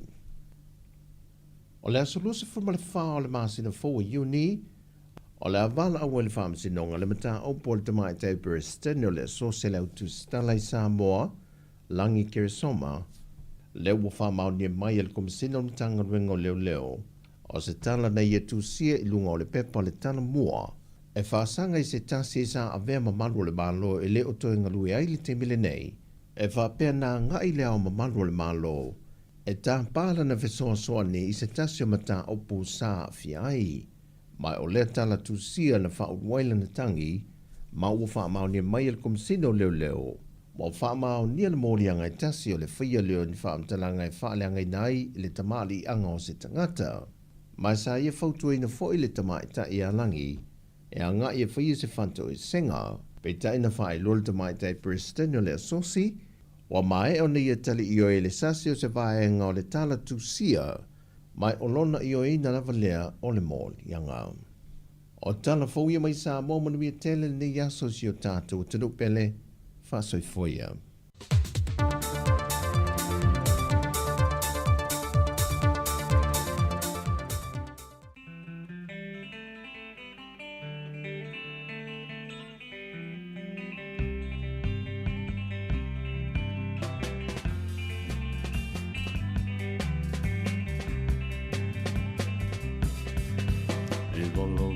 Mai o manole mo vea te fia whalongo Sauna saulea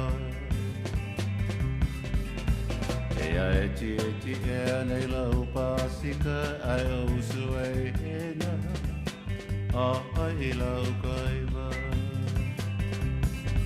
E la te asoa o ola taula liloi Lau mama sue tu pe lau tauli Ole ala whai le mana mea hele o la sui puai Tua i moana, tua i moana Tua i moana, tua i moana tatu matala Ea, whai mai a sau Petua i moana, petua i manu Sau i au pele, sau masina i kuwa i malu Se inua le ahoi, i te mao le nu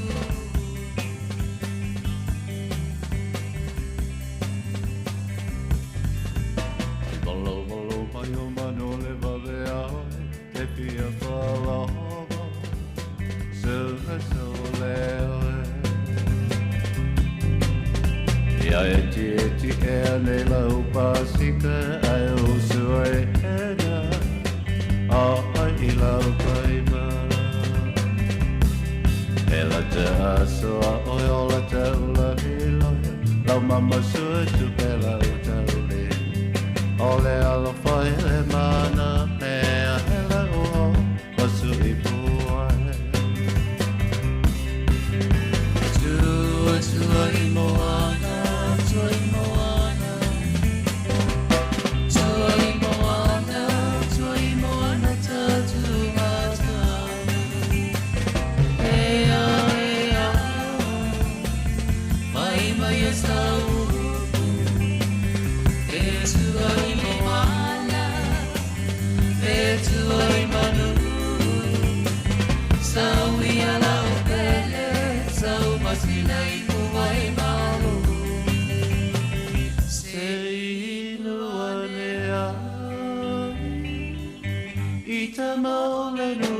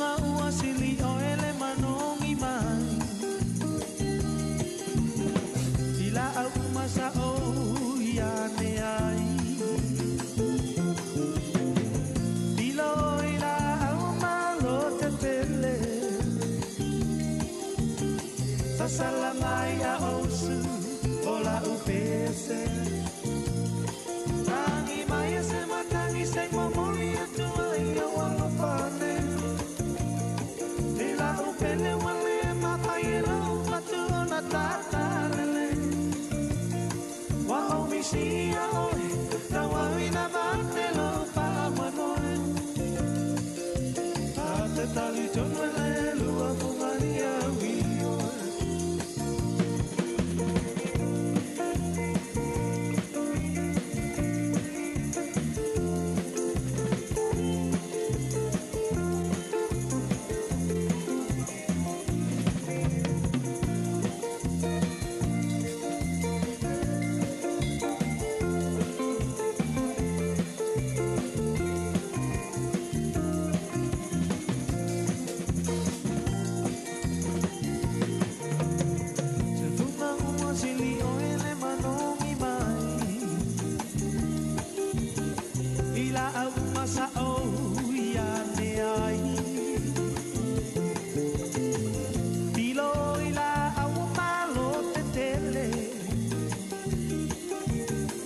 salamaya osu ola upese angi maya se matangi se momoli atua ia wala pane ila upele wale mapaila upatu na tatalele wa omisia oi na wawina matelo pa manoe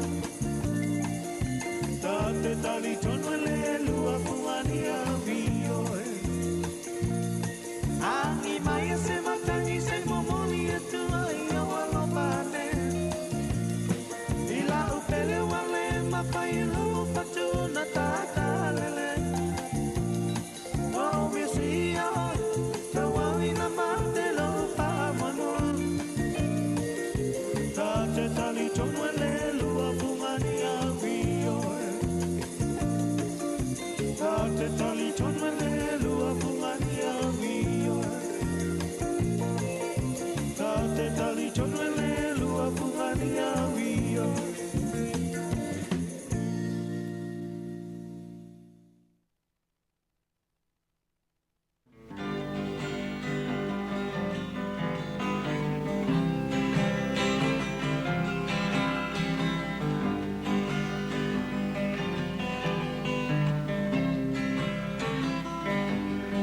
O mawhawhaunga o lohuanganga o oio mawhatiaga kua puna ko mai o me olanga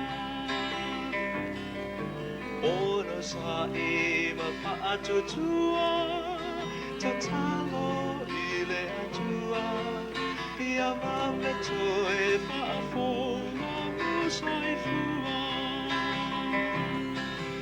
Wapona ole nei o lana o se nea e whata mama me awhai e te tali o lana a ola taga a vea lena mamai fofo ia nganga matino ole a mame ai ona e manomo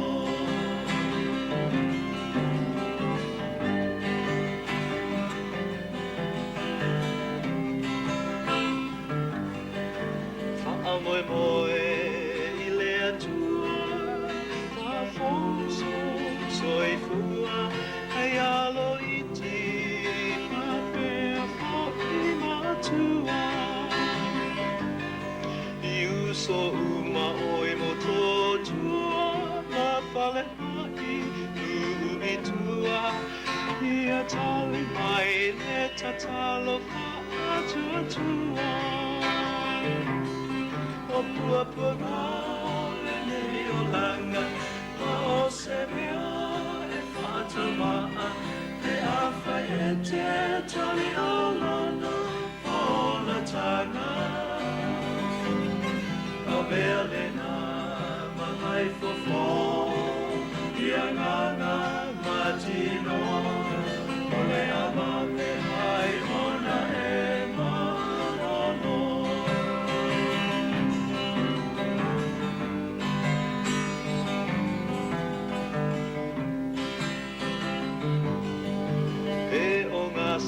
se aina ole ale whangaroina o touma ile nei o singa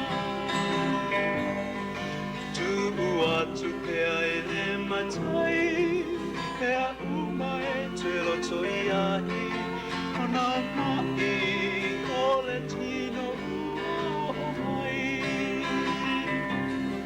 o puapuna le iolana kwa o senea e whaatamaa pea whai e te tali olana kwa o la tanga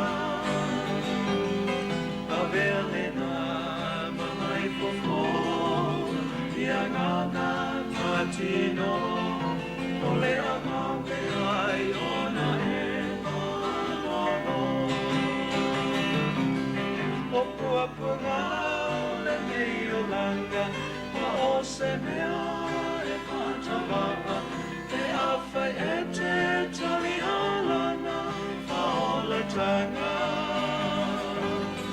a velena mamai fofo ia ngana matino ole a mawe ai ona e mano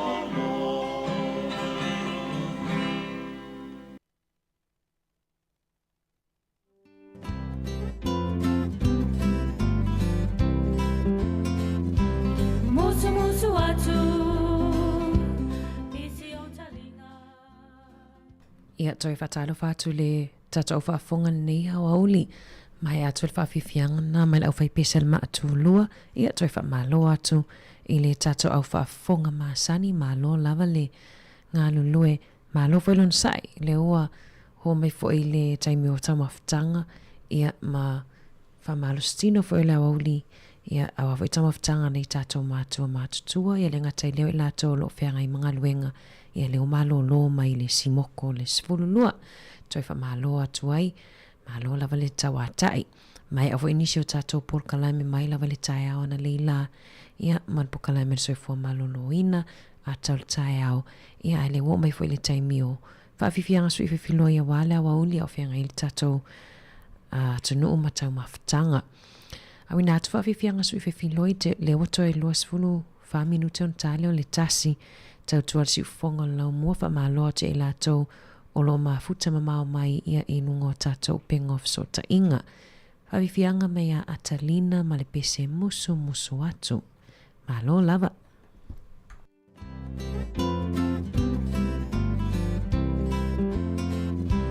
Musu musu atu isi o talinga. Aua e te pe te tauina i te lo ainga. O te whilo moni, funa so tauwhi. Pe ole a vene i te whaile mo tō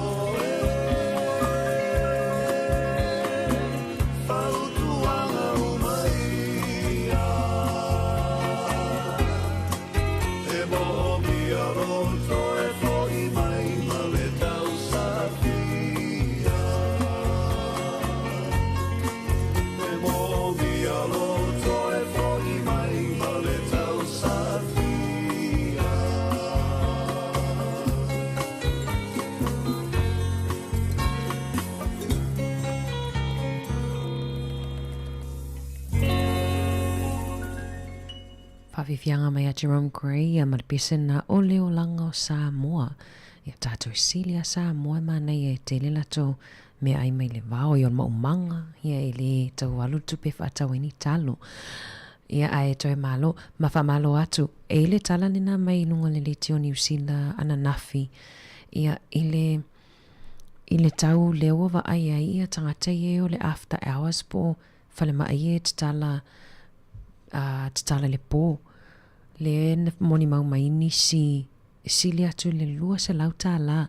Pena o lawa le tolu se lau tāla le pili o se tasi o tina na lue wa ai le whale mai le i Palmerston. Whamaloa te ila tole mafuta mai Palmerston North. Ia aina o le alue wa ai le fō mai. Mai lana pili e lua se lau o nos fulu tāla. Whaupopo e lua malana tala vai. Ma wai le tolu se lau tāla. Ilwa ainga leo fō mai le pea e la tua tapuni le whale mai whale a inga. Manei fo eo le whautuanga fo i pea whapele o maua lewa noe wa ai le fō mai. Maua lewa noe wa ai le fō mai i whale a inga whao ngā le lewa noa ona o le taungata ia tātou inei pōru o kene pōru. Ia a matatu lawa le tolu sfulu tālanga i lunga ia le tau e wa ai le pea whape te alu i kene pōru ia i le pō. Ai le tau lia i le fia i tū lau e whaatalitali. Ia ai a whapele o mawalau appointment ta mawhai lawa e o e wa ai fō mai manuna o mawale awa noa. Taimini ua whainga tā lawa na toe mawale taimi e te whiu whaatalitali se appointment. Tātou lawa i pōrua le moni mau atu le au nanga ale orator. Ia te wili atu e te whiu wa ai se fō mai e whai mai whatoa mawalau appointment ia uni. ia polve aso mo polve aso lona lua iuni ia pe e whaasino fo e lātou a whape mo mia vave o nā alu lea i le after hours. Ni pe o watu le tala lea e whamanato atu i fui ia tautua na appointment o le aso ia maniva i aso lea la volo o whamanato tu lava i tātou tautua i tae au ta i tasi tautua na ia asia singa i fō mai. A whape fwe wale mawhai o nā alu o no tuangia pe o iai lava se mafu anga wale mawhai nā alu vai fō mai. Tā wai o lo vili e vave vili ia i wale mawhai ona i alu atu i ona tu uleo le avanoa ia i le istangata leile lisi whaatali tali. Whamanato le uli whape fwe fuala au au ni ngalo fuala au nei tātou mātua mātutua ia mafuala au malawa i lātou i fuala au ia o maitu mau ia au ni ngalo na inu tatua nā fu ile fia fuala au inu i lea taimi ma lea taimi ia mafuala au fu ile tāua le tau mafa pe fu fuala au i le tau on tau mafa inu ai ia o nisho whamanatu i le nei au au le tau tua si ufonga lau mua ia mai lava le asonga fuase i pa ia le asofaraili mai al tatu tau tua i le tu lai lua ia mai atu lungo le wha mai aina lungo le frequency i le itu lai tasi whaawifianga sui whiwhiloi sa mai pe whapea le wa umona whailau wha malo stino i le nei awa uli.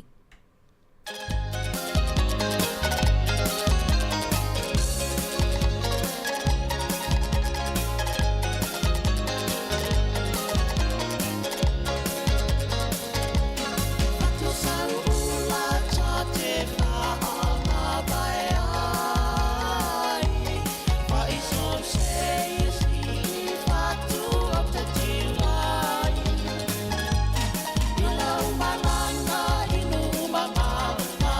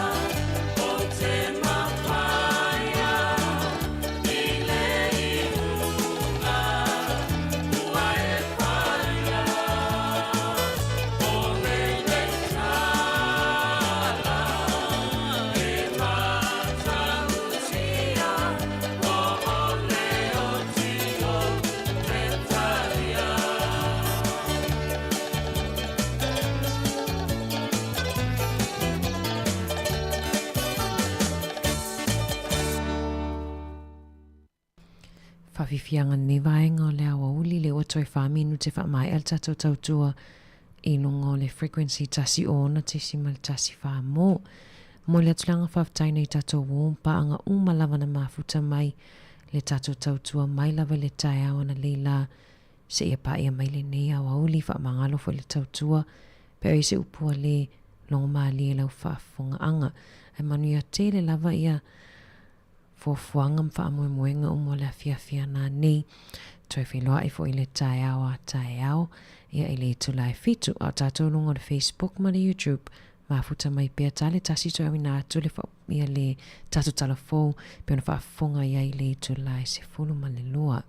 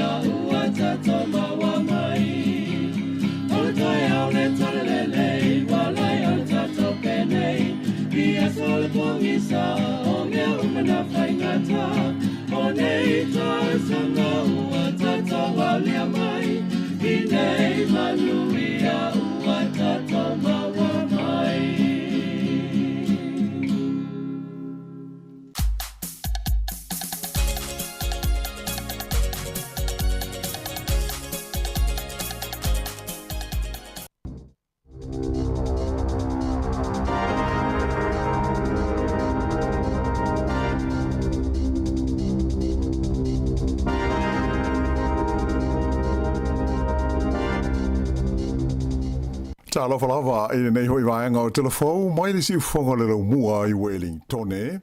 O le tala mua, ua whaapopola ina ia le vasenga o tausi ona o se fuafuanga le ofisa o la fonga, le Inland Revenue, e whaia se la fonga fau I lunga o sauwhanga I te tongi e sui awai o ni sosaiete whapehai mani whaala poto potonga tūma oti. Ta ua I se li poti le wale se whaasara laua New Zealand, o le o tā pena I le ofisa o la fonga se pepa o whaamtalanga, e au fiai ma le ata whaata itai o ni awala mani whainga tāla whengai, e le tau na whaia I se la fonga I sao whanga sui awai o sosaiete ma whaala poto potonga ese. E whaapitoa le nei la fonga, I sosaiete ma whaala poto potonga e ngā rurua whaatasi ai tangata mo le manuia o na sui awai, ma tā pena ai ia lava whaala poto potonga ia ni au onanga a tō hoi mani o loa mo na sui. Whaai loa le pule whaatonu o le kompani su tusi e ngō o le Generate Accounting o Angus Ogilvy, o sosaiete pei o le whono le au whaai o loa po o Chambers of Commerce, ma le tele o isi whaala po tonga tūma oti, e awala mai a lātou tupe maua I sao whanga a sui a wai, ma e ono te le se a whai na ai o lātou ngā runga whai, pe a ho ina whaava maru le la fonga whaule nei, e pei ona tau whaatula I mai nei e le mālo. Na ia ta ua o le a te le se a whai na o whaala po tonga, na whaavae e wheso swani I ona sui a wai, ai e le I whaavai ina mo le whaatino ina o ni pisnisi, pe ina mo wai se tupe ma po o se polo fiti. Ua tau fia wha malosi e leo I Wellingtone, ia a seta wa mea tō tino e o le tau I leono se lau lima se furu awhe tā la, a se li o loo masalomia, le a fia I se whainga tau wha avalea, e a fia ini te unga tupe e wha le vāo mā lo. O le whai unga vai aso na te nei na o nea I luma o le wha amasinonga ia le li nei, mai o loo tau fia le wha alaua I te leina mai o lona I ngoa. Whaalia e whapea e na au ia le tangata mai New Zealand, o lo au fia I tangata e toa se furuma le tolu ia ua whaia I ei mōrianga, e mafua mai I se suenga ale FBI na fia I tangata na o lātu ngauia ia se vai ngā tupe, cryptocurrency, e o atu I le whaise lau 5 miliona tā la le au whai. O lo tua ia I lātou nei le whaia ni whainga tau whaase se ma le tau whaavalea, na afia ini tangata se tofitu le na o lātou whaangai na ini tupe ngāoi e whaatau ai ia ni tā wale tau ngata e o la whainga I le 1 miliona tā la le tau a whai ai whaalu ia e isi vaenga e whaitau fia se lau wafe tā la I le tau o ni lava lava o ni wati tau 5 a tō mani ato te itai ai whapea ai le tongina o ni whale no nofo ai I le ai o Los Angeles, whapea le Hamptons, ato ai mo Miami. Whaelo mai e le li a siasi leo ia Christian Barnard, o aseta le li New Zealand nei o tau fia, e au fia ai se leni o loo I te tono ni teo ngā tupe I whale tupe, whapea o se vai ngā tupe o tuu I le vai ngā se lo ia, mo le whaatawina o se whale, whapea manisi o loa taunga tā. Ua whai lo mai I le pasia e le kāpeneta I lana whontanga nafi o le tui natu le I le tonu o le pāle mene o le pili po o le tula whono tau whaawhi ua whai ngoina o le Regulatory Standards Bill. O le nei pili o lo awhia I le morienga alo ia I le vāo le pātia le National ma le pātia le Act e pei ona ngā lulu e whaatasi ai I lātou I le whainga mālo o lo tū nei le foe. O lona wha moe au tū, ina ia wha ale leia ai le tūlanga o tū la whono, e awala lea I le wha awhi I ai o ni aia inga mani whainga wha ale tū la whono, e fua I ai le whausia o ni tū la whono whau I le lumanai. Ai pei ona si le fia, o le vai asa te ruai, lea sa tu ina mo iai alo ia se whautuanga le komiti wha tonu o le Waitangi Tribunal, e whapea, e te tau na wha apawhala I le nei pili, ina ia mauai le awa noa e whaalia I aini manatu mani langona o tangata Māori o le tino u. O lea whautuanga mai le Waitangi Tribunal na mafua, ona ua lātou tau 5 ina le tusa mo le sefuru mo le varuawheo ni tārosanga e lango ina ai le ilo ina lea o se tangi whaanatinati e te ena ai le nei pili mai le tu ina atu I le maota. Peita i la o le songa fua lea na io e ai le kabineta o le tau na tu inatu i le pili i lona whaitau ngā mua i le tonu o le pāle. Mene whailo mai ai le minsta o tu la fono ia David Sāmoa o lo ielan whaamamoe e le tau o na amata whaamamalu i le tu la fono fau i le tau sanga a sau. Na whailo mai fo i le pāle mia nafi i lona taofi e le tau o na sanga whaamalo sia ma sanga whaadilea tili le nei lavapili a o wha ngā solo ai i ona vaenga SS i te tonu o le pāle. Mene. I le teimi nei, ua wha maani e le wha amsinonga wha i tū māloi au ki lani, i le soli tū la fono se li isa tau ma whai, e na te maua i ni au wala tau wha ase se ma tau wha avalea, i le whai tau 4 miliona tā lao tupe feso swani mai le malo New Zealand, i le taimi o le vevela o le wha mai koviti. O le tangata le nei o se li mai Asia e ngoa i a Hun Min Im e iwa se futasi la wha i o mōlianga sa whai e whaasanga i a te ia. Ma fua mai lea i lona tau mo whai e wha ataro sanga ina i a se vai ngā tupe e tusa ma le tasi tesi ma le 8 miliona tā la. Mai le fso swani le nei ala maa lo i le tongi o tangata whai ngā ruenga wha pēle vai ngā tupe mo pisi nisi la isi e langolango ai le whaatino ina o lātou ngā luenga whai i le taimi o sā matapu o le wha mai koviti. O la whai ngā atoa sā tau mo whai le nei tangata e tāra sanga ina mai le malo e lua tesi ma le 3 miliona tā la. Peita ai e nā o le ono se lau luas fuwhaafe tā la na ia maua. Limas fuwhala a whai morianga o le whai o ni whai ngā pio ma le wha ngā ina leo ni wha amtalanga pepelo e langolango a iana tāru sanga. Mai sa io e lea tangata ia morianga uma ma ua wha mao ni ai nei le wha amsinonga ia lona soli tu la fono. O le neim tā aupu sa ngā le wha tasi ai le ofisa e whea ngai mama tā aupu tau wha asese le Serious Fraud Office a e wha pelum tanga luenga o la fonga. Le Ministry of Social Development, le officer o leo o New Zealand, whape ai le officer o company po le Companies Office. O se aso o iluma, o le a whaai lomo iai, le whaai unga le whaamsinonga mō le nei tangata.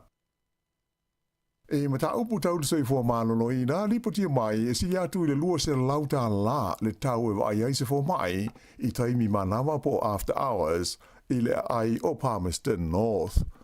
O se li poti lo ale swa se Lower New Zealand na ta wa i se tina na sul fa ia nei se fa le mai tua i taimi ua mana vai ngā luenga i Palmerston North e lua se lau ono se funta lala na pili na wa ai o ia e le fo mai a fa au popo ia i ma le tau o na vai ma fuala au o na sili atu le toru se lauta la le tau atoa na i e tongi i le fa le mai po le clinic e ngo le city doctors lea na wa ai o ia i le whaai ungo le vai aso.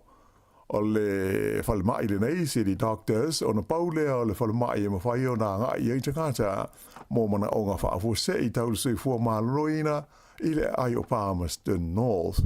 Mai tele maisi nuu e au fia i le la tutu singa. O le tinana a fia e nofo o ia i le pita nuu o Danneberg mai o stasi leo nuu e lalo o le vai ngā le whalemai le nei o le city doctors i Palmerston North i taimi manawa ma whai ungo vai aso.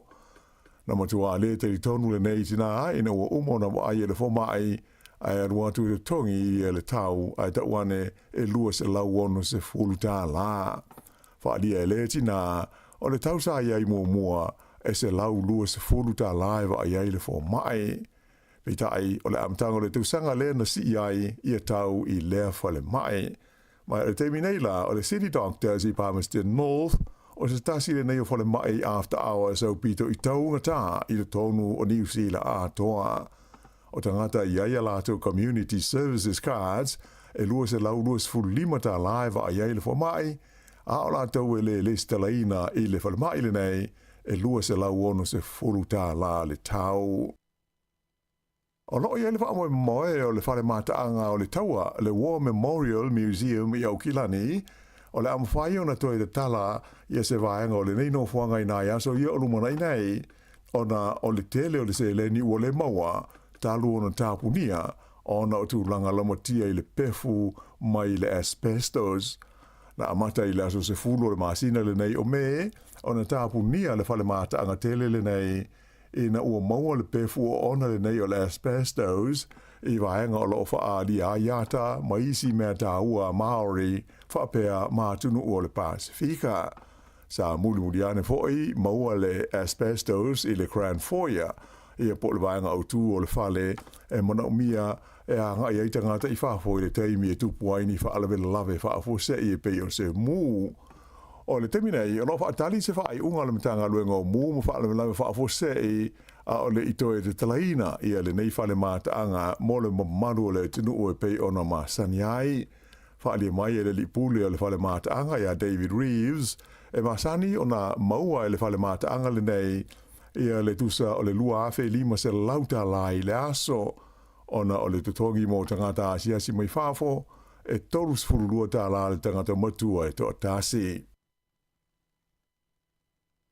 Ua mana o le patia le laiba, e na ia matua o le suenga le sua tu Sicilia le malo, le Auditor General, i le Port Kalambe o mea ai o le wauli mo ta maitia onga po le School Lunch Program, mai ua tuina tu waise tusi alo ia i le ofisa o le sua tu Sicili, tālo sangai nai, le au fia i neisa i li linga, o le avenga mawhaina ia ua fia ia onga, ona o suinga ua whaia i le whainga malo i le nei Port Kalame. O le amtanga le masina le nei, na whailo mai ai i le ofisa o le sua tu Sicilia le malo, le whaia leo sa lātou suenga o le Port Kalame le nei, e pei ona tele i ai le mau whai tionga, tālu ona sui ma toi whaatulanga, e le whainga malo o lo tu nei le foe. O le ao fia i lea suenga le fuafuanga whaatatia le matanga luenga wa aonga, le saunia ma le tāpena ina o mea ai mo le whaatino ina o kon karate o le nei Port Kalame i lalo le whaatulangana e pei ona whaia le min stalango lango a aonga o David Sāmoa. Whailo ai e Sāmoa i le taimi lona langorangoina o le whaia o le nei sa i li linga. Whailo mai e le suiso upo o le Labour o le tamaitai whaipule o Willow Jean Prime. E le tau nā fia i le suisoenga le nei i le tūlanga pe o mawhai o nga whatia i kon karate o lātou whaatino ina nei lea Port Kalame o na lātou o sia le tūlanga mo o mia. Ai, pe o whitaui ma tāle whea ngai mea ai o lo ngau sia ai mo le tūpea le malo o lo o aluai. Ai, pe o whape whewhoi o na pūlea ma whaamaru sia. Ia ia inga ma le tūlanga i pei o na ioi nei lalo le Port Kalame. Ta ua le nei sui le Labour. E tele a onga o lātou whaailoane ia le alu o lātou lava tupe e whaatau wai mea ai mo a lātou te maiti a onga ona o le whaale tonu o mea ai o le Port Kalame ai le o mawhai o na maua pe to e whaaola mai ia se leni e le malo o New Zealand. E mata upu tau i upu whai o malo e matua te ena i le pāle mia ia Christopher Larkson le ono whaititia leo le whaasalanga e pei ona whautua ina mai mo whai pule to tolu o le vaenga whai o le te party Māori. Ta ue Larkson e malamalama le leila na party i le tūlanga ese ma le onga o le whaasalanga e pei ona whautua ina mai e le komiti o tūlanga ma malu o le parlemene. Le fo ua whaalia e le whonga talai a Jerry Brownlee o se whaasalanga ma mafa. O le vai asa taluai lea na fo iai se whaai unga a le komiti o tūlanga ma malu o le Maota e whaasala ai tai so whaatasi e to'olua o le Patia Māori mo le umi e tolu vai aso po le luas futasi aso e le fono ai ona o le awai i le whainga o le haka i te tonu o le Pālemene i le taimi o le whaitaunga mua o le pidi e winga i le anganga o le whenga inga o Waitangi. O le tamata i whaipule talavo ia Hana Rafiti Maipi Clark le asa i taita ia le haka e fitu aso pe tasi le vai aso le umi o lona whaasalanga e pei ona whau tuaina e le komiti. O le whiawhia nā nei lea o le atara noi nai e le Pālemene le li poti e le komiti sa iloina le mata upule nei. Mai ta atono le a umi ma vevela ni whiala wholafo i ngai a ngai iai. Whai asa na tenei sa wha mawhainai le whongoftalai e te tau i whaipule o le Maota o na mana tunatu mamafa i le nei mata upu a o le i whaia iai se whaai unga mautu o le Pālemene. I nai tala mai le Pasifika O lo ase si mai I New Zealand le vai aso le nei le fai lo tusi ao le fono a tai o malo le Pasifika, le Pacific Islands Forum, o le I engo ia Baron Wanka, au ia I nei o la feila I ma le mean star le vai fafo, va wasa mana ia Winston Peters, ai fa pe le mean star le mtanga luenga o tangata Pasifika o Shane Retty.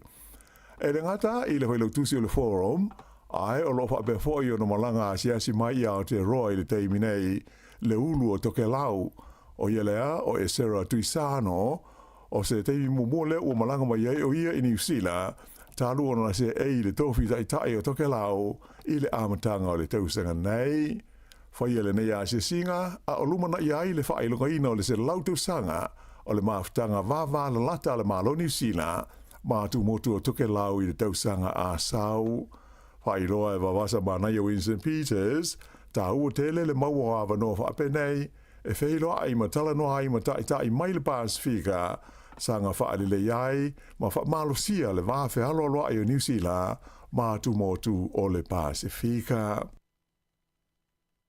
Sa tali malo fo I New Zealand le fontanga a le fono wha tonu, po le Council a le University o le Pasifika I saute le USP. O le nei fontanga na whaia I le so ngafua nafi, mai sa fatasi ai ia sui mai atunu SS se furu mo le lua o le Pasifika ia e ona le University le nei le USP sa faali ai le minsta o tangata Pasifika ia Shane Retty o le talimalo ai o New Zealand I le fontanga e atangi ai le lango ina malosi e le malo New Zealand o le ati na e o nga maurulunga fa University I te tonu o le itulangi o le Pasifika I sause. Ia o le whaingo le nao le nei vaenga o telefou.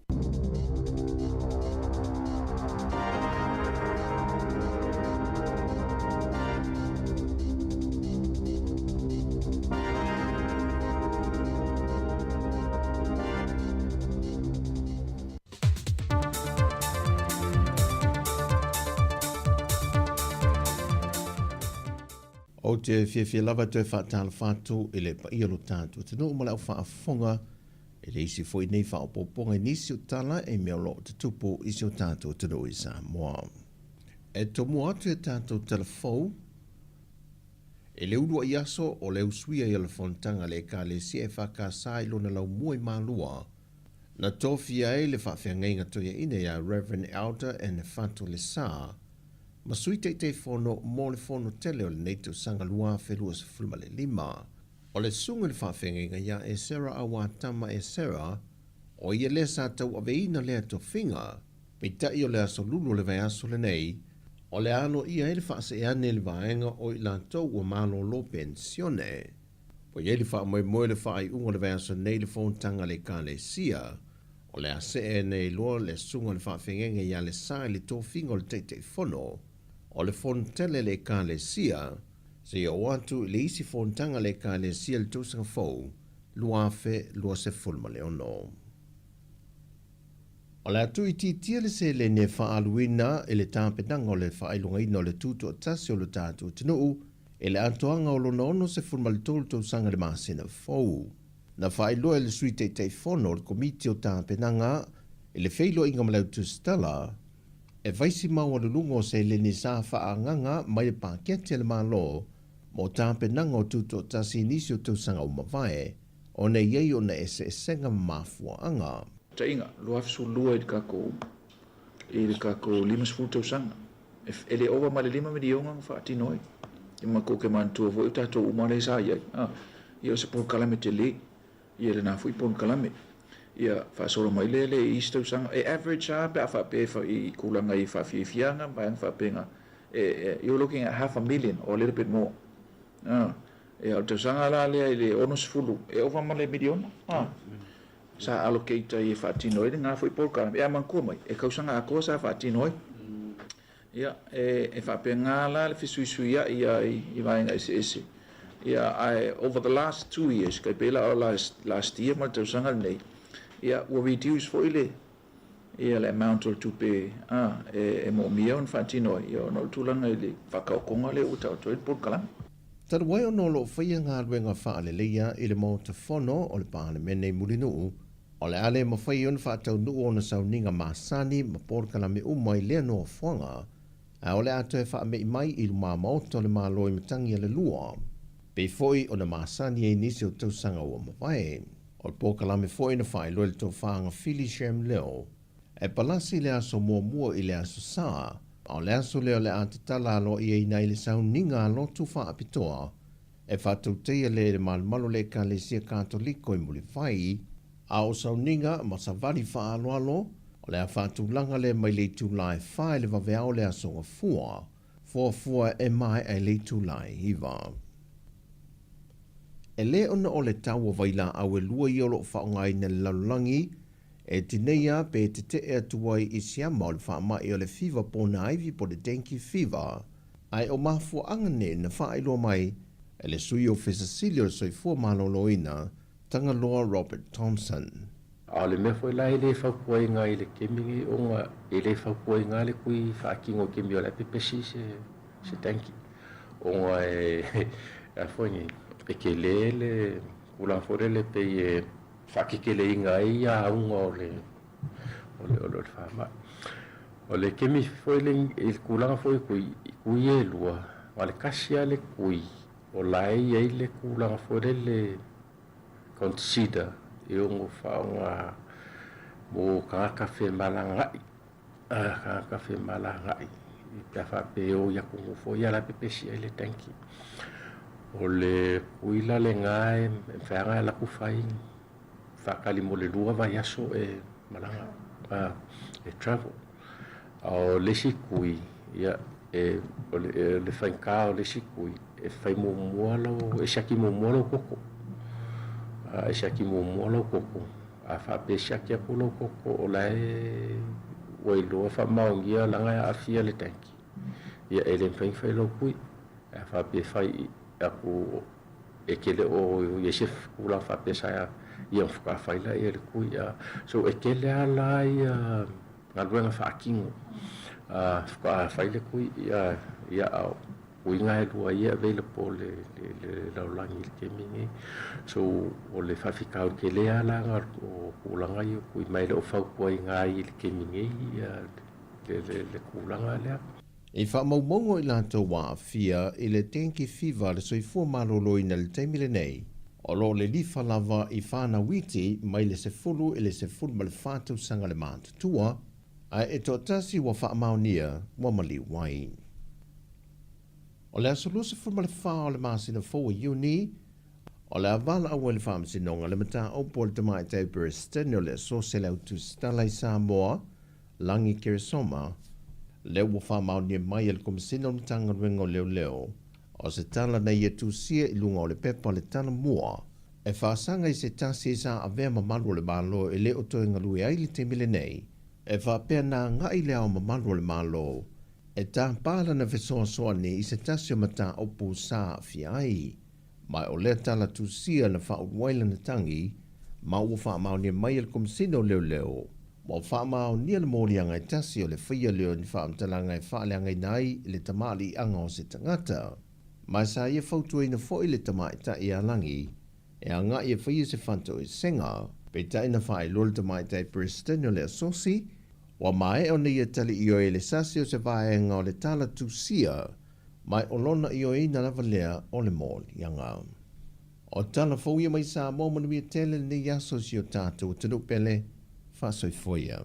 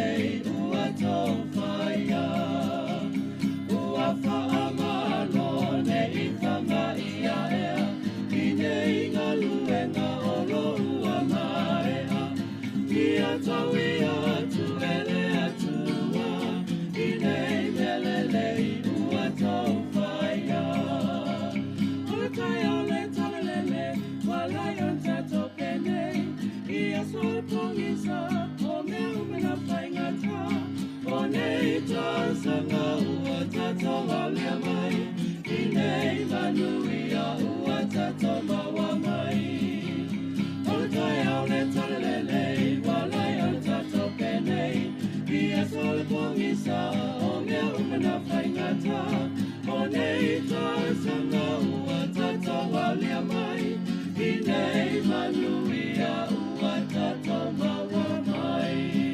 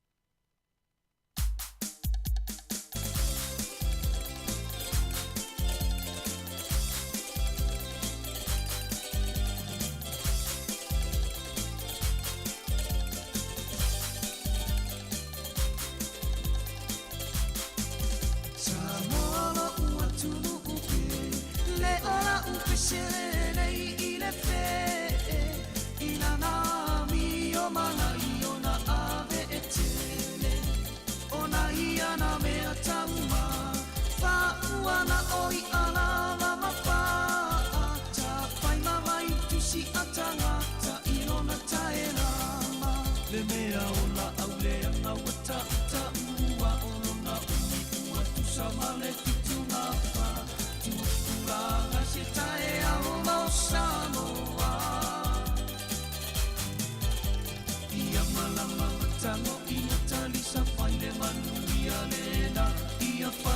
mawhai Te alo whanilanga toe upuna whai mai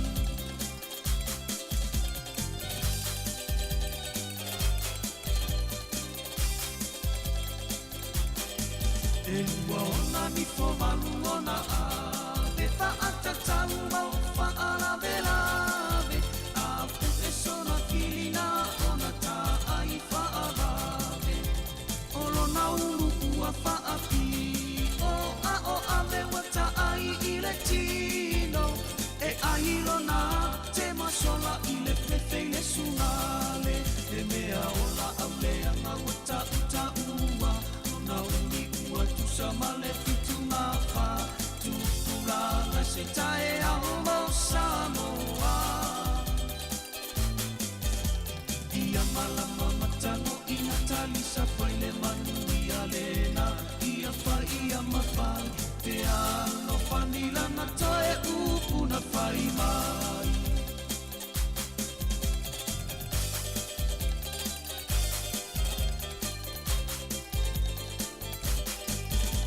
Tana ila ia na miunga Mana ia na whainga ua oba E mata ata ae whaane ai se alofa E lele i le tauma Pape a palo na tae lama I le whaawhai ai pei Wapopo e loloi ai Le mea ola au leanga wata uta ua Olo na uni ua tusa male fitu ngā wha Tupulanga se tae au mau Sāmoa Ia malama matango ina talisa whai le manu ia lena Ia whai ia mawhai E alo whanila na toe upu na whai mai